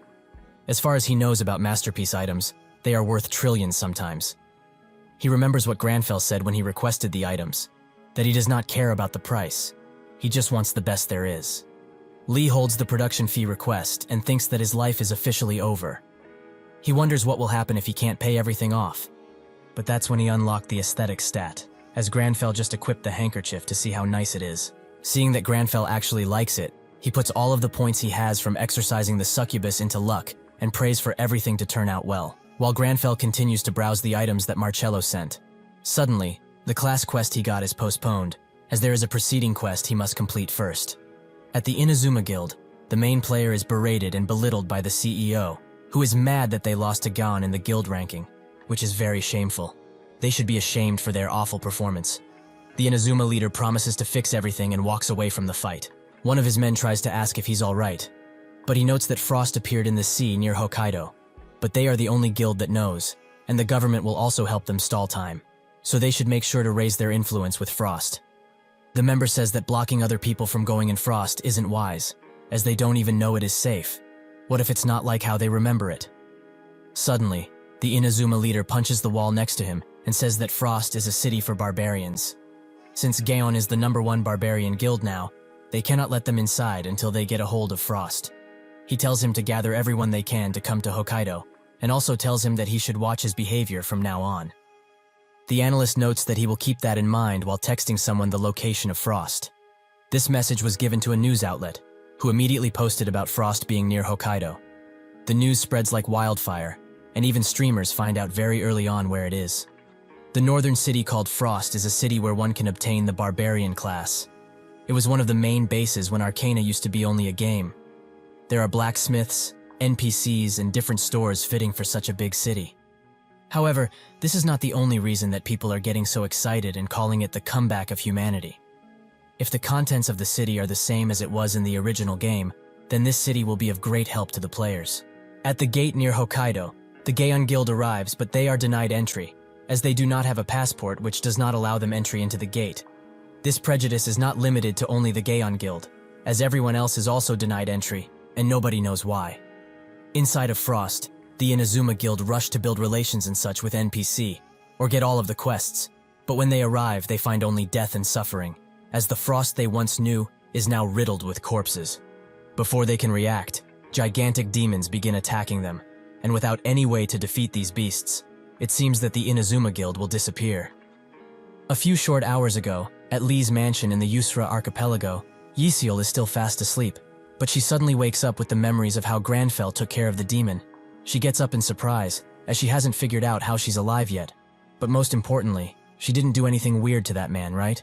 She is undecided on what she should do, as this whole situation is quite embarrassing for her. He told her that she's a great person, but she started crying like a little kid. She is also indebted to him for saving her life. However, sleeping in like this was extremely rude of her. Granfell doesn't even notice her presence, as he is too focused on the class quest notification, as it says that the shortage of the gauge means that he failed. But there is no gauge anywhere. Perhaps he will only see it when he gets there, so he should just go ahead and see for himself. Before he can think that he should wake up Yeseal, she stands in front of him, blushing as she does so. Granfell reacts calmly, but Lee was spooked by her presence, as he hasn't forgotten how she looked when she was possessed. She sheepishly starts thanking him, as not only did he save her life, but he put up with her very bad manners too. So the debt that she has, she will pay it with whatever he wants, even if that means she has to give up her pride. Lee can't take it anymore. Is this really the same person that was possessed?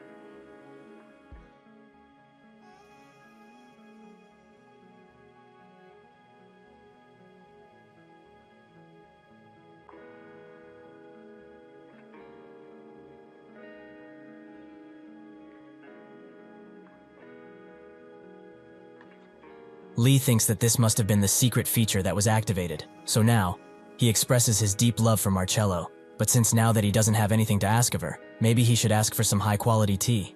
Suddenly, Harkam appears, who is also surprised to see that his subordinates weren't lying. There really is an esteemed guest in here. It seems like the rumors that Enoch was harshly rejected were true, huh? Granfell just asks him what he wants, and Harkam says that Hakuna wanted to talk with him about something. He comes up behind him and says that it's true. The knights just decided to escort him here. Seeing that there are more and more people gathering in this place, Yeseal puts on her show face and introduces herself as Yeseal of the Mythology Guild. She also greets the majesty of the Yusra Kingdom. Lee notices how cold and calculated she seems now. Does this woman have multiple personality disorder or something? Harkam says that she has heard of her before and she is as beautiful as the rumors make her out to be. Hakuna interrupts their conversation and Enoch's gloominess in the background by apologizing to Lee for disturbing him so late in the evening, but he had to ask for his opinion on a matter. Granfell asks what it is, while Yeseal is surprised that the king of Yusra himself is asking Lee for advice like this. He must be an important figure around here. Hakuna says that someone from Arcana recently visited them saying that they wanted a new beginning in Yusra, but his behavior while he was in Arcana was problematic, to say the least, so he wanted to ask him what they should do. He can bring him in now if that's okay, but can his guest who climbed the Yusra kingdom walls in the middle of the night leave? Lee thinks that this must be the reason why Hakuna himself came, because Yeseal was still an intruder, so Granfell turns around to face her and says that she should go home and write a report on how much her guild can do for the Yusra kingdom, then bring it to him the next time they meet. Before he can think of anything else, he gets a class quest notification. Yeseal blushes as she thinks of the next time they will meet, but when she looks up at Granfell, she only sees his snarling expression, which makes her apologize, as she didn't know he found her unpleasant. She can't even finish her sentence, as Granfell swiftly fixes his clothes and apologizes to Hakuna, but he must leave right away, as there is something that he must do in Frost. Harkam asks him to explain a bit more, as him being in such a hurry is quite weird. As he gets out of the mansion, he says that the Demon King is there. It seems that the gauge he has is for the remaining survivors, and it just decreased too. Back in Hokkaido, at the front of the Frost Rapture, the guards are still not letting any players pass, but Taemin is at the end of his patience, as something feels very off about that place. The guard that was sitting at the table tells him to calm down, as he cannot be damaging property like this. Taemin doesn't even listen to him, as something is wrong, and it's not that bastard who went in first. There's something else wrong. He can feel it. As he fights with the guard, Lox comes around and says that he didn't want to intervene, but he also feels that something is amiss, so they should know that what they are doing here goes against the international rules. Are they fine with going to war with the other countries who signed the agreement to let players explore the ruptures? Taemin is surprised that he would pull something like this, but it works very well, as the guards immediately get out of the way and let them through. While Taemin is amazed by the power of the American government, one of Lox's subordinates says that they got a drone video from inside Frost, where they see that the Inazuma Guild is being torn apart by demons. Hisagi gets the news that the government wants to send bomber planes into this place, but Hisagi tells them to not get out of their way, as that will almost surely kill them too, since they are so close to the targets. However, even if they try their best, his teammates have no chance against the mighty demons, so he can only hear their blood-curdling screams, some pleading with him for help, some lamenting ever following such a worthless leader. With this, he completely gives up, as they are all going to die anyway. They might as well do it now and together. However, before the demon can kill him, Granfell enchants Taemin's sword with a lighting attribute, allowing him to cut the demon in half. Hisagi is very surprised to see him here, but Taemin grabs him and says that he was going to let him die in here, for being such a petty bastard. So he should be thankful to Lee, who decided to save him. As he looks up, he sees Lee and many armored people behind him, but who are they? Granfell tells them to go, and that's when the Lionheart Knights charge in, ready to give their lives for the cause as they fight the demons. Granfell looks at the once cultural and historically rich Frost, which is now only a body-dumping ground. It was completely desecrated. Granfell starts to get mad, as the citizens of this prosperous city died for nothing. So he promises to the Demon King that the amount of arrogance he has presented right now will be his undoing. The rest of the Inazuma Guild are amazed to see the legendary Lee with the legendary Lionheart Knights behind him. Are those people really here to help them? Harkam believed Lee when he said that there are demons in here, since he said so, but he never imagined that it would be to this extent. He knew all of this, but yet he would have tried to save Frost on his own anyways? Lee had an inkling of what might be here since the survivor gauge fell, but if he would have come here alone, he would have been doomed. He is also glad that Harkam is here, as a few hours earlier, Hakuna did not want to let Granfell go. He was not doubting his abilities, but a demon kind is dangerous, and couldn't just let him leave alone, so he decided to gather as many forces as he can, in order to help him. Harkam agrees with the king. His life might be in danger when he gets there. Granfell said that his life doesn't matter, as long as the demons are completely eradicated. Harkam then remembered that he said something similar previously, but if that was the case, he couldn't let him go on his own even more. Lee looked at the survivor gauge and it was decreasing, so he really wanted to go now. Harkam said that his promise to him was to eliminate all of the demons in his world before returning to his king, and to be his sword while he is doing that. With this, his determination has been boosted, so he will be his sword, as long as he wishes for it. Hakuna agreed that Harkam should go with him, but Granfell asks who would be his guard then, as he still needs one. That's when Ysiel joined the conversation and said that she would like to make up for her rudeness by protecting the king while Harkam is gone. The king confirmed that it would be a good idea, so he wished Lee good luck on his journey. Granfell was happy to have such good friends, but with a rather scared face, he told Harkam that they should worry, since the survivor gauge was decreasing as they spoke. In front of the southern castle gate, the current situation is like this. What remains of the Inazuma Guild and Gaon teaming up, while Lee and the Lionheart Knights are near them. Hisagi asks why he should be thankful to Lee, so he explains that as soon as he went through the portal, he said that their utmost priority in this is to rescue the survivors. Hisagi is very touched by this, as even though they were trying to be the first ones to do anything in Frost, he still saved them. They are rivals, so why even do something like this in the first place? Granfell looks at the Lionheart Knights and notices that they made short work of the remaining demons.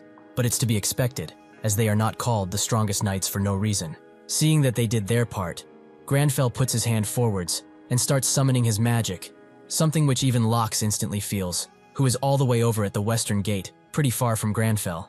His teammates ask him what's going on, as he's looking a bit funny. He explains that earlier, he saw a pretty gnarly post on the Arcana website, some nonsense related to Frost. It only got like 10 views, but that guy kept posting the same thing, and normally something like that should be ignored. But there was someone who said the same thing as that post when they got out of the portal. It was Lee, who said that there is a demon king in Frost right now. Those who wish to run away should do so right now, as those who remain will fight and prioritize rescuing the survivors. Huigang also arrives in Frost and apologizes to his viewers for being so late to the party, as he overslept because he was researching Frost. That's when a blue light glows over everyone, with Locke saying that he thought that Lee was beneath him, but he was oh so mistaken about that. Light magic starts appearing above everyone, but Granfell uses interference to change it into water, with everyone being surprised by the sudden transformation. In 1 second, the whole town is enveloped in frost, with Jessie noting that this is a very pretty spell. A shame she can't take a picture of it. Lox was mistaken about their ranking, as that Lee bastard is truly a monster in the flesh. All of the castle gates start to break open because of the frost, revealing the inside of the town, and they all get a field quest to recapture Frost. This is amazing for Lox and his guild, as they specifically went to the western gate because the southern gate is already occupied as it is. So with this, they will be able to get tons of contribution points. At the southern gate, Harkam is surprised to see him opening the gates like that. It's a very genius idea, but Granfell feels even worse about it, as he feels very unpleasant energy coming from the inside. There is something there that's no good. Taemin, who is eager to get in and do some work, starts walking as he notes that they will give him all of their contribution points at the end, so he shouldn't worry about them stealing. Granfell tries to stop him, as the inside of that place is filled to the brim with demons. Before he can react, the demons take a hold of him. But it's Jessica who immediately charges in without order and slashes all of the demons up in a second, noting that they should move afterwards. Taemin feels that the technique she used seems to be a barbarian one, but he doesn't get to think much as Granfell feels another presence coming, so he warns them to look above. Before Granfell can even cast a simple spell, someone from behind him rushes in and kills all of the demons while telling her teammates to set up the portal, which they do, and the fat man uses it to land down on the ground, creating a pretty well-sized crater. Harkam says that they should charge in, and Granfell tells them to follow Harkam, as he doesn't want to use that portal, since it seems to be a long fall. They continue to fight, but Granfell notices the strangers, who are from the Shadow Mercenary troops, are giving their contribution points to him. But why? After the demons are dealt with, the leader of the Shadow Mercenary troops goes to Harkam, since he looks like the leader and says that they are here under the king's orders. The fat one is named Lokid, the elderly man is named Alkari, and the woman is Kichi. Harkam is glad to see that the king sent reinforcements, but he notes that he's not the commander. Sir Lee is the one who is commanding them currently. She thinks that this is a golden opportunity, as if she gets buddy-buddy with him, then maybe she can score something in the Yusra kingdom. That's when she notices that he's the same guy she decided to leave behind, so she falls to the ground as she is sure that she has no chances now. Granfell and Lee choose to look at their contribution points and find out that they have 35,000, but they also don't know if that's a high number or not. At the Eastern Gate, the news team reports back to the people about the current situation, with each guild being at one gate, having fierce battles to see who will get the most contribution points. The Unified Under Heaven Guild has tons of guild members with it, and their tactics are helping them maintain a swift push. Chun, the guildmaster, orders his men to fire once again, taking down some demons. The reporter also notes that Chun has the highest contribution points out of everyone, as he has a gigantic 1,812. With these many points, it's no mistake to say that the Unified Under Heaven is leading this raid. Chun has been waiting for a siege assault like this, as his guild is the best when it comes to things like these, and with his points continuing to grow, he will surely become the Lord of Frost. He will rule over this place, as he will rule over all of the world. Unfortunately for him, Lee has passed him by too much for his points to even count at this point. At the southern gate, Lee thinks that he was worried about going inside since there might be dangerous traps, but the Shadow Mercenary Guild volunteered to use a portal and inspect the area around them. Anyway, this respective mercenary group is made up of elites that are led by Captain Kichi. They will accomplish their task by using any means necessary, and they are famous for not caring about the morality of the quests they receive. These people are probably the ones Hakuna talked about, so it's good that they finally came. Kichi continues to worry about him recognizing her, as he is surely planning to take revenge on her because she didn't help him back then with that leopard. Alkari eventually comes back and reports that there is nothing hiding near them. However, the gates are filled with traps that could kill a dragon, let alone a man, so they should look for another way to enter. He also tried to create a portal past the gates, but a strange force stopped him from doing so, something which he can't identify. Granfell thanks him and says that they should go ahead and search for another way, but Jessica steps up and says that she knows of a secret passageway, as Frost has a large evacuation shelter that goes underground. One of the entrances is near here, and she is positive that there are some survivors down there too. As Granfell thinks, Taemin perks up and notes that he knew that her sword style resembled a barbarian. She's actually from Frost, right? She confirms that, noting that she also thought that he was a barbarian.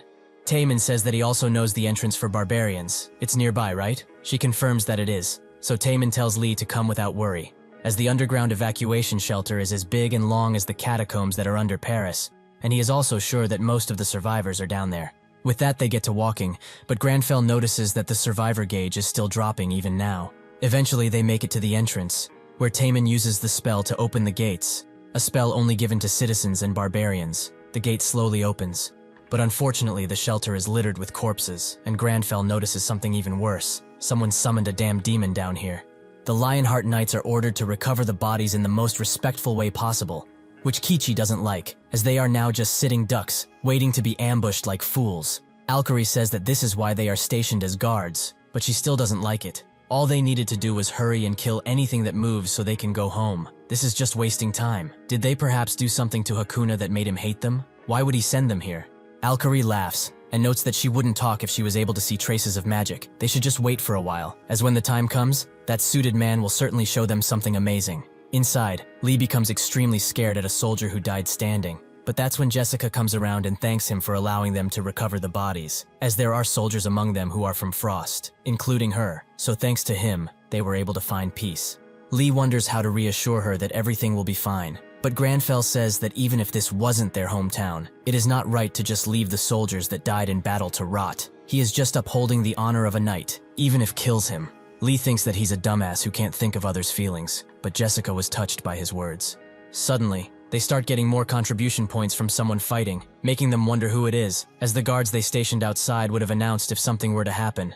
A soldier comes up to him and explains that they found an underground plaza while recovering bodies from the opposite path. So Granfell gets following until they arrive, where he spots tons of bodies crucified and knows what it is.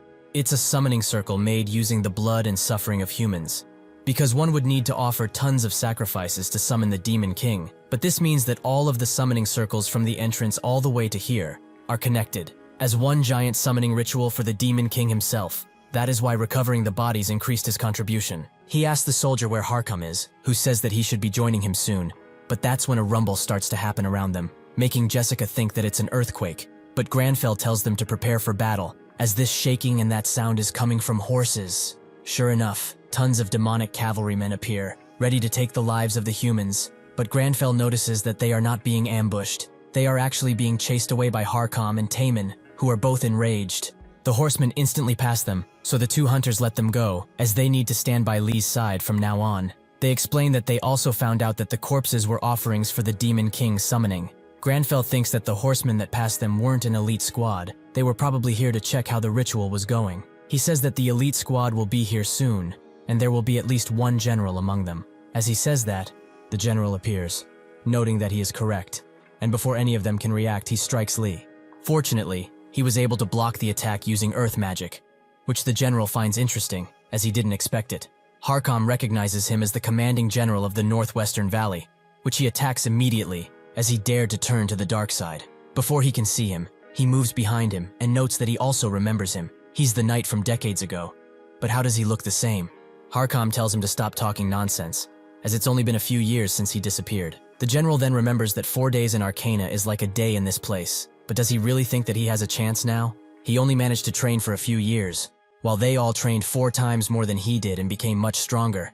Just who would prove victorious if they were to fight? Suddenly, the whole castle starts to shake, and much to everyone's surprise, it starts to float in the air.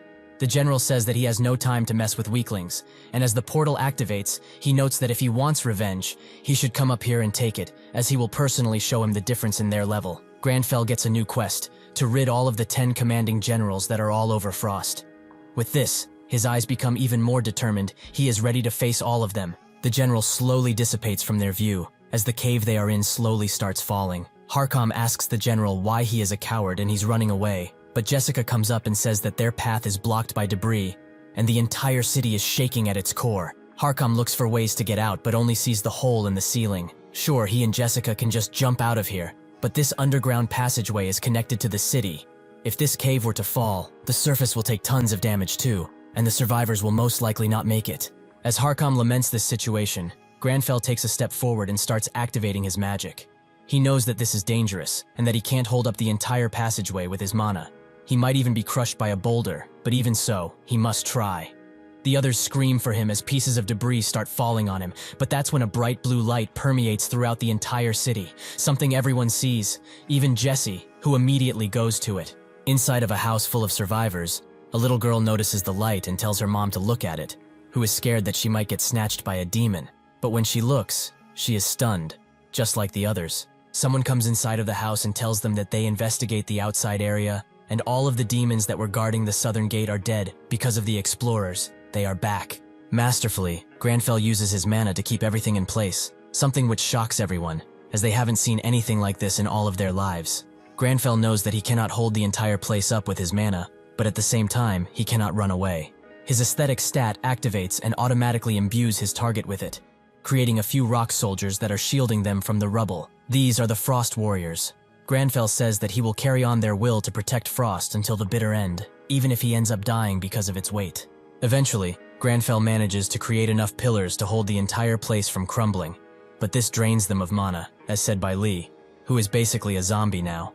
He is glad that this worked out, as if it weren't for the brooch that regenerated 20% of his mana, he might have not been able to build this. Even so, he can't believe that he made such cool pillars. But this is because of the aesthetic state. The effect is rather cheap too, as it cost him basically no mana to make them in such a way. But still, it's quite a strange skill. Harkam looks at Lee's handiwork and is amazed, but he also feels sad. As if he was able to defeat that general 4 years ago, nothing of this would have happened. If they meet and he escapes once again, he can never face his king again. Suddenly, from the air, tons of bats come, with the soldiers getting ready to deal with them, since they are weak, even if they are many. But Granfell notices that something is wrong, as his natural enemy skill has activated, so it means that something much bigger will appear. He was right, as a large hellbird who is a general, named Kupakan, comes right next to him, and after a while, it decides to eat him, as this is what humans are only good for. Granfell can't defend himself, as they have no mana left, but that's when the bird is hit with a one-shot spell, which came from Jessie, who notes that she was trying hard with this once, but she can't get pretty smells like his. Still, how was it? Lee wants to thank her for saving their lives, but Granfell immediately starts critiquing, as there was too much force put into her attack, which tells him that she didn't have any consideration for the environment. Jessie starts writing all of this down, in order to learn from it later. The shadow mercenary troops are just sitting there, with Kichi being bored, so she asks if they should just leave this place, as it seems that the others just forgot about them. Alkari tells her to shush, as he needs to note down some important magical notes, but she continues as she doesn't want to wait around this place without doing nothing. So they should just go after them. That's when the fat guy notices that they are surrounded by some shadowy beings, who immediately disappear as they see them. Kichi tells them to get into position, but when they do, the shadowy beings appear, ready to strike. As Kichi and the others prepare to fight the shadowy beasts with all of their might, as soon as they get close, the shadowy figures stop, as if it's just some barbarians, with them also being confused that humans are around here. Back in the secret passage, Granfell looks at the quest he got, to slay all of the demon commanding generals, and thinks that the commanding general Jessie erased from existence counted, so he does not have to be the one who defeats them. Fortunately, Taemin comes around and says that they have taken care of the bodies, but there seem to be no survivors around here. They also put up drones to look around, but searching in the underground areas will be quite difficult. Granfell notes that he still sees the survivor window, and that's when Alkari appears with a portal, with him being glad that he can do it just fine. One of the barbarians pops up beside him and asks Granfell if he is the leader here. He must be the one who made that light earlier. Taemin is shocked to see that one of the barbarians is alive. As every barbarian goes through the portal, one named Ares meets with Taemin, who is glad to see him, as they are good friends. As they talk and talk, the other barbarians start to smell Granfell, who isn't very impressed. Ares is very glad to have him alive, as Karen will be quite happy to see him, with Granfell asking who this Karen is. Ares notes that he must be the one who shot up that pillar of light in the sky. Truly amazing. But while he does that, Taemin becomes afraid, as he is speaking casually with Lee, but barbarians don't know how to speak formally at all. He tries to tell Lee about it, but Granfell assures him that it's fine, as he has studied barbarian culture, and since he called him leader, he is being respectful to him. Ares is very glad to see that the leader is different from most explorers, but it's great that they have a good leader too, who has been scouting the area to evacuate survivors for entire decades now. That is Karen, the father of all barbarians. The barbarians have all been residing in a nearby forest, doing trade and work with Frost from time to time. But one eventful day, they saw a great fire come from Frost, but they felt something even worse, as the wind carried to them the smell of death, so they instantly ran to Frost. But what they witnessed when they arrived shouldn't be witnessed by anyone else. The commanding generals of the demon army grew wings and started to fly around while holding the corpses of some Frost soldiers,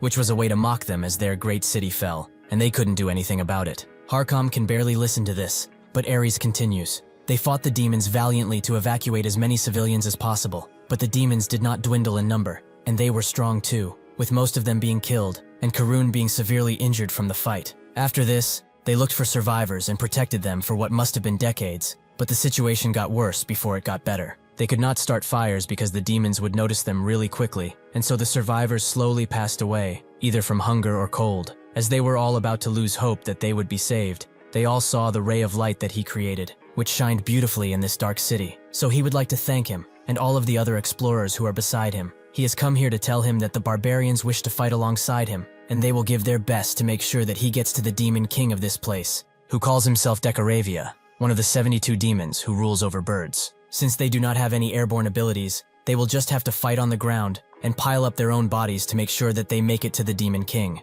Granfell understands their point, but he refuses their offer, which shocks everyone, and Ares asks if he thinks that they are useless. Granfell notes that this isn't the case. He will be taking down the demons, and he is glad that he is willing to help, but he doesn't want body collecting to become a hobby of his. so he will move on to the priorities now. He tells Alkari to move all of the survivors to the Yusra kingdom and ask the kingdom to provide them with a warm place to stay and meals. He is sure that his portals are capable of that. He also tells Taemin to go with them, as they must protect the survivors during this evacuation, and he is sure that he's worried about the barbarians that he knows. Kichi asks if he's not going to come, but Granfell notes that he must take care of some business here first. That's when another commanding demon general appears, noting that Kupakan's trace ends here. Was it him who slaughtered his precious bird? Granfell tells the others to hurry as he prepares to brawl, disregarding his own safety for the safety of others. The barbarians and Taemin move to the different survivor encampments and escort all of the survivors away. But as they do that, Taemin receives a class quest for a barbarian skill, which is extremely rare. But why did it have to be now? As soon as he reads what the quest entails, however, he asks Ares where Karun is, who confirms that he is scouting outside. As soon as he finishes his sentence,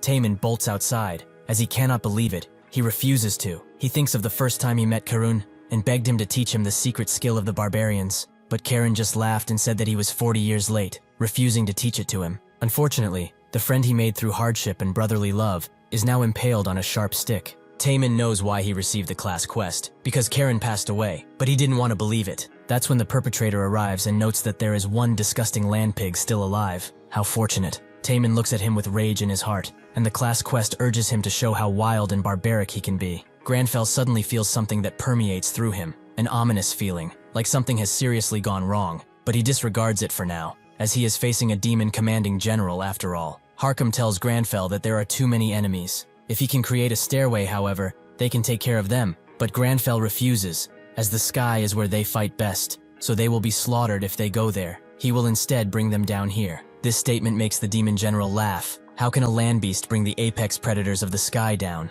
With that, they charge in, but Granfell knows now that they are sensitive to light, so he creates a large flash that blinds and stuns all of the demons. With this done, Granfell now needs to bring them down to the ground, so that the knights can slay them. To do this, he tries to replicate Jesse's lighting magic from before, which he manages to successfully do and kill some demons while he is at it, something that Lee did not expect. Just when did they become so strong? Jesse naturally starts fangirling over his magic, as she must learn from him. There are only 4 commanding generals left, but he feels uneasy. He at least hopes that Taemin and the group are fine. That's when Alkari comes around with Ares, who explains with haste that Taemin is not coming back. He ran away on his own to find Karun, but he has not come back, and Karun has never scouted for so long either. Something has happened to them. Granfell knew that something was wrong, so he asks where Taemin went exactly. At Karun's untimely death place, Taemin has been defeated by the general, utterly so. The general notes that for him to fight alone, he must be either very brave or very foolish and arrogant. Taemin cannot even move his body anymore. But is this how strong the commanding generals are?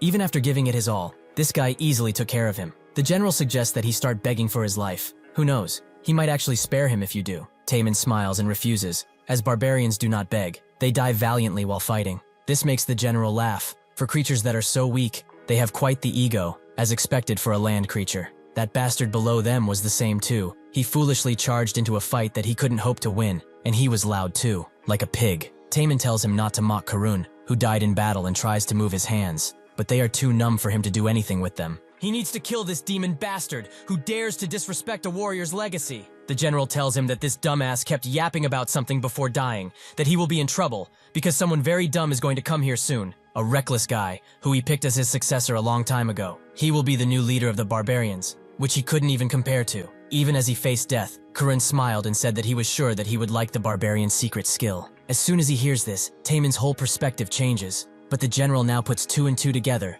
The strong guy he was talking about, was it really him? He starts to laugh harder and harder, as land beasts really have no brains. How amusing. That's when Taemin bites his hand so hard that the general throws him away, but Taemin has claimed his arm, which he freaks out over. Taemin has warned him to not disrespect a warrior's honor. Even without an arm, the general laughs, as his appearance has turned to resemble that of a beast even more. Taemin has fulfilled the quest conditions, and his reward is the class-exclusive skill, Call of the Wild. The general continues to mock him, telling him that he will soon be reunited with his big master. They will have tons to talk about in his belly. Taemin doesn't even hear him at this point and charges in, managing to hit him with ease, as his movements and entire aura have changed. The general thinks that it's best for him to fight from as far away as possible, but that's no longer his choice, as Taemin gets next to him in a split second and notes that his wings are too annoying, so he starts ripping them off. But even with this show of strength, Taemin knows that he cannot hold on for much longer. That's when he is impaled from behind by another demon general, who asks Horikan, the other general, if he has developed a fondness for these land beasts. Anakin throws his body away and tells Huracan that they are having some issues, so they should leave as soon as possible. Taemin wonders if this is his end, and apologizes to Karen, as it seems he was not fit enough to become leader. He also apologizes to Lee, as he was probably a nuisance all of this time and wonders how sad his brother will be for him. That's when Granfell appears in front of him, surprising both him and the generals, but Granfell is prepared to fight, as he has heard enough from these two bastards. Taemin asks how he got here, but thinks about how ashamed he feels, as Lee values formality and manners above everything, so him fighting like an animal must have been unsightly. The others arrive too, and while Granfell says that he heard about what happened, his brother was also worried about him a lot. Anakin can't believe that even more land beasts have appeared. Now they won't have to search for them. What good luck. Granfell tells him to shut his dirty bird mouth and uses some magic to blow his head with magic, and then cuts the last remaining wing of Huracan, who falls to the ground instantly, asking how a mere land beast dares to hurt him. Granfell feels that he doesn't know his place yet, so he will teach him now, just who is the beast in this situation. The Shining Guild is also in a bloody battle with a commanding general, which they are having a lot of difficulty with, as he keeps flying into the air. Eventually, they create enough of a distraction for Lox to appear behind the general and cut him down for good, with them being glad that the fight is over, but many have been injured in the process. The news reporters from today's Arcana announced Shining's victory against a commanding general, but it was an intense battle that left a lot of people injured. Will the guild fall back because of this? The director looks at the live broadcast and notes that something is strange. He is sure that Shining has made the most contribution to this siege, yet the view count has been going down. That's when he gets a message to look at the chat, where everyone seems to be discussing Lee, and how he took down 2 commanding generals and is playing with another. On Huigang's live, people see how he is killing Anakin, while moving on to Huracan, who starts to beg for his life with everything he has. But Granfell tells him to shut his trap, as he does not speak with his prey. With one more lightning strike, the last general falls, with Huigang noting that he took a total of 8 generals down. Lee is very glad that he died with this spell, as he was running out of mana. Naturally, Jessie starts to ask him tons of questions, and says that it was great to follow him, as she is learning much more than the academy could ever teach her. Taemin also comes around and thanks him, but also apologizes, as he abandoned the evacuation effort, and couldn't even defeat a commanding general. Granfell assures him that it's fine. He does not look down on those who have enough will to fight. He respects them, in fact. As they prepare to go back to the shelter and join the knights, everyone gets the notification that the last general has fallen, who was defeated by none other than Chun of the Unified Under Heaven Guild, who has a siege contribution of 11,000. He tells his men that the Frostlord throne is basically theirs. Nobody will defeat their contribution points. Nobody. Lee has a casual siege contribution of 741,000, which he doesn't really care for. But that's when someone who Harkham seems to know arrives. Count Sarian, who is also glad to see them alive and well. It seems like the king has not abandoned them yet. He begins talking with Granfell, and says that he was amazed by his fighting style. He even tries to shake hands with him while introducing himself as Frost's Lord. Taemin is shocked, as he has been to this place countless times before, but he has not seen the Lord even once. Granfell smiles. Lord? He should stop the act and reveal himself for who he truly is, the Demon King. Huigang and the others watch this, never expecting to see Count Sarian appear out of a sudden, but they also notice Lee's snarling face, something they don't know the context of. Harkham tells Lee to calm down, as he can confirm that he is the Lord of Frost. Sarian notes that the Demon King is a fitting name for him, as he has failed to keep his subjects safe, and countless people have lost their lives for him. Before he can even finish his sentence, Granfell strikes him with his Earth ability, shocking everyone that was watching, with Harkham asking why he is doing something like this. Jessie notes that he is still alive, with the Demon King finally revealing his true identity and saying that he is rude, as he was still talking. Due to his high Earth element resistance, the Demon King doesn't receive much damage. He tells the others to watch, as he is Sarian, the true Lord of Frost. Lee is quite disgusted by this, but Harkham charges in, as a mere demon shall not insult the king's vassal. Even after his large attack, the Demon King splits into a viscous energy and starts to ascend to the castle, with everyone watching as the sky turns blood red because of this. The evacuation effort still continues, but they stop to look at what is happening at the castle, with the barbarians wondering if the others are okay. At the north gate, Leonie and her guild battle demon after demon, but they seem to be on their last legs, as demons' numbers do not dwindle. When one falls, 2 more appear in his place. Just as they are about to be fully overwhelmed, the demons stop and look up to the sky, as the Demon King is calling all of them. With that, they all leave, but when Leonie looks up at the sky, she sees that it's littered with demons. This is happening everywhere, and every player gets the info that the Demon King Decaravia is showing his real form. Every guild watches this in horror, with Lox being the most horrified. If that thing actually awakens, all of the world will be sent into complete chaos. Harkham and the others charge in as they must end this now, but the ritual has already begun. Harkam can't believe that it's true, as they have taken every offering that was supposed to be used for the ritual. Decoravia calls them fools, as nobody said that the offerings had to be human. A gigantic summoning circle appears above the castle, and all of the demons rush into it with reckless abandon, with everyone finally getting that they are the sacrifice.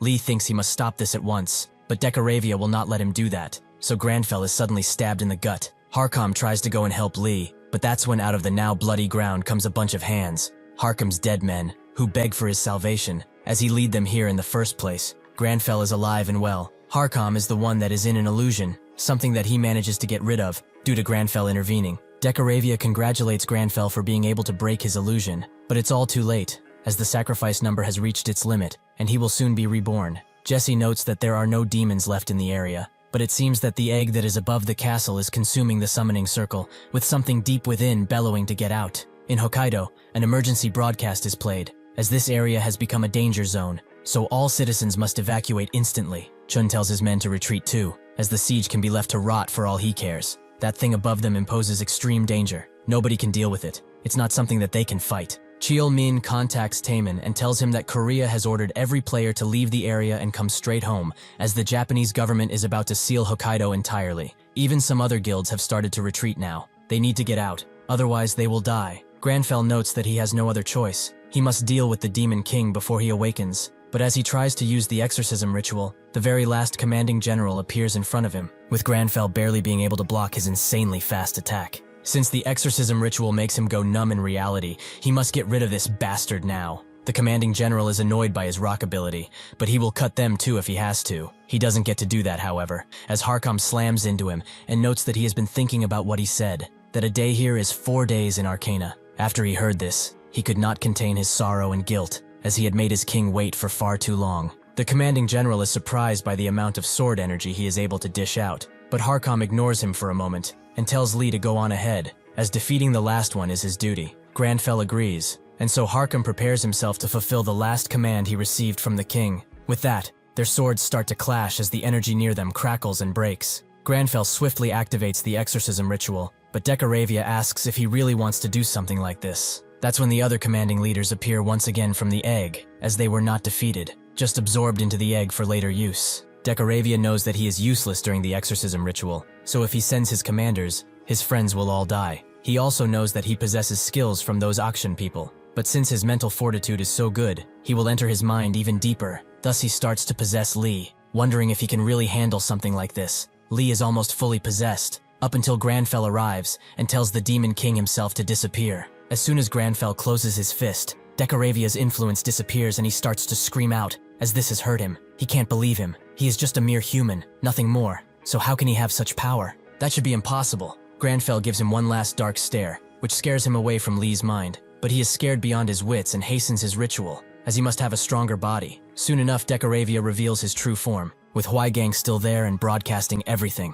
What a trooper. Decoravia is revealed to be a gigantic, grotesque beast, but Granfell notices that he's just trying to run away. He cannot allow such a thing, so he uses tons of sacrifices for the ritual that lets him go straight into Decoravia's mind, where he screams at him to not come anywhere near, but Granfell does not stop his advance. In a last-ditch effort, Decoravia sends his commanding generals to kill Granfell while he starts to run away, but even this causes tons of damage, even reaching the Today Arcana team. Decoravia asks Granfell what he is, as no human can contain a demon king in a ritual without losing their minds, but he does not falter. Why is he so terrifying? Jesse notices that one of the commanders is above Lee and is waiting to devour him, but that's when a spear thrown by Hisagi saves him, who has brought his entire Inazuma team back. In a group effort, they all start to deal with the generals, with Jesse wondering why they haven't retreated yet. Lox notes that he chose the side with the best chances of survival. That's it. In Hokkaido, the people see the disturbing visage of the Demon King, with Lox noting that besides their survival, they had to do something about this walking calamity,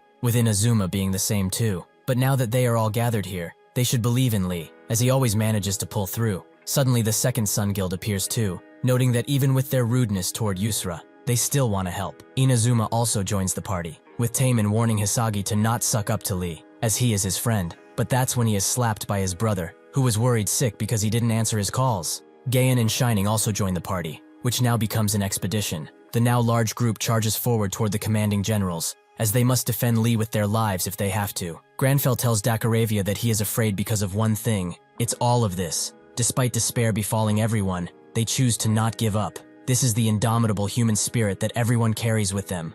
Dakaravia asks what he's talking about. Human spirit? That's nothing but a worthless illusion. It's only a sentimentality that exists to protect them. As Granfell and Lee continue to wear down Dakaravia, the chief commander manages to hit Harkam at a vital point, so he falls to the ground as the chief commander tells him to just give up already. He is already at death's door, so resisting any further would only bring disgrace to his name and waste his time. Unfortunately for him, Harkam's spirit refuses to give up, so even with his mortal injury, he rises once again and slashes the chief commander on the chest, who is very surprised that this man can still have enough strength to wield the sword in such a way. He asks how he can still stand up, as he's bleeding profusely. He should have died a long time ago already. Just what pushes him to not give up? Harkam slowly raises his sword in the air, as he cannot hear this beast, since he is unconscious. But even in this state, he is able to take down the chief commander with a beheading, which everyone notices. So everyone pushes a little bit harder against the incoming beasts. So one by one, little by little, all of the commanders are killed. One of them cannot believe the situation they are in now. After seeing Frost get butchered, a city of men turned into a graveyard. Why are they not running away? He cannot believe that he was defeated by lowly humans, not once, but 2 times in a row. Taemin remembers his fallen master and takes the life of the one who took him away for good. Dakaravia starts to scream as his mind is torn from the inside and as he feels that all of his commanders are falling to the ground. At one point, even the giant beast that roamed around perished. But even so, Lee feels that the rebellion to break free from this ritual is far too intense. All of the magic power that they have used up until this moment is draining by the second, meaning that it's very difficult to maintain the summoning ritual for too long. As Dakaravia suffers the effects of everything going on around him, he screams out to the outside world, as he will not let a mere human challenge his title. With that, he starts to bolt in another direction, creating a large snow cloud. But Huigang has a better position, and sees that the Demon King himself is running away from the battle. Lee gets why he is trying to escape now. It's because of the summoning ritual. To break free from his exorcism ritual, Dakaravia is trying to escape, or rather, it's his true form that is forcing him to run away. Even if this means that the Demon King is on his last legs, the others are not so happy to see him run away, as he is running straight to the civilians that are evacuating the downtown area as fast as they can. Lee notices this too, and vows to not let this beast move any further, as it will turn into a disaster. They must focus more on the ritual to control it fully. That's when he is unfortunately notified that he has run out of mana, and that the ritual has been deactivated. Lee damns it all as he returns to reality, but Granfell tells him to not give up, as there is still some magic power available to them, the inner darkness that they both have and share. This causes Lee to use dark magic for the first time, which instantly touches the Demon King and burns him slowly. In his final moments, he screams and lashes out, but he also says that this darkness must not be used. Before finishing what he wanted to say, he is fully burned, as the others watch in awe. Leonie and her group also arrive at that spot, and she notes that they came in case things got dicey, but it seems that there was nothing to worry about. With this, Granfell and Lee complete their quest to reclaim Frost, and the city becomes free of its demonic influence. Later in the news, they announce that Frost has been in discussions regarding the reconstruction of the city, and about the leadership position, which is now vacant. People at schools also watch videos about Dakaravia's defeat, and even now, where the Demon King once stood, black fog continues to rise. Lee watches all of this but puts the phone down, and can finally rest. Home truly is the best place to be. He also thinks about the fog that continues to appear, and the new quest that they received, the Legacy of Akrasan, where they must reclaim the legacy lost to evil. Could this be connected to how Granfell appeared in the Mind World? While he cannot say anything for sure, he heard what the Demon King said before dying, and it's something very concerning. This eternal darkness is not something a human can control. A few days after Frost's successful raid and recapture, Arcana Online announces the total points ranking for everyone, with Lee giving the system an error because of how many points he possesses, so the rewards are delayed, but they will soon be sent out after they fix this problem. At the Yusra Archipelago, Yisiol and a doctor go to check on Harkam's condition, who seems to be very fine, as he has started training once again. This makes Yisiol scream at him, as he needs bed rest, and even if he was healed with magic, he was gravely injured. Harkam laughs and notes that this much is nothing, which makes her say that if he cannot heal fully, she will not be able to face Lee again. Suddenly, Hakuna also appears, and says that he is glad to see him doing so well. The others are naturally surprised by his arrival, but he tells them to relax, as he is here to deliver an item that Lee wanted to give him. It seems that the supreme commander of the demon army dropped something after he was killed, a monstrous bird feather, and Lee wanted him to have it, since he was the one who killed it. He said that this should be enough proof to show his king that he completed his orders dutifully. Harkam is very touched by this, as even he didn't think of that. But since they are talking about him, where is he? A few days have passed since Dakaravia met his end. Life has returned to how it once was, but somewhere, many things changed. The Inazuma guild manager is livid to find out that Hisagi and his entire guild bowed down to Lee to express their gratitude. What did that get them, huh? Not only did they lose the damn siege, but they also lost to their enemies, the Koreans. Do they realize what they have done? Their ranks have fallen because of their stupid decision-making. Does he realize why he orders them like he does? They can't think. Hisagi has had enough of him and asks, should he have left every civilian back in Hokkaido to just die? He slams the table out of anger and says that, had the others entered later or not at all, everyone in the fucking country would have died. So their decision-making can go to hell for all he cares. The man is very scared, but still finds time to threaten him. Does he not know who he is? How dare he do something like this? Hisagi notes that this is a question for him. How fucking dare he think only of profit and not the people? Due to this outburst, the Inazuma Guild has turned their backs on their country. So one of them wonders what they will do now.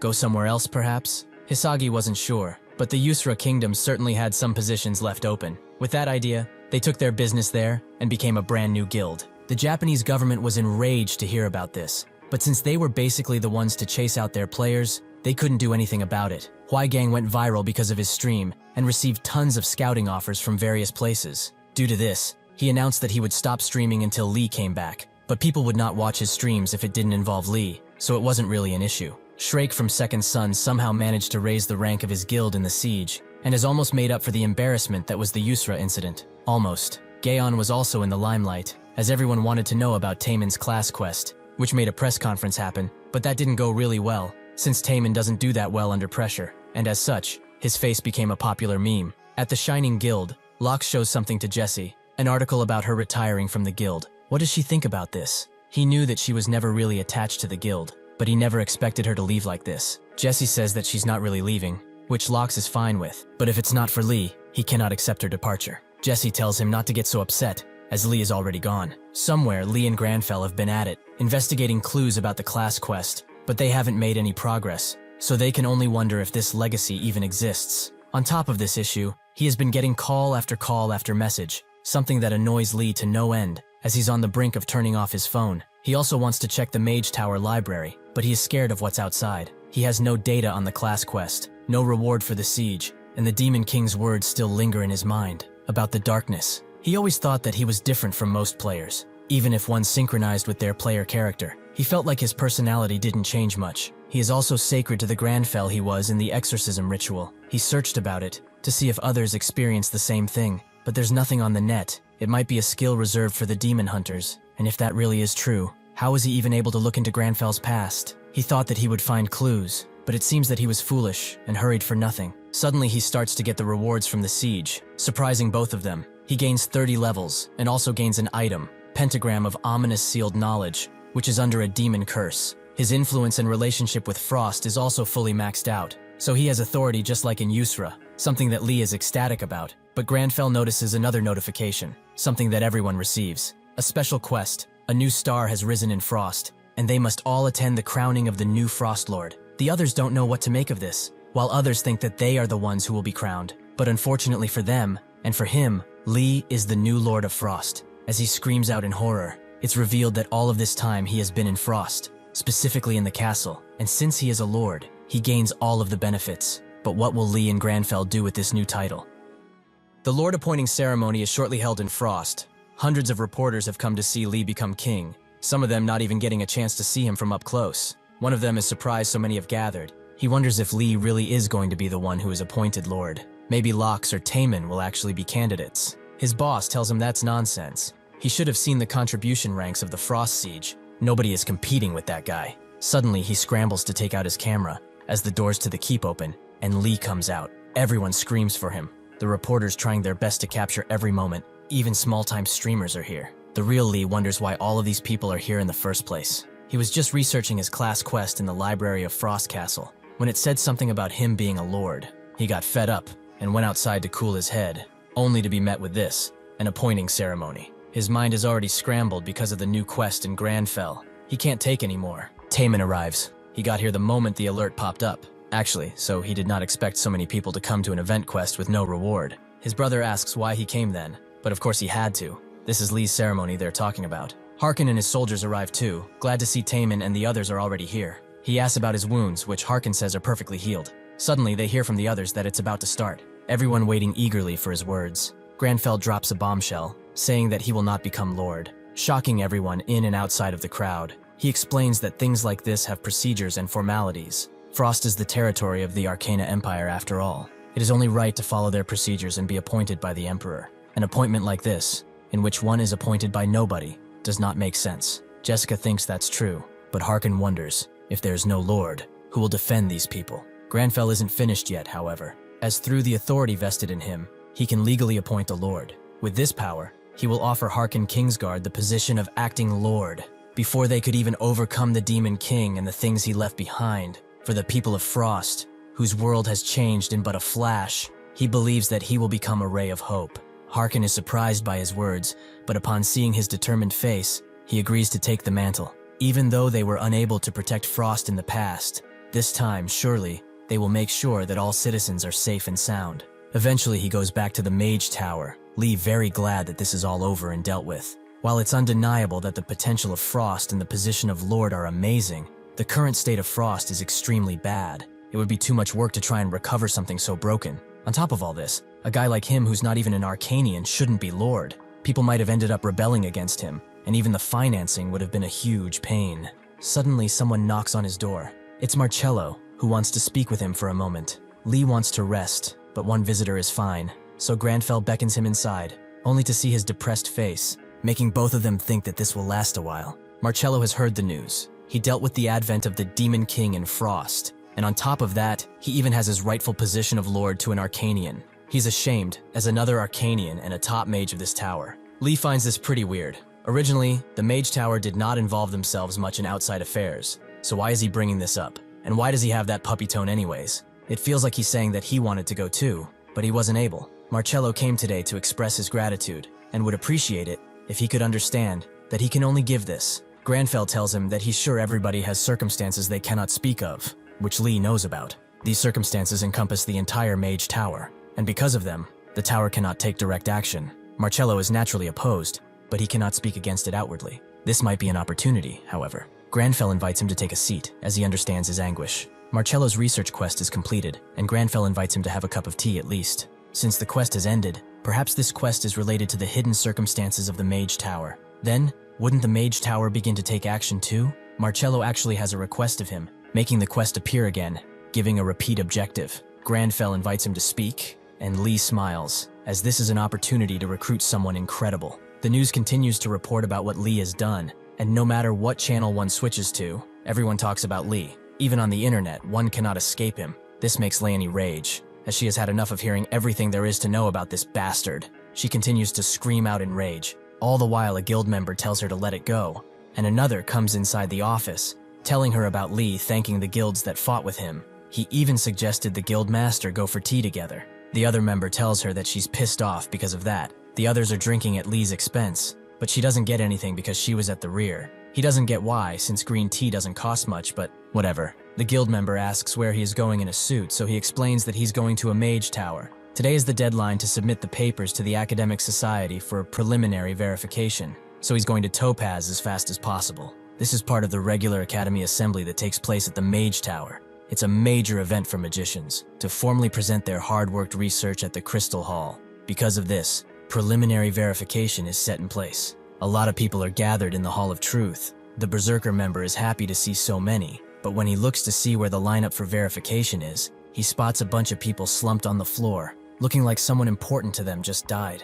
He can feel the eerie aura they are exuding, but he guesses that they are probably just sensitive and getting depressed over the results. One of the mages invites him inside for evaluation, making him breathe deep. He has confidence that if he just sweet-talks the old fart who will review him, then his skills will surely be recognized. As soon as he enters, though, he is met with Granfell's visage, who tells him to sit down. As he analyzes his appearance, the guild member is starting to get scared, wondering why Lee is even here. This is actually from Marcello's quest. As a top mage, he has the duty to check preliminary variations that are to be presented at the Academic Assembly. Granfell stares him down and asks if he was seriously going to present something like this at the Academic Assembly. The guild member confirms with a shocked face, so Granfell tears into him. On the 1st, 4th, and 12th page, all he has done is rephrase things from existing words. Does he really believe that this is his research? He is quite confident for someone so insolent. Or perhaps he intends to bring shame to the Mage Tower through his actions. He admires his courage,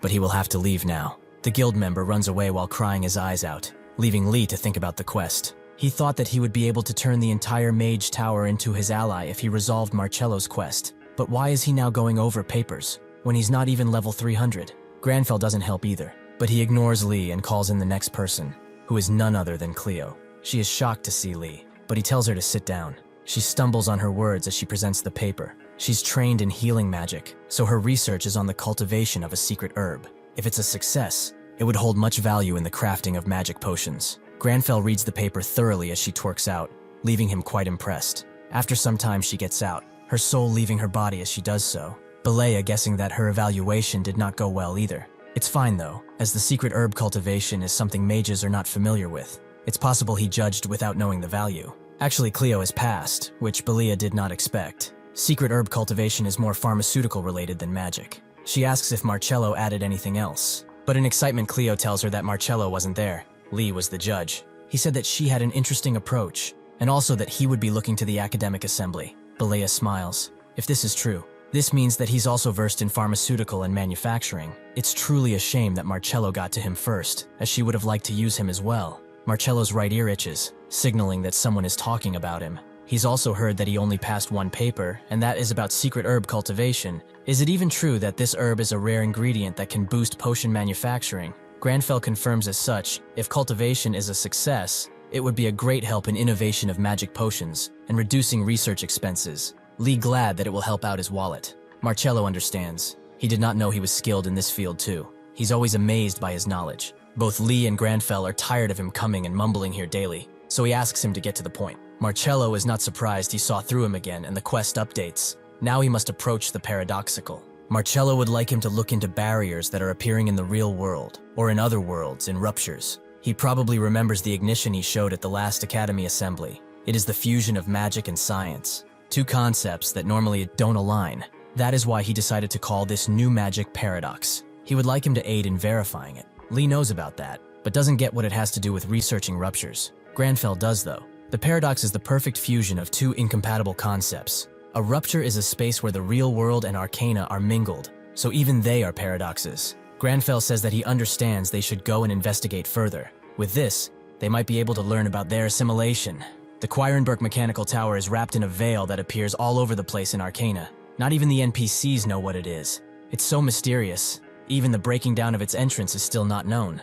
That place has finally been added as an update in Rupture, and since Marcello requests he investigate it, he should. Upon looking at the raid target level, however, he sees it's 400. Too much for him to blitz through, as he's still level 295. Due to this, he has to make up the difference through overgearing himself. If he used cursed items as an offering for an exorcism, the curse will be purified, and the item will be returned to normal. So the cursed items he used in the Decoravia might be useful now. They have to be, or he's screwed. Sure enough, one of these treasures gives him mana regeneration without any restrictions. Lee is adamant that they wear this as it also boosts aesthetics. But Granfell doesn't want to, because that color doesn't fit him. Besides this, they have a box for storing items that imbues them with heat, 2 necklaces that do nothing special, and a good sword. Lee thinks that he can sell the jewelry, and the item box will be useful for buffing items. As for the longsword, this was dropped when Decoravia was dealt with, and despite being a boss drop, it's not that great. However, it's still pretty good, as it has a high chance to apply bleeding. The sword is light, making it easy to carry around and use chi proficiency. He suddenly sees himself in the mirror. It's been months since he got assimilated with Granfell, but now, what he sees in the mirror feels only a little unfamiliar. Granfell is both his past and shame, but is no longer ashamed and awkward because of him. Right now, they are both each other. Lee goes to the Yusra archipelago, specifically at the immigration checkpoint, where tons of people are here to enter. He wonders why this rupture had to be here as he passes people, and after he gets through the mob, the Inazuma Guild suddenly welcomes him. Both Lee and Granfell are confused. Why the hell did they show up just for this? Hisagi says that it's an honor to meet again. Has he come to investigate the Quirenberg Mechanical Tower too? Granfell recognizes him. He hears that he fled from Yusra. Before he can explain himself, Taemin calls him over as he wants to guide him. He will make sure to escort him quickly and precisely. After he gets down and they walk for some time, Taemin explains that since Harkin took on the role of acting lord, his guild has temporarily taken the role of Hakuna's escorts, which Granfell agrees is a desirable outcome. He asks Hisagi if he's still an asylum seeker, which he confirms he already applied for an audit. But with Harkin and the rupture, Hakuna is too busy. Because of this, since they lack the manpower of the Lionheart Knights, they are working with Gaon. Taemin asks why he's speaking totally differently with Lee, but he ignores him, only chatting with Lee on the way. Eventually they arrive at the mechanical tower, which, as the name implies, is quite mechanical. This really feels like something out of this world, quite fitting for a paradox. This is the first time Taemin has come here, but it's emptier than he expected, as a lot of players have entered. Suddenly the ground shakes, Taemin being spooked, but this is actually an elevator, leading them to an underground filled with spikes and sharp blades. As the group analyzes the area, they see a portal above, which Granfell recognizes as a magic tool. It's something similar to that of the Mage Tower, and these traps are all made of silver too. This was designed to entrap and slay demons, not people. But why even? Suddenly a quest pops up, enticing them to pass through the traps and the portal as fast as possible.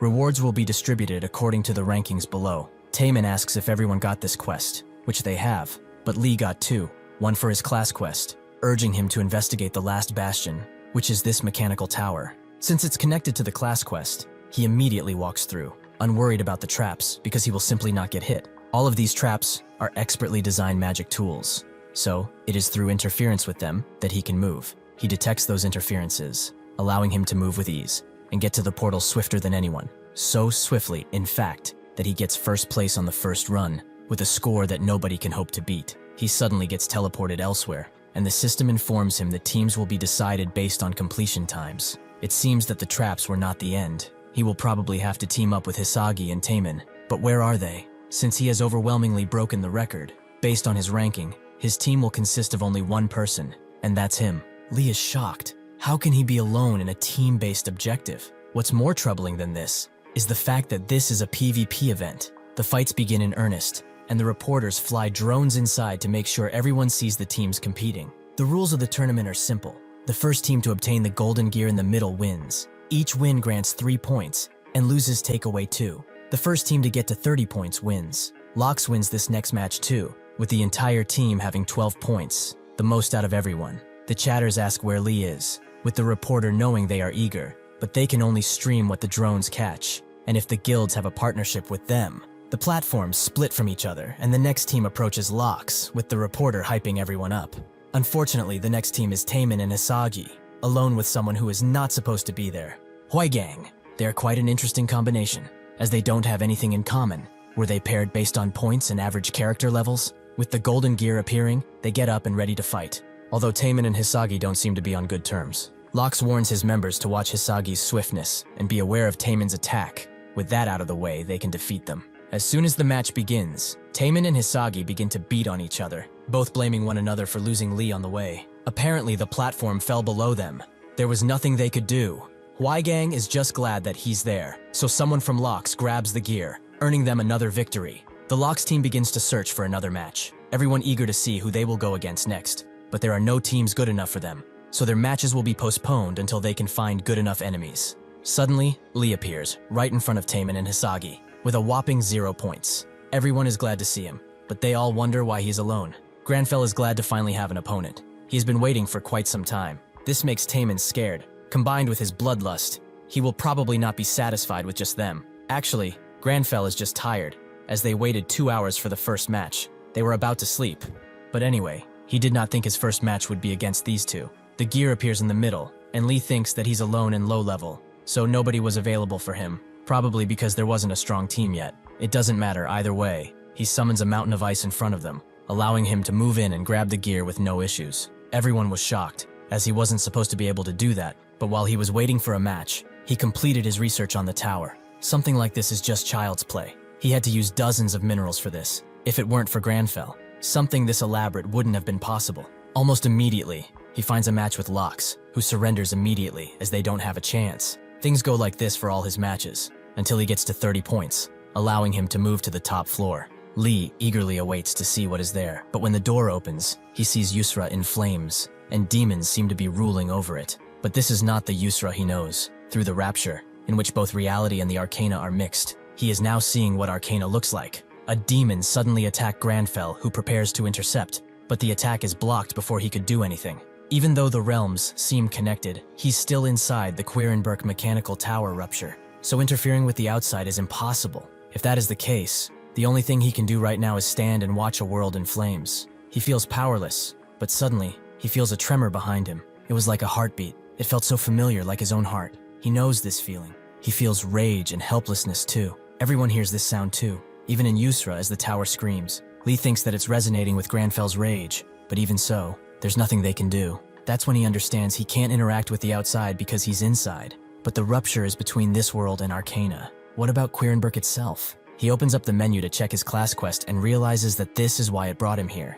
This is, as the name implies, the last bastion of the demon hunters. This mechanical tower. It is designed so only a demon hunter could activate it. And since he is the last, he has no choice but to activate it. Once he does, the entire tower shakes as it emanates a purple light seen everywhere. Granfell demands that it reveals its pride, to reveal what its true purpose is. The exorcism ritual is activated, and the heart beats again. Granfell chose the entire tower as an offering, and once it activates, it destroys every single demon outside, accumulating experience and fame all throughout. It soon clears the rapture, and everyone gets informed that someone revealed the tower's secrets, and the counterattack will continue. Everyone is shocked by what is happening. They can't make heads or tails of it, but they all know the rupture is done for. Lee guesses that it will soon close. Once this shaking stops and things go back to normal, he will be in the real world. However, at least he will know one thing. This mechanical tower will hunt the demons of the Arcana continent down until there are none left. At AAU, everyone is tired as hell. The junior has resorted to cutting all the phone lines in his office so that nobody will call,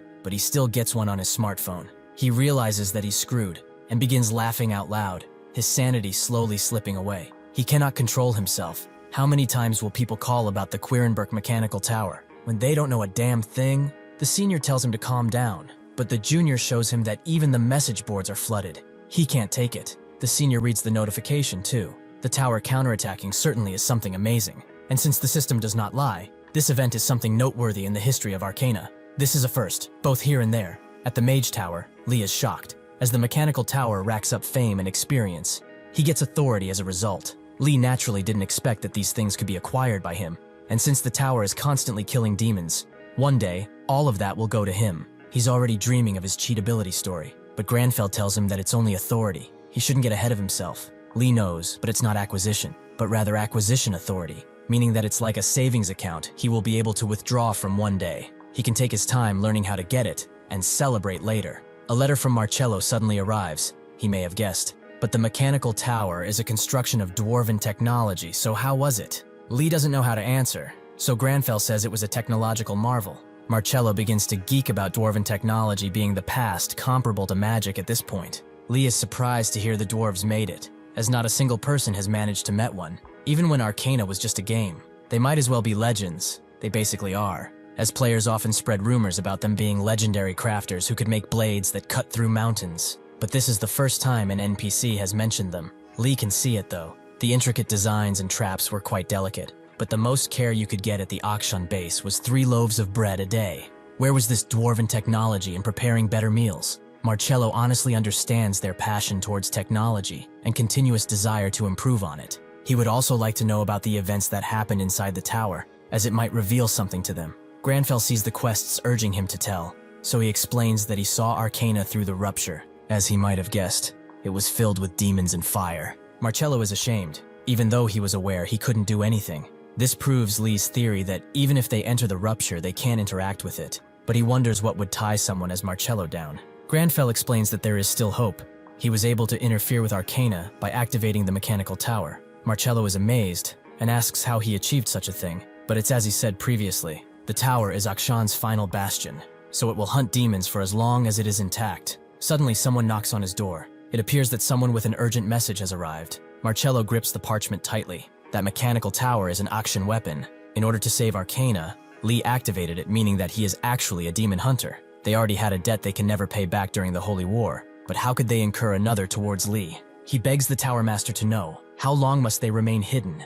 Just where has he gone? He needs an answer. Just how much must everyone suffer before something happens? At the Frost Castle reception room, Harkin thanks Lee for coming on such short notice. The seat of the Lord is not kind to a man who only knows how to wield a sword. Granfell is glad he is accustomed to it quickly, as there is a lot to ask of him. Harkin knows he's serious, and asks if something has happened. Granfell explains that he saw the Arcana continent through the rapture, and what he saw was complete and utter disaster. Harkin understands. If more demons come through Frost, there might be more incidents, so they won't have time to relax. Lee thinks it's not that bad, and Granfell is not worried. He is in power after all. Suddenly, someone throws a stone at their window. A bunch of protesters are outside thinking of the Frost residents as refugees on their land. Since Frost appeared inside Hokkaido, people have been growing more and more hostile. They were originally here to help, but one day, things turned dark. Harkin attempted to speak with the assemblymen, but ultimately nothing was resolved. Lee can't believe the government is not doing anything. This is a clear violation of the International AUU Convention. They can't just ignore it. This is no normal protest either. It's like something dark is the driving force behind it. Suddenly he feels something, and asks if there are people who wanted to help among these protesters. Harkin confirms as such, so there is no doubt about it. They are being controlled by one person to be exact. He immediately opens a portal, as he can feel a low-rank demon, although he's hiding himself pretty well. He felt it with Baek Yiseol too, but the demons are growing to be more clever. They consume negative emotions and thrive in malice. He ends up right in front of the spokesperson, who is demeaning and wants to argue, but Granfell activates his exorcism skill, making the demon burn up immediately. He screams out, making Granfell annoyed as he just planted ignition in his body. There is no need to reveal his existence and uproot the scars of the people that just saw hell. Those flames will burn him very slowly, until all that he has devoured up till now will be exited. The spokesperson immediately begins writhing on the ground, as the people finally get their senses, and begin to clean up as Granfell walks away. Harkin did not expect a demon. He was right under their noses and he did not smell him. If it weren't for Granfell, who knows what would have happened. Granfell says that they are getting clever with their methods. It is hard to tell apart demons who are very good at imitating. That is why they must be even more prepared. Now that they have taken care of that, they should get to the point. As he said, there's something he must look at. Harkin agrees, and since seeing it would be better than words, they should go. As they walk the frozen forest, Harkin asks if he recalls the endless smoke that came out as he killed Decaravia, which he confirms, but he wonders even now if that was the beacon of survival. Harkin tells him that smoke died down recently, and they found something quite interesting, that something being a red flaming crater. Harkin explains that the flames did not die down for day on end, so they looked into that crater and found an item, but they cannot lift it no matter what. Perhaps maybe he will get something out of it since he killed the Demon King. Lee recognizes it. It looks like the item that he got after killing Decaravia, the pentagram of ominous sealed knowledge. This is another drop from Decaravia. He goes back with it to the Mage Tower. It's an epic grade, which Lee is very satisfied with. The only other epic item he has on his person is the broken crown from Yusra. Its effect was authority over that continent, so this should hold effects closer to that. Should he have the Mage Tower purify it, even if it might take them some time? The way it looks, it's pretty ominous, so Mathis would certainly love this. At the same time, it would be done immediately with the exorcism ritual. Where is a demon when you need one? Suddenly he gets a call from his third sister, and his natural enemy skill activates. Granfell answers the call, but before he can ask what the call is about, she asks if he's dating someone as she laughs with the others. Granfell asks what he means, so she tells him that there are rumors about him and a few girls. Their father is already scrapbooking all of them. Granfell tells them that those are just baseless rumors, but they continue making fun at his expense, so he hangs up. The sisters are surprised, but he's stupid, as he doesn't even know that it's their mother's birthday today. Said mother tells them to stop harassing him. They are here saying useless stuff, but he already sent her something. A letter. They are all surprised, more so by the fact that it's like 30 pages long. Their father also confirms he sent a gift while apologizing for not making it. He sent a bunch of tea saying it's good for the body. The sisters think he's stingy. He's rich, yet he sends tea. The mother says she never heard of the herb. Must be something from the West. But it's actually a secret herb that is the base ingredient for all potions. Just drinking some tea made out of it will cure injuries and small diseases for ordinary people. He sent this with the hope that they are all healthy. Suddenly, he gets a letter from a mage, telling him that it's almost time for the regular academic assembly. But Granfell asks if Marcello already left for it. The mage explains that Marcello already attended the roundtable conference, so he will be alone in this. Granfell understands, but Lee freaks out. Him alone with this guy? Granfell is more interested in what the roundtable conference is, and all the mage can tell him is that it's a meeting of the top mages, the Tower Master, and elders. Besides that, nobody really knows much. Marcello was grateful that he was able to attend it, and also thanked him for hosting the regular academic assembly. Additionally, he said he will bring him some good news. As he opens the door to the halls, Marcello appears in his face, tired from all the running he did. He explains that the round table conference had to be suspended, as there is a missing power. They cannot detect the senior mage Vangrith Tom's mana anywhere in the world. At the regular academy assembly, everyone is getting pretty bored as the host is late, and thanks to that, Cleo is pretty out of it. Mathis says it's strange, as Lee is not the type of man to be late. Suddenly he enters the room and says that the assembly will be postponed, which enrages one Narthro, as he does not seem to understand the importance of this assembly. Granfell calls him impertinent and tells everyone that Senior Mage Vangrith Tom has gone missing. He was supposed to present for this assembly as well, so they will resume it once he's found. With that being said, they are all excused. Everyone is confused. This really doesn't seem like a normal situation, but Jessie's hat tells her to not get involved, as a senior mage is a person who has transcended humanity. For someone like that to go missing means that there is a far greater force involved. Additionally, since all the other senior mages could not detect his mane, he's in much more danger than even they would expect. As they run down the stairs, Marcello tells Granfell that even if they assume he's dead, the mana evaporating from his body would still leave a trace. Granfell understands this means that Vangrith is in the realm of a paradox, a rapture. That's strange though, as he thought the Mage Tower was unable to intervene in outside matters. Marcello confirms as such, but Vangrith was an exception. He was intervening in ruptures, and it's not something he could have done alone. This is one of the matters that he could not tell him about. The Mage Tower quest gets updated. He must expose the contradictions and find the truth. Lee wonders, does solving this quest change the situation in this tower? And will that be enough to allow the Mage Tower to support outside matters? Inside the Gaon HQ, Taemin gets informed by his brother about this entire Mage Tower ordeal. But it's weird, as the mages cannot go outside. Does this have something to do with the dispatch, perhaps? His brother asks what he means. So Taemin explains there's a dispatch from the AAU, as apparently there is a rupture in Gangwon-do. But something is off. The off thing about it is that this is not an update day, giving him a bad feeling. The AAU employees are shown the rupture, which glitches out and contorts, almost as if it's alive. The junior is spooked, as they had nothing in the patch notes, but the senior tells him to evaluate its level and destruction rate. The junior is trying to put something off. The senior grabs it, but upon looking, he asks about the reinforcements, which the junior confirms that Gaon and Mythology are on their way. The senior tells him to evacuate all citizens in the province and call headquarters for more reinforcements. If this is failing to assess its level, it must be at least level 1000. At the Mage Tower's floating garden, Granfell wonders why they are here, but Marcello explains that Vangrith was an insecure and sensitive fellow.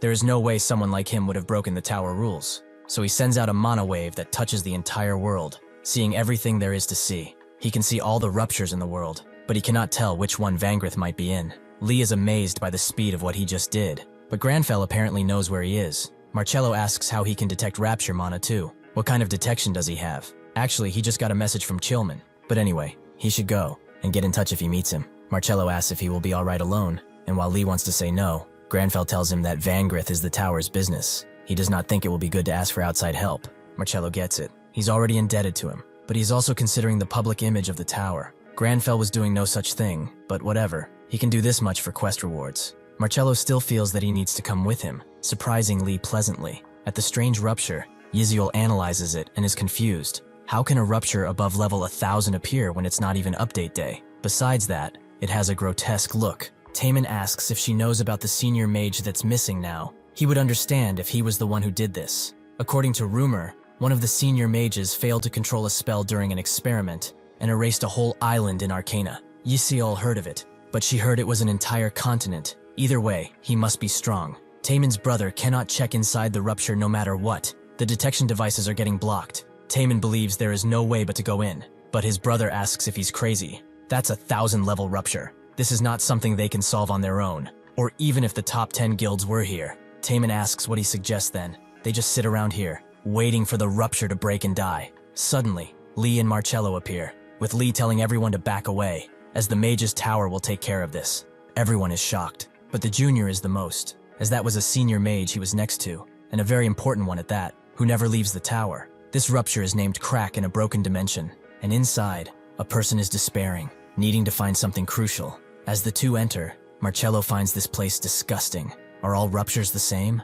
Granfell tells him that most are not this bad, but this is entirely different from normal ruptures, and there are no monsters either. He tells Marcello about the light coming from the distance, which he recognizes as Vanrith's mana, and sure enough, they eventually find him, but he seems out of it. He asks how they came here, and Marcello tells him to calm down, as they are not here to question him. It's alright, he only needs to explain what happened. Granfell is glad he's not hostile, but there is something behind him, something ominous. He asks what he is hiding, knowing full well it's a demon summoning circle, and rushes in, with Vangrith immediately getting up and blasting a spell. This blast takes Granfell fully, but Marcello managed to save him just in time, with Lee knowing that if he wasn't there, they would have died. This is the power of a senior mage. Unlike his appearance, The mana he possesses is enough to cause mass destruction.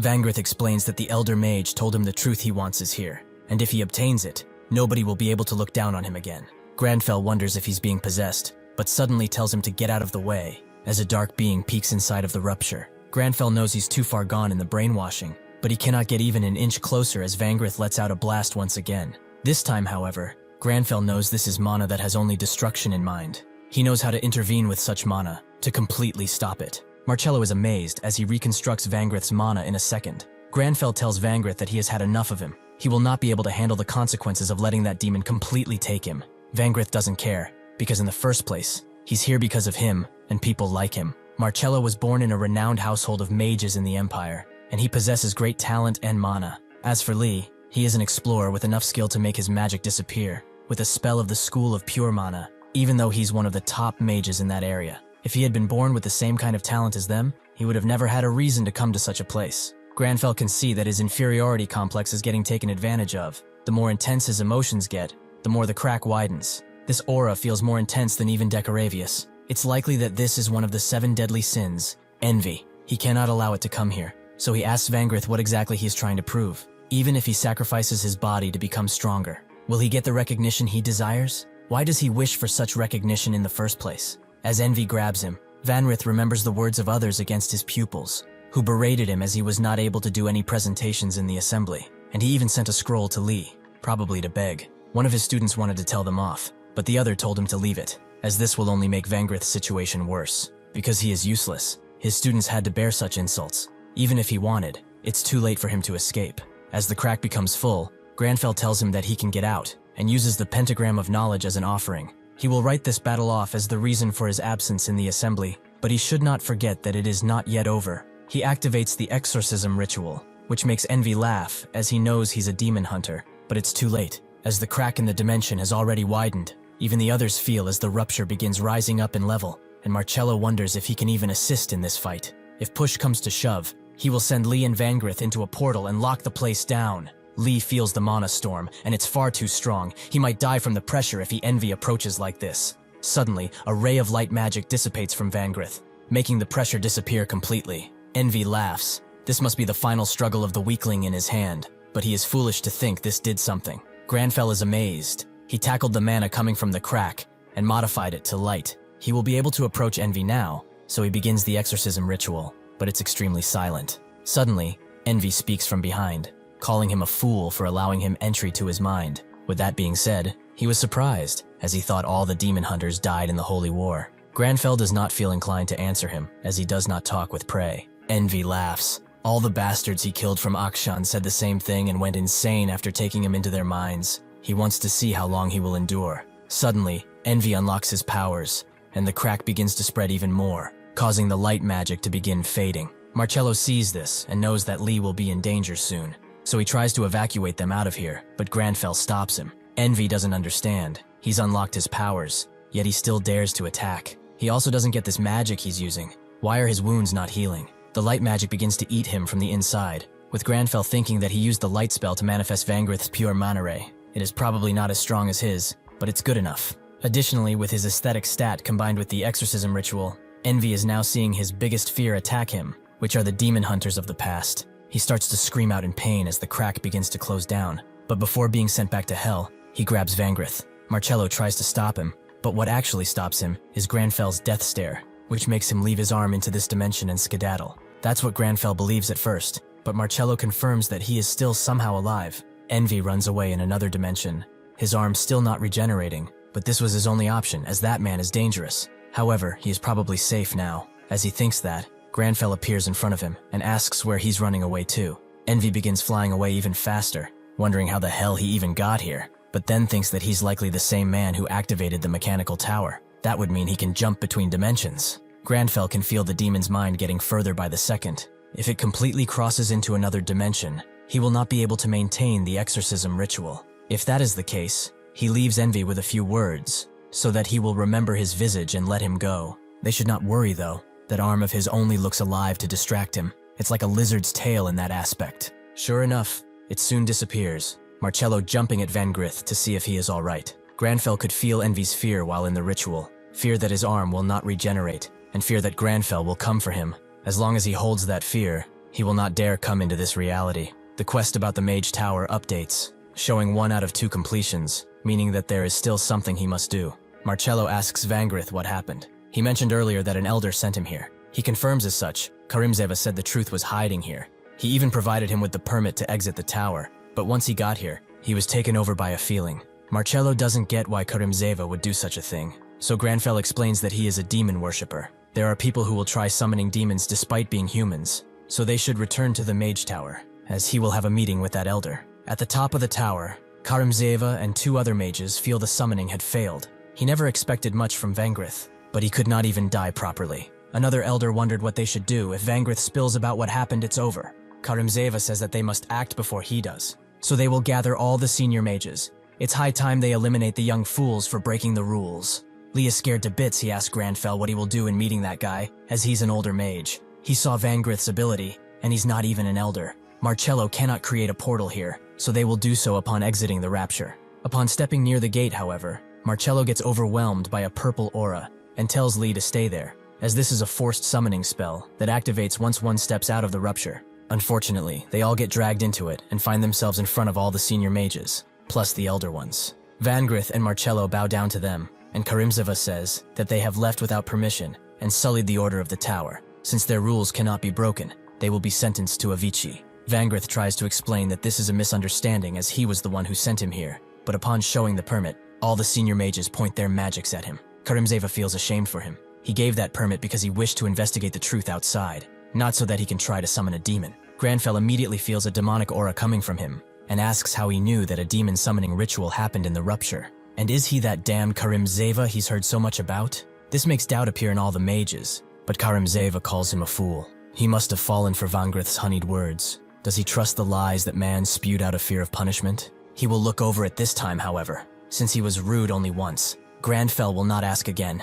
The mages of the tower can't leave without permission from the elder mages, the ones who permitted Vangrith to leave. Who are they? One of them calls him impertinent. Does he doubt them when Vangrith wanted this? One of the elders also feels it strange. Was it not a rule that at least 5 elder mages had to be in agreement for a mage to leave? This is Yugweed, who has never heard of them agreeing, and Senios, another elder mage, was also not involved. Granfell says the majority are clear now. They should give up and reveal themselves as the disgusting demon worshippers that they are. The Green Elder thinks this is ridiculous, and sicks the seniors on them, as they are mocking the entire tower with their words. Those bastards must be punished at once. Mathis says that mages are not some tools to be used, and they all turn back to the elders. If this is the wrong decision, they will all take responsibility for it. Karimzeva laughs. It seems like it will not be Vangrith who will go to the punishment chamber, so he better get out of here. Suddenly, he begins using a teleport spell, which should not be possible since they have barriers, but Marcello recognizes it as a forced summoning spell that only activates on certain conditions.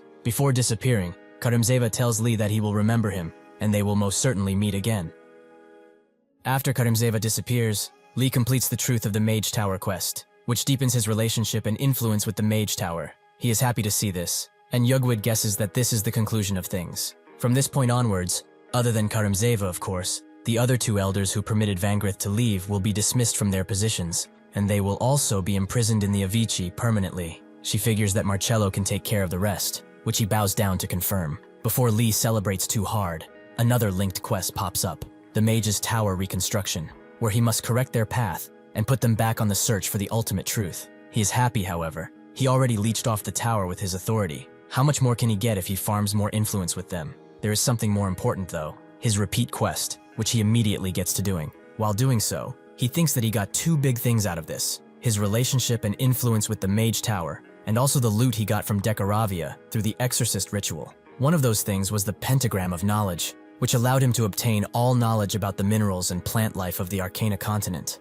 He did not expect to have such a nice epic item, but this is more than welcome. With the knowledge of thousands of herbs, he will be able to create magic-related minerals much more efficiently. Another thing is the thing he got from the smoke where Decoravia was, which is another pentagram, but this one is of hidden knowledge. It is an item that creates a portal to a level 250 level zone if he uses it, which is also a predator zone. That is a place of all kinds of beasts, where fighting never comes to an end, a pandemonium so to speak, where monsters have no rest. It's scary, sure, but one can level up quickly there. The experience one can get there is considerable. Even the level is pretty good, so this is his chance. He uses the pentagram to enter the predator's swamp, where beasts ravage the smaller ones, but even the larger ones have their counterparts. Granfell is saddened. There seems to be no manners here, but he can teach them all how to behave like the beasts they are. As they farm XP in the swamp, at the Mage's Tower, in Yugwid's laboratory, Marcello reports that the two former elders are now incarcerated in Avicii, as she commanded.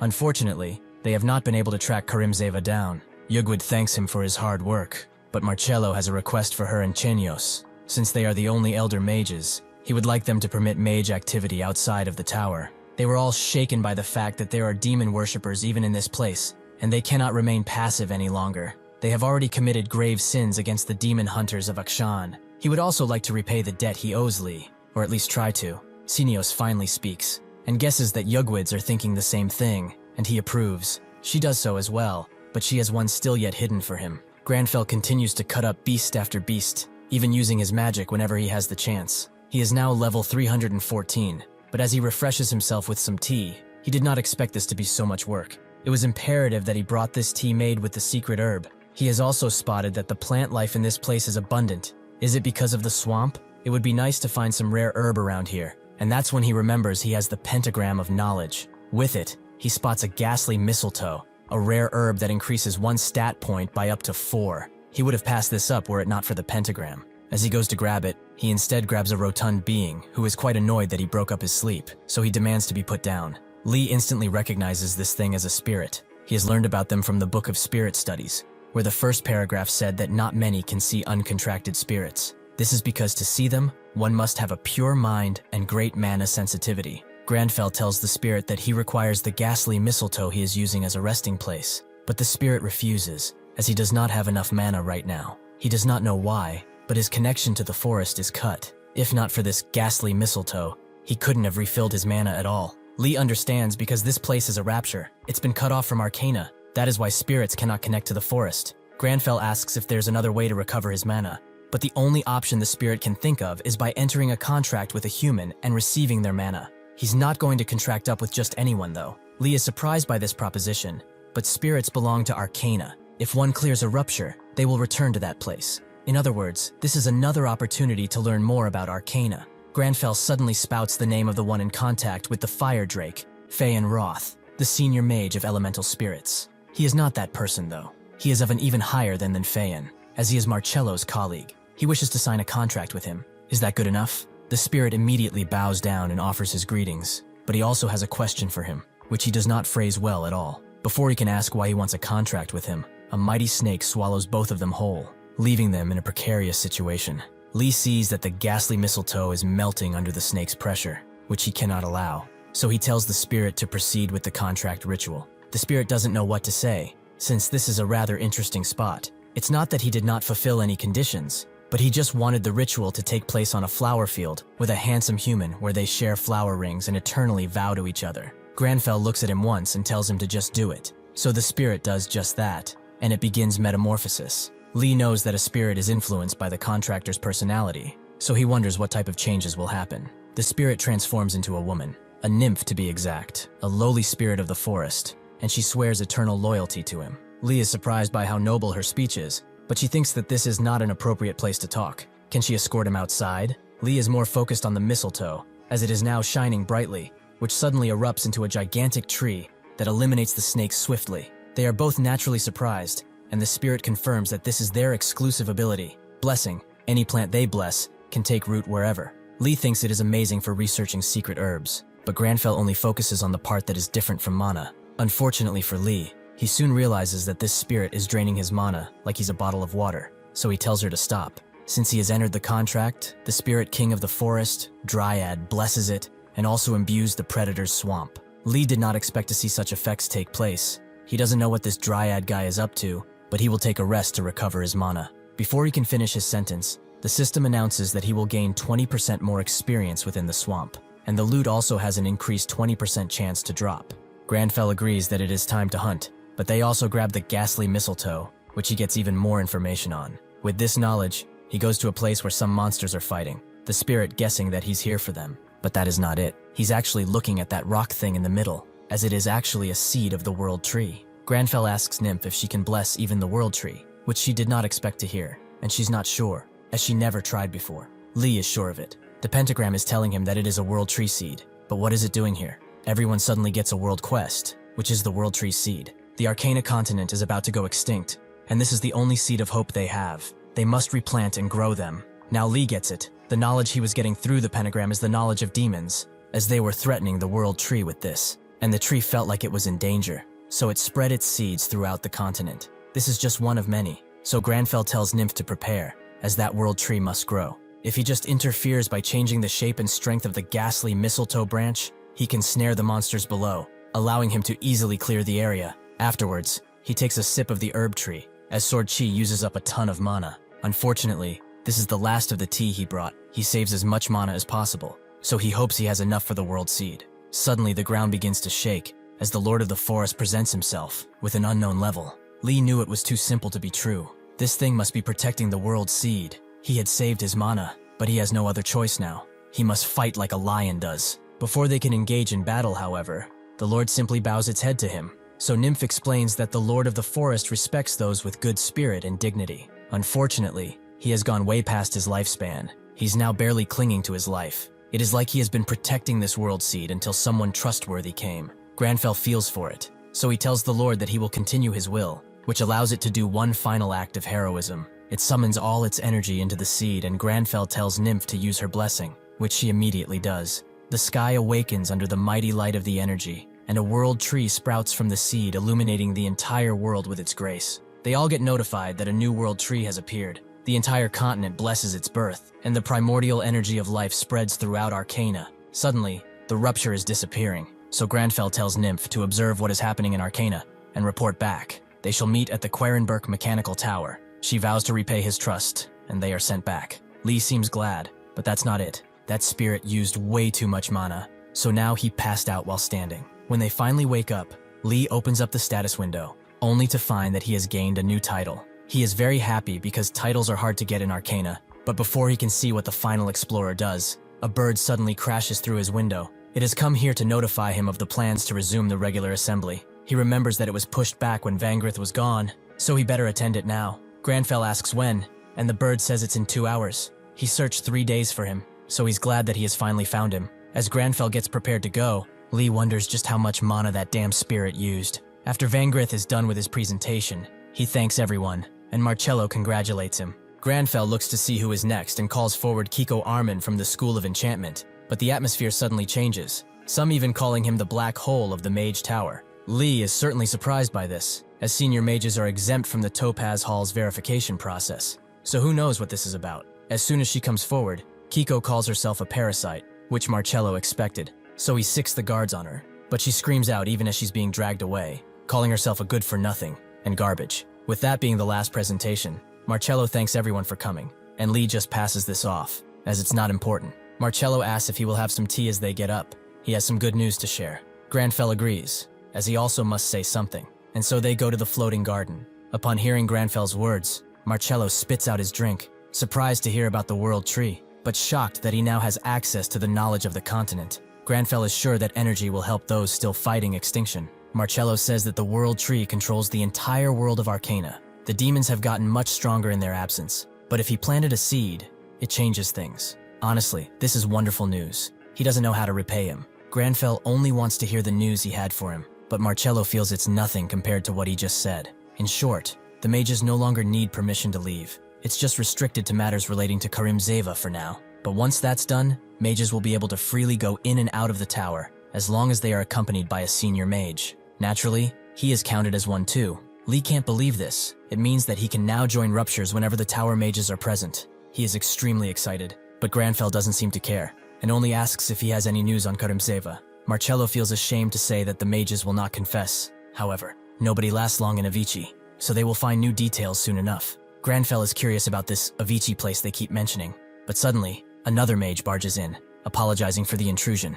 But this is dire. It is in regard to the 2 former elders. The Mage Tower is an amalgamation of countless spells. There is an underground space that acts as the foundation of these spells, a place unshaken by even the flow of time, a realm of eternity, that is Avicii. Granfell is surprised by it too. They only got here, yet it feels like an eternity. Lee thinks it's akin to the hyperbolic time chamber, but they won't be doing any training here. When they arrive at the scene, the 2 elder mages are now only ashes. The mage doesn't know how this happened. They were like this when she felt an unfamiliar mana permeate throughout. Granfell approaches and wonders if this is a failed escape attempt. He heard that nobody can use magic here, but this is only the entrance. They should have been able to escape. Suddenly the fire comes alive, and Marco tries to put a barrier up, but it melts right through. Only when an elder arrives and freezes the area does it stop. The mage next to Granfell is shocked, as he did not expect the presence of Elder Senios. He explains that this is Karimzeva's magic. He must have wanted to get rid of them since they would reveal something, but seeing how he left a trap as well, he really underestimated them. Lee recognizes him, but this is the first time they are so close. Marcello apologizes while bowing. The prisoners were under his care, but he has failed. Senos tells him to raise his head.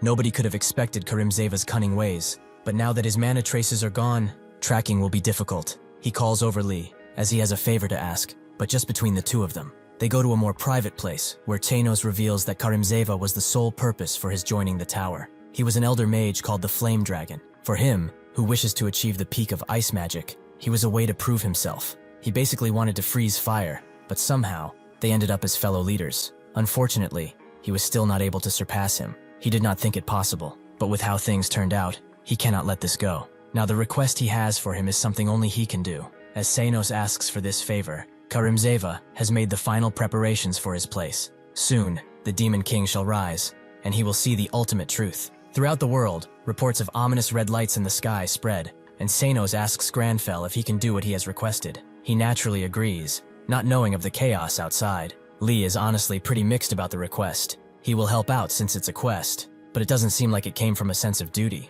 He's probably just excited to fulfill his lifelong wish. But more importantly, Karimzeva. There is not much info on him since he's not a common NPC, but there is one thing players who have met him always say: his flames burn through everything. How is he supposed to fight against such a thing when even Marcello's barrier stood no chance? He did level up a bit in the swamp, but he's still nothing compared to an elder mage. He doesn't have any fighting artifacts either. Before he can think more, he gets a message from Cheolmin, as he has some intel he might be interested in. It's about the huge light that everyone saw, which scientists cannot explain. Suddenly, Marcello's page comes inside and explains that they detected an abnormal amount of mana in the northern region. They will have to meet at the Topaz Hall right away. They all do just that, with Bench William knowing that this mana is of Karimzeva's. Since he's also a flame magician, they believe that they have him. But Vangrith also adds that he felt a mana similar to the place where he said he would find the truth. There was a demon there, so this might be way bigger than anticipated. Granfell finally arrives and explains that he's trying to create a rapture, which will allow him to summon a high-ranking demon king.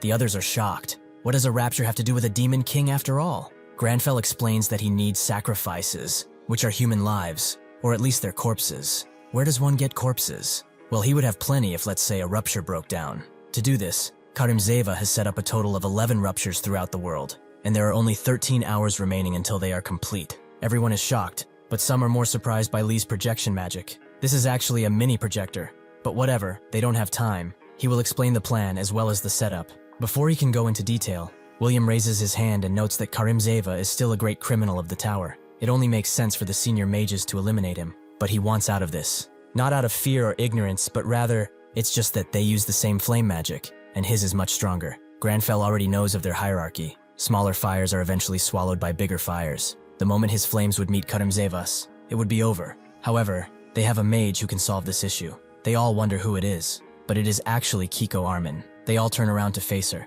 and Granfell knows she failed to present at the last assembly, but he has read enough of her papers, and he can say for certain that she can defeat Karimzeva. From this moment forth, they will all read her papers, along with her research papers, which is basically already killing her. At the North Pole, in an unreachable region, one of Karimzeva's subordinates notes that lava in this place is quite surprising. The Mage Tower will soon catch on because of the mana. This is a demon of the true name, a Kimpatham. Karimzeva says it does not matter, they cannot do anything. But this should be enough offerings for the truth, right? Patham agrees. Surely 11 ruptures are plenty. Suddenly, Karimzeva feels something. One of the man signals that one of the ruptures was cut off. Patham feels that it's impossible. Humans cannot intervene in the ruptures that are not yet complete. Karimzeva wonders if it's the Mage Tower, but there's no way they could interfere. Suddenly he feels even more cuts, and them approaching, just as a portal appears above where they are. Marcello is glad to have finally found him, and Granfell tells Vangrith to prepare the mana bullets, which all compile an array of pure mana that descends down.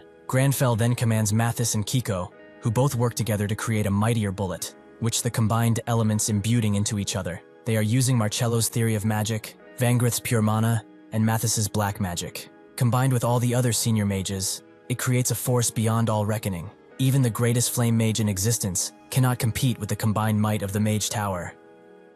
After the attack lands, Karimzeva finds this quite interesting, and launches a few attacks of his own right into the portal, forcing the mages to shield up as the fire continues to spread, threatening even more damage. He laughs maniacally as he launches even more attacks, wondering how long they will be able to withstand this. But suddenly, a freezing air overtakes his fire as Senios has arrived. He notes that his arrogance knows no bounds. He is only a foolish mortal. Everyone is surprised that Senios is here, and Granfell tells Marcello that he and Senios will team up for this. Marcello tells him that it's way too dangerous to consider entering the rupture like this. Granfell knows that he's aware of his duties, so he's leaving him in charge of the commanding plan. With that, he leaves, leaving the others confused about what they should do, even if they had been given orders. Trying to take back control, Marcello tells them to seal the gates to the Mage Tower, so that players don't get swept up in this. Sure enough, they do just so, leaving the players confused. Karimzeva didn't expect Senios to bring someone with him. Perhaps he is curious about the truth too. Senios just sighs and calls him a grave sinner.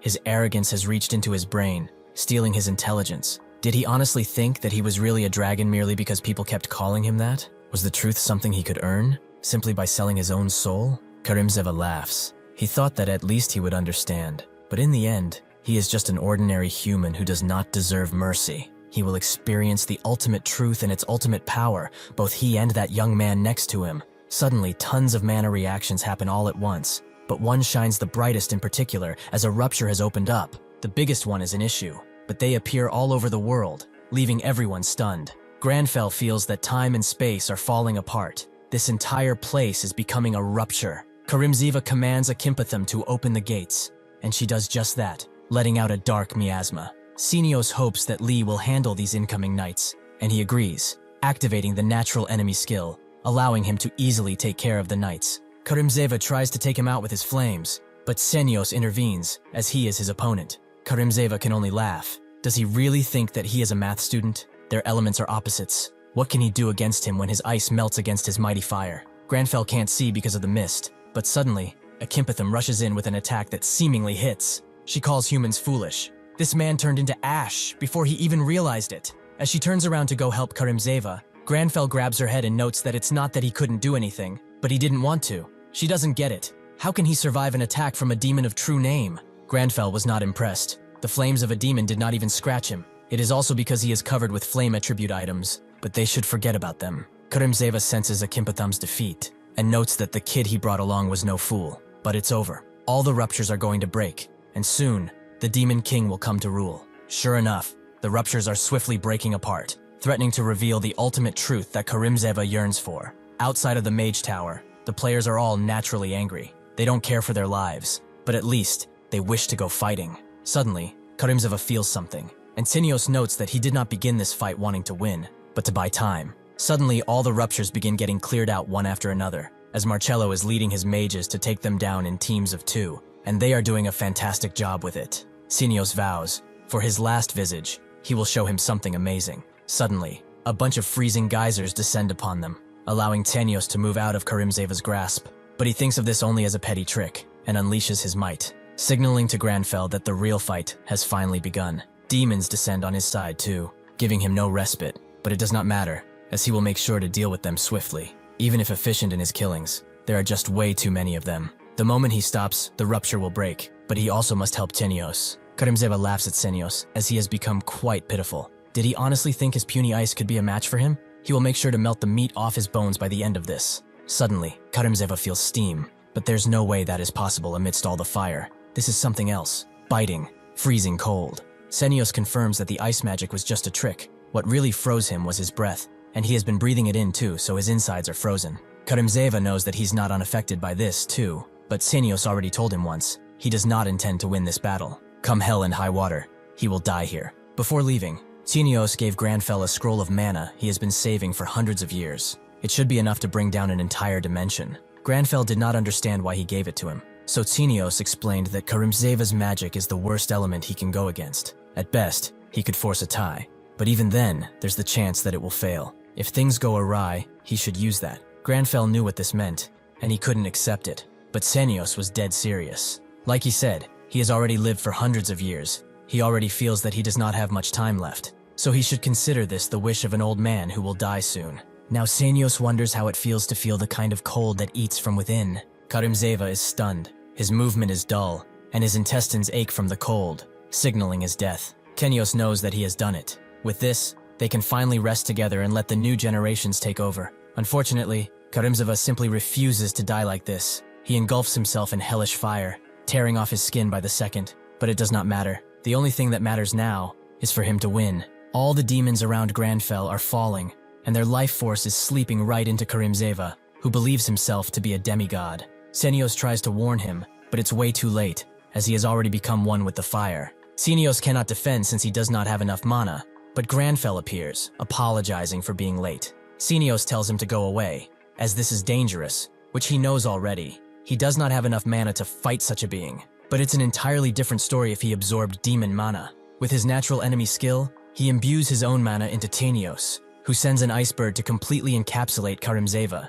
this time dealing with him for good. Tanios coughs up blood, Granfell asking if he's alright, but Lee knows he's not. He's burnt to a crisp, and he used way too much strength. Senios begs him to use the scroll. Karimzeva is still not sealed yet. He only managed to restrict him. He should use the scroll as he's leaving. It's fine now. He barely has a minute left. A shame that he wasn't able to fulfill his wish with his own hands. But alas, the world is not fair. Granfell tells him to believe he's the elder mage of ice magic. Senios knows that if he could reach absolute zero, he would be able to freeze himself for good, but that is impossible. Before he can monologue further, Granfell notes that he will bring the realm of eternity to him, as he can intervene with time and space, an impossible feat with his mana, but if he uses the scroll, he can succeed. He does just that, bringing all of them into Avicii. Senios can only laugh. He really does intend to fulfill his lifelong wish. How can he ever repay him for this kindness? When Senios asked for the favor, he told Granfell that only he can do this. Marcello and the others couldn't. They will sob and say that he cannot die. They will hesitate, because their old man will die. He is the perfect candidate. He knew it was a lot to ask for, but he was the only one who could. He wanted him to see this request from his perspective, as an old man worried for his grandkids. Granfell knew what had to be done, so Senios thanked him. Thus ends the life of Senios, a great leader of the Mage Tower. In the process of killing the fallen mage Karimzeva, Senios of the Eternal Snow has died, and his funeral was held in secret. They are all mourning in their own way, but one of them in particular damns himself, as if he hadn't fallen for those lies. He might have still lived. Suddenly, Granfell appears, demanding they raise their heads. Taking too long of silent prayer goes against formality. They all believe that he was affected by what happened too, but he refuses to show it. Marcello guesses that he suppresses his emotions. With an empty Elder Mage position in the Mage Tower, he knows that he cannot falter. Granfell tells them that in his final moments, Senios was smiling, glad to have achieved his lifelong dreams. He had no real regrets. They should not regret the past either. Instead, they should think about what they could do from now on.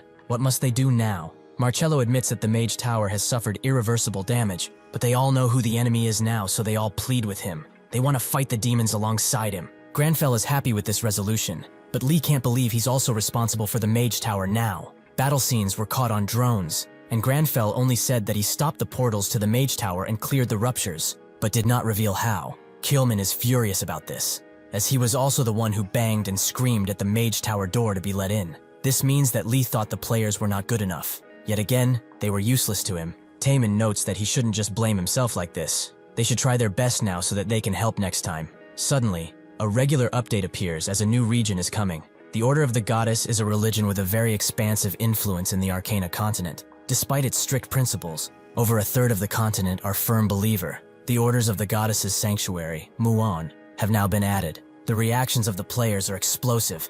This is supposed to help a great deal. So why is the Order of the Goddess attacking the players? A few hours ago, at Muon's main gates, Guyver, the Bohemian Guildmaster, gets interviewed. As they were the first guild to approach Muon, could he tell them why? Guyver explained that they haven't done much as of late, despite being fourth in the U. But this time it will be different, as he is a paladin, the most amicable class with the Order of the Goddess. This time, they will go ahead of everyone and prove their worth. He has been silently watching Lee and his exploits, but now this is the perfect stage for him. A first-ranked paladin. Unfortunately, something seems off from the start, and one of the guild members asked why the atmosphere was like this. Are they not on good terms with paladins? It was the opposite, as the men were aiming at them. Guyver tried to introduce himself as a paladin, but he only got an arrow next to his head. A commander came and explained that they are waiting for the Day of Judgment. All is according to Freya's plan. They do not need their help, so those who approach Moon will be eliminated in the goddess's name. Things immediately got out of control, and AAU realized Moon committed an act that would signal a war. The senior was hard at work, and the junior eventually brought what he requested, satellite pictures from Moon. And sure enough, there are way too many paladins. They also have a perfect facility for self-sufficiency. It was almost like they have been preparing for this. Perhaps it really is the Saintess's plan. The senior denied this notion. He googled the Saintess after hearing that Commander and he should be able to check in their database if someone developed her. But the person who supposedly did doesn't exist. Granfell thinks it's a demon, but Lee refuses to entertain such a thought,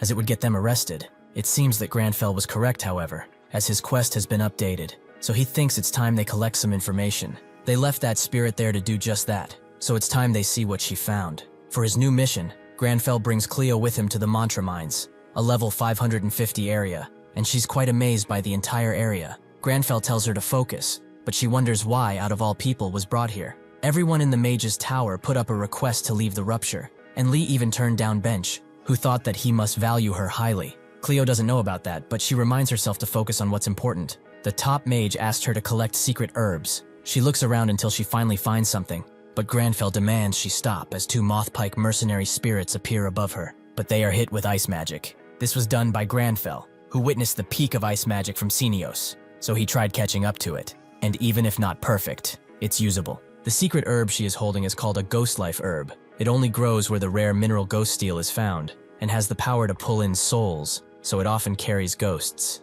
Cleo apologizes deeply for this blunder. She should have been more careful. Granfell simply asks for what reason she is here, and she responds by collecting herbs for research. Granfell tells her to focus only on that. He will freeze any ghost that might harm her. She is touched by this and vows to do her best, and he also tells her to eliminate the ghosts for experience, but only because he barely has any mana to play around. As Cleo is dealing with more ghosts, Lee notes that the Mage Tower lives up to expectations. Cleo is a mage of the healing school, but she can take down high-level monsters with ease. Granfell also thinks that it's not bad, although Lee would categorize it as more than that. Granfell summons the nymph, who, as per contract, responded to his call. Lee doesn't like that she's even worse now, but she notes that she just studied the etiquette of nobility, so she can be more dignified. Granfell doesn't really care, and asks about Arcana, but she could not find much. But around the Quirenberg, which he activated, the dwarves have unified and boarded their ships to help in taking down the demons. It seems that they realized the mechanical tower was up and running.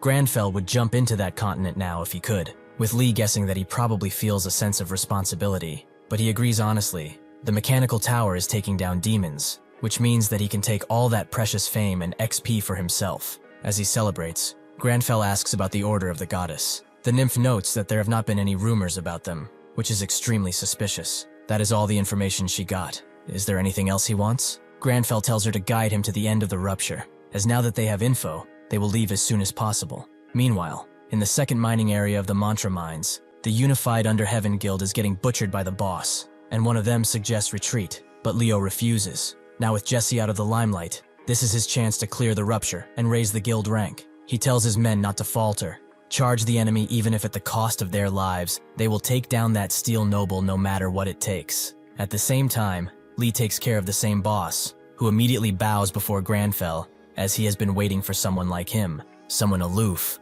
but with infinite potential. The boss turns into his real form and pleads with Granfell to take him to the realm he will reach. The item he has turned into is Ghost Steel, an epic rank item. Lee expected something bigger, but Granfell knows this is an ingredient for an ego sword. Even a few NPCs say that a Ghost Steel appears in the form of a giant to test who he choose. And since this story is true, the rumors of showing the giant one's word chi instead of killing him, being a hidden route to earning that, still was also right. Lee is glad to hear it. They might have lost otherwise, but Granfell doubts it. With them clearing the area, they get sent out of the dungeon, with Cleo also being done in gathering herbs, so they timed it perfectly. Suddenly, Liu screams at him, noting that they also raided the mines, but they cleared it first, as evident by their countless injuries. Unfortunately for him, the media immediately shifts to Lee as soon as they see he's there, making him feel kinda bad. The reporters congratulate him for the clear rupture, and wonder if it's true that he was the one who commanded the resolving of the Muon attack. Lee heard nothing of the sort, but indeed the paladins who were once attacking are now humbled,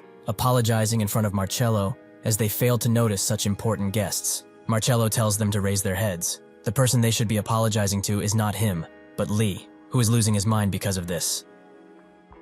Marcello notes that if they are true believers of the church with philanthropy and its creed, they have no reason to bar the gates. Does it not come off as strange? The Mage Tower requests a one-on-one meeting between the Chief Mage Lee and the Saintess. Marcello knows this is a suspicious situation. Since Lee can recognize demons, as long as he gets a meeting with the Saintess, he should be able to see through if anything too suspicious arises. Deep inside the main sanctuary, where the Saintess rests, the Paladin captain greets the Saintess, but she immediately tells him to raise his head and asks why he disobeyed her command and opened the gates.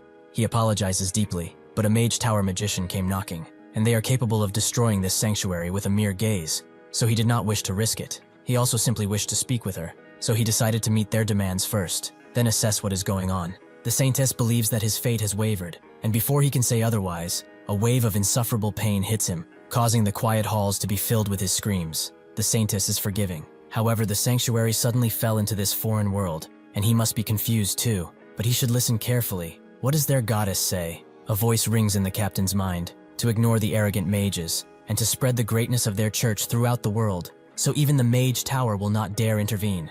As he screams praises, the Saintess is satisfied. Truly, he is the most faithful servant. At the front gate, every manner of person has come to see the famous city, and since they mentioned Lee, they are all eagerly waiting for him. Huaigang shows his viewers where the Saintess is said to be kept, but civilians are not allowed in. So the main attraction right now is this fountain, as it's called the Goddess's Miracle, which makes one younger, the more one drinks. He's actually going to drink some too, and if anything happens, all his proceeds will go to his mom and Lee. Suddenly, his chat blows up as Lee appears behind him, and they all begin following him. He's surprised that there are so many people here, and that they open the gates like this. But it is, as Marcello said, the Saintess knows politics. They own the Goddess's Miracle, said to make one younger, and that's how they drastically increased followers. Just like he predicted, they changed their stance immediately. Perhaps they gathered all of these people to convert them into followers. Before he can think of anything else, they both detect an immense demonic aura coming from the front, where the captain and his men warn him that he is not allowed inside the sanctuary where the Saintess Freya rests.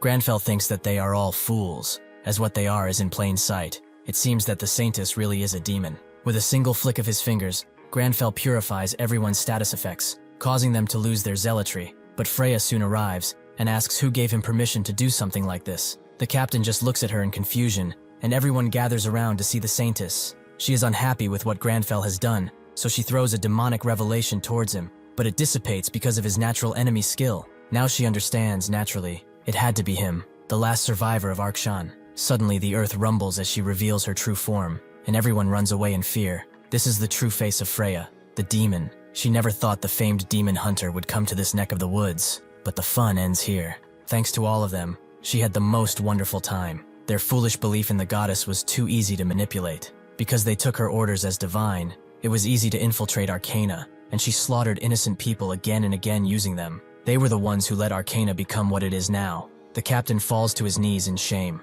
All of this time, they have been deceived. They ignored the deaths that were happening all around them and locked the gates. For a mere demon? Granfell demands he get up. Was his faith so fragile that some petty tricks would do him in? Can he really call himself a follower of the goddess? The captain is left pondering about this, and Lee wonders what he can do to take it down alone. Perhaps he should call over the Mage Tower people. Suddenly, though, he gains command authority over the Paladin Order. With Captain Talam in command, he has gained control over 46,800 paladins. Talam personally thanks him. If they fall here, they will be betraying the true goddess. They who were blinded by a demon all of this time will unleash their blades and strike back. Before the innocents can get hurt by the debris, Talim and his men charge forward to deal with it. Before asking Lee for orders, he's shocked, but Granfell sees the conviction in their eyes. He calls them forward.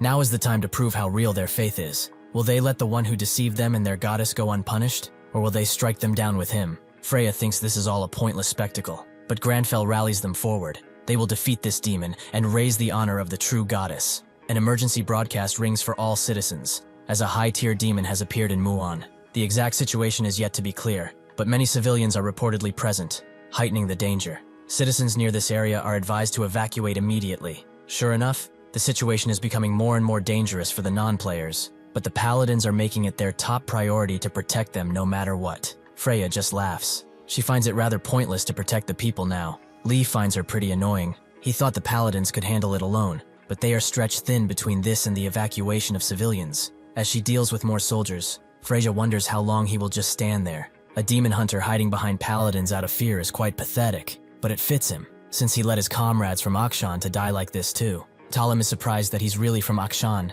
and Granfell scoffs. She is mistaken. He merely gave the paladins, who regretted their past, a chance to restore their pride, and it seems to have worked. No matter how beaten they may be, they still stand. Freya lunges forward and calls him arrogant. She reveals her true identity, Neferpito. She has built his power using the church. Losing here is no longer an option. She is the great successor of Sloth, and she shall not be without conquest. Granfell cuts up her appendages with ease, as she does not deserve the status of High Demon Lord from just this. A lucky little demon that grew up hidden and well kept seems to have not learned respect. Neferpit becomes enraged and attacks Granfell, who knows that this is all a crude imitation of the original, but it should be enough. He activates Absolute Zero, causing Neferpit to slowly freeze up. He hopes she has learned that she was a fool trapped into a world of her own making. But if that's not enough, he can do this too. Granfell unleashes a bunch of lightning-fast strikes, making Neferpit fall into despair, as she cannot believe this is happening. Does he even know what she went through to get this far? One day, Sloth summoned her and left Moon in her hands. She saw it as a great honor, but he was mostly not interested because he already had his plate full with the Holy War. Neferpit thanked him countless times, but was plotting against him, as she knew that Moon had countless followers. Just because he couldn't be bothered, she had the chance to become a great evil. Now, she begs her old master to spare her, but it is too late, as she turns into dust, clearing Muon of her corruption for good. Granfell is acting nonchalant about it, but Lee knows they almost died multiple times in that last attack. Good thing they managed to activate Absolute Zero. He really learned a lot from Senios. He should visit his grave soon. The paladins immediately fall to their knees in front of him, and everyone can see what is happening, even the senior and junior, who are shocked he took down a demon solo. If he hadn't thought, this would have been a horrible situation. Huaigang is still recording and crying his eyes out because he was saved by the Li, and a bunch of reporters rush towards him, but he asks them to follow him into the sanctum to talk. Talim tells him that the sanctum is a wreck now, but Granfell suddenly uses restoration magic to fully repair the devastated sanctum to its original spectacle. The paladins are all bewildered, but he invites them inside, as this is certainly a long story they must tell. The paladins, already on their knees, turn to him and thank him for protecting their home. Inside, as Granfell drinks some tea, he now understands why Muon did not participate in the Holy War. There was a demon behind it. Talim explains that during the Holy War, what they believed to be the Saintess ordered them to retreat, as she saw it in a revelation that their church would not participate. Lee thinks this is similar to what happened in the Mage Tower. They can't just ignore the orders of their superior either. Granfell understands, and Akshan simply held on to its pride until the very end. He needn't feel responsible. Talim still feels that something must be done, so he vows from this moment forth, the church will honor its promise, and they will join the Holy War. Granfell likes his ambition, but he requires all of the goddess's miracles. At the bottom of Muon's fountain, there is a rare herb called the Arya Moss. The effect of that herb is the true form of the so-called miracle, and the demon used it to deceive the people and expand its influence. Keeping the believers from falling to such tricks is also a knightly duty. Talim is amazed he thought about it so far, and rushes to bring it immediately. He gained knowledge of this because of the pentagram of knowledge. It's definitely a useful item. Granfell believes that water and herbs will make useful research material, but Lee was actually thinking of using it on his mother, as water that makes you become younger is a perfect gift. She always nags her no matter what he gives her, but not this time. As he celebrates, a letter from the Magic Tower appears in front of them. It's from Faye and Rotham, and there seems to be something urgent happening at the tower. Upon knowing what's going on, Lee really thinks that this is a crisis, something he has never prepared for, something that he cannot stop.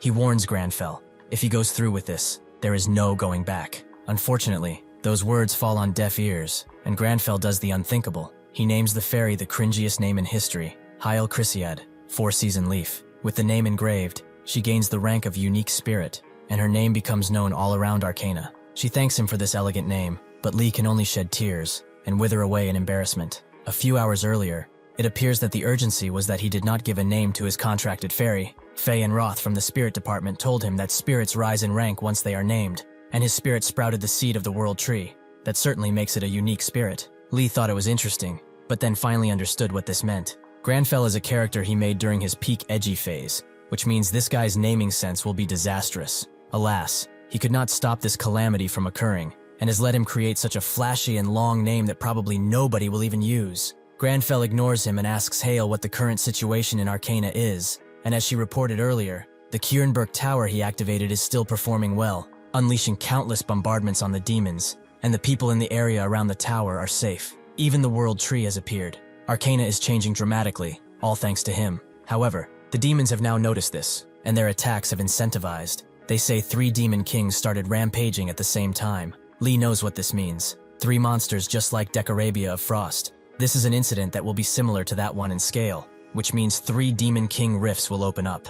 With the report received, Grandfell orders her to clear the surroundings, as it seems it was filled with monsters. Now they must return and prepare for the battle in front of them. Sure enough, a regular update appears, and 3 demon king rifts are added, leaving the people at the AAU speechless. The collapse progress is much faster than the usual ones too, and on top of all this, the level requirements are insane, with the biggest being level 850. The junior asks the chief what they should do. Even if they stop these guys somehow, they are recorded as the weakest among the 72 demons. The chief notes that since the updates are beyond their predictions, the only one who can respond is Lee. The chief will make him, and send all the info they have on demons to him, which completely goes against player fairness. The chief will take responsibility for this. The Earth is at stake here, so he cares not for the rules. He just hopes that Lee will be strong and willful enough to save humanity. Grandfell is glad that he got this data, and listens to other news as he continues training, from running to pull-ups, all the way to one-finger push-ups. With the daily goal achieved, and Lee completely drained, their stats have increased now. Their level has increased to 390, but it's not just experience points that he got. As with all the new equipment, like the White Outer Wings cloak and Whirlwind ring, he's ready. With this, they can finally get started. Carrier owls begin descending on all the lands. To prevent another frost, their battleground has been prepared. The chance for their vengeance has come. The last message is for the Mage Tower, as they will step outside of the tower and prepare for battle. Everyone who got the message is doing just that, and Lee is already ready enough. Just as the 3 rifts have begun to descend on humanity, the AAU finally admitted their limits publicly, and people immediately began discussing it as they waited for the heroes to arrive. They didn't have to wait for long though, as the Frost Lionheart Knights, the Shadow Mercenaries, and even the Holy Knights of the Sacred Muon accompanied Lee and the Mage Tower mages towards victory. Huaigang can die easily seeing this sight, and even those at the AAU didn't know he would move this kind of force around. Perhaps stopping the rifts is not a dream anymore. The senior thinks that this is too much. With this,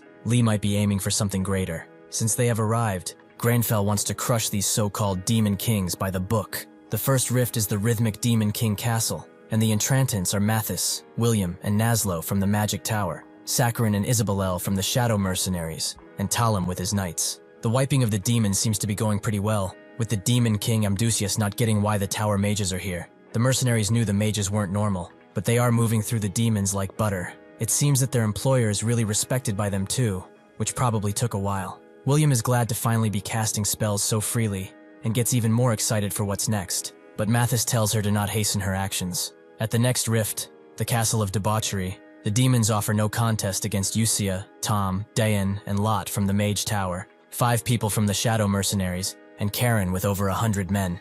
The mages easily wipe the Demon King out, much to the dismay of the mercenaries, because some wanted to be the ones who took the kill, but it's fine. Harkon knows that after this battle, Lee will leave an everlasting impression on the demons, which means that his presence alone will keep the pace, and if he falters, that peace will shake, just like the weight of his majesty. But no matter what his mind can think of, he cannot imagine him being crushed under that weight. He wondered why he was so adamant about absolutely crushing the demons with overwhelming power, but this was not just a normal rift battle, it was a warning, and a declaration of war at the same time. At the last rift, the Castle of the Hunt, the only entrants are Lee, Marcello, and Kichi, just 3 people. Grandfell wants to kill the Demon King before his tea gets cold, prompting Lee and Kichi to have the same reaction. But suddenly something appears in the sky, a mechanical zeppelin. Marcello expected this, truly a masterpiece of dwarven technology. Lee thinks that even after dealing with the Church of the Goddess issue, the quest was still not completed, which means that there are more forces involved in this holy war. If he guessed right, these forces would be the dwarves, the ones who created Kernberg. They must have clashed with the demons too, especially the strongest one among the 3. Grandfell expected this too, and he gets another quest, to join the dwarves and lead them to victory. Kichi believes that their zeppelin looks a little bit off, but Grandfell says it's just battle-scarred. To the dwarves, an airship like this one is like a magic tower. They have staked everything to fight the Demon King. There is no more proof needed to show that they have not forgotten the pact of old. Grandfell joins their faction, causing the Demon King Floros to immediately mark them all as enemies and unleash a disgusting horde of demons upon them. Marcello and Kichi rush in, with him supporting her from behind as she dashes through the demons with ease. Grandfell can feel the Demon King's presence watching them, and he immediately begins the exorcism ritual, summoning Floros to him. A few hours earlier at the Wizard Tower, he went to Garnet Hall, where all the magical tools are stored. They always delivered what he requested to his lab, but this was the first time he came in person. As they browsed, Lee wondered if there's anything worth borrowing, since everyone got their pick first.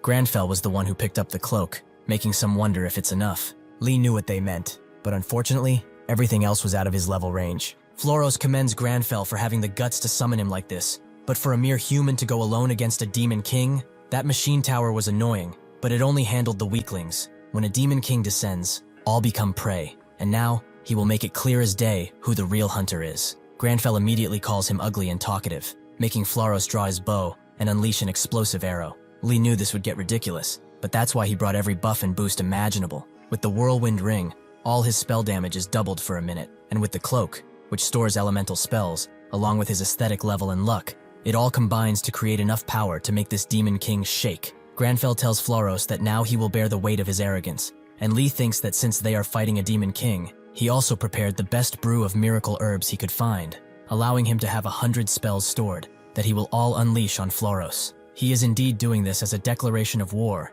but also in mourning of Senyos. Granfell, the last of his family, now belongs to the Magic Tower, and one of its members has been killed. Knowing the weight of that death, his pride will not allow it. Granfell tells Floros that he misunderstood this whole meeting. This is not a hunt, it's a complete annihilation. The Demon King can only stare at his incoming demise, which is as colorful as the pride of the Mage Tower. Thank you for watching. See you next time.